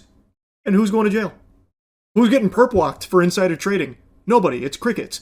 So people like Nancy Pelosi or Mike Johnson can come forward publicly and deliver valuable lip service about how much they hate insider trading and that they're pushing for action against it, but they know it's not coming because all of them are doing it, and they also don't want it to stop either. The only person that I can think of in recent times who was even on the hook for insider trading was fucking Martha Stewart, and that was 2 decades ago. Nowadays, you're not cool unless you pee your pants. Fucking all these ghouls in Congress seem to be engaging in it. And also, I don't even think Martha Stewart actually went to jail for insider trading. I think it was like ancillary things on the side. But anyway, the Mike Johnson speech here was a nice cherry on top of the shit cake where Even though he was saying he's in favor of the ban, he then did a whole spiel about, well, I'm very sympathetic to, Congress members who do stock trade and such. Well, look, the salary of Congress has been frozen since 2009. When you adjust for inflation, a member of Congress today is making 31% less than they made in that year. It goes down every year. And over time, if you stay on this trajectory, you're going to have less qualified people who are willing to make the extreme sacrifice to run for Congress. I mean, it's just people just make a reasonable decision as a family on whether or not they can come and move to Washington, have a residence here, residence at home, and do all the things that are required. So the counter argument is, and I have some sympathy, look, at least let them engage in some stock trading so that they can continue to take care of their family. Base salary for a member of Congress is $170,000 a year plus change. Oh, also plus a bit of health care benefits. But yeah, he's trying to drum up sympathy about the sacrifice they have to make for that, because that's not enough money to take care of a family. Oh, their salary's been in limbo, frozen like that since 2009. But it's also 3 times the average salary of the normal American worker. So, a member of Congress can't support their family off just that 6-figure salary, yet normal average Americans are expected to off of a third of that? That's interesting. I don't see Mike Johnson making any sympathetic arguments for trying to raise the average salary for workers. Why is it only Congress members who get his sympathy on their stock trading to try and support their family because $170,000 a year just isn't quite enough and shouldn't be expected to take care of their family? Talking about how, if they can't trade stocks, we're going to lose qualified people coming into Congress because the clams just aren't there. Hey, pal. You just blowing from stupid town? Can you not see the clear conflict there of people getting into politics solely to make money as opposed to actually serve the public and improve the country in which they're representing and trying to, supposed to be advocating for the will of the people? If they're there solely to be making money off their position, don't you think that kind of compromises them in that job? Just food for thought, I guess, Mike. These fucking crooks feel so emboldened by the state of this country right now, where there are no consequences when you reach this level of power, that he's just openly yapping about it. He's not even whispering it, he's saying it out loud with his whole chest. It's hit with a fucking truth serum, and he's just unapologetically talking about why it's so sympathetic that these Congress members will engage in a wee bit of corruption, a tiddlywink of insider trading, and it's actually kind of understandable. But don't worry, he's in favor of the ban, which also still hasn't come. Still not banned. They're still doing it. No one's getting punished for it, even though it is just right there in the open, this blatant insider trading. And it's been going on for so long. I also find it adorable how Mike Johnson in particular, anytime he's asked about anything, he's always just like, oh yeah, I don't know anything about it. Or, Mike, did you hear what Trump said about this? He's like, I didn't hear it. No, I didn't hear that. Dude is deaf 99% of the time with his job here, but his ears perk up and his senses fire when it comes to face fucking the American public and trying to rally support behind the idea of Congress members needing to engage in a little insider trading, perhaps, mayhaps. 170K plus just isn't enough to be raising the family and taking care of their family, so we really do need to have sympathy for why they might choose to do that. It's just so delusional and so out of touch. And again, he's just saying it. It's not like he's being tortured to have this information come out of him where it just oozes out of his lips in desperation. He's just confidently saying it. He also has the gall to call it a sacrifice, by the way. Oh, the noble sacrifice. Only getting 170K plus benefits in Congress. It's just heart breaks for them. We need to have sympathy for this stock trading. I do think, we need to really consider that. That's not a sacrifice, brother. That is better than the vast majority of jobs that the American public are doing.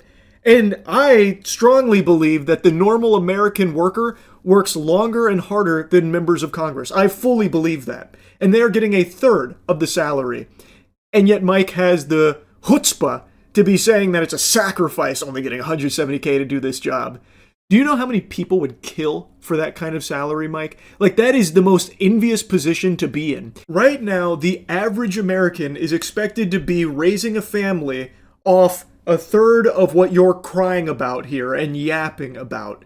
And you're saying like how difficult that is. Imagine what it's like for the actual average American. Like, it's almost impossible off of just a single income, which is why dual income is kind of the only way people are able to even start to tinker with the idea of getting a house and starting a family. It's extremely difficult. And even with dual income, that's still not reaching $170K a year off the average American working salary, Mike. This is just a terrible, out-of-touch argument that he's making. And again, in the full context, he is saying that he's like in favor of the ban, but if that's the case, Mike, why are you gathering sympathy for those that are doing this stock trading, this potentially dirty dealings here using insider knowledge? That's a little weird. It's almost like it's just lip service, because all of these politicians know that if they just outright said like, insider trading, fuck you guys, kick rocks, we're going to do it, come hell or high water, who cares, they would get pushback even from the most brain dead of drones. So they have to put on this facade of like, oh no, this is really bad. And even though a lot of them will say things about how bad insider trading is and make these pushes to put the kibosh on it, somehow it just never quite pans out. Isn't that weird? Isn't that so strange? It's almost like it's one of the big perks to being in their positions of power. Milking it for all the money they can possibly squeeze out of it, using information that isn't available to the public and only available to them. It's what we're seeing right now with so many of those close to Trump, for example, where it's just very clear. And it's also something that's been going on for an extremely long time in previous administrations as well. Insider trading has been a staple for many members of Congress for so long. And unfortunately, I don't think it's going away anytime soon. No matter how much talk there is about it, it just seems like it is truly corrupt to the core, just rotten. And Mike Johnson isn't even shy about trying to like talk about it positively. Anyway, I'll stop blabbering about it. It's fucking infuriating. Anyway, that's really about it. See ya.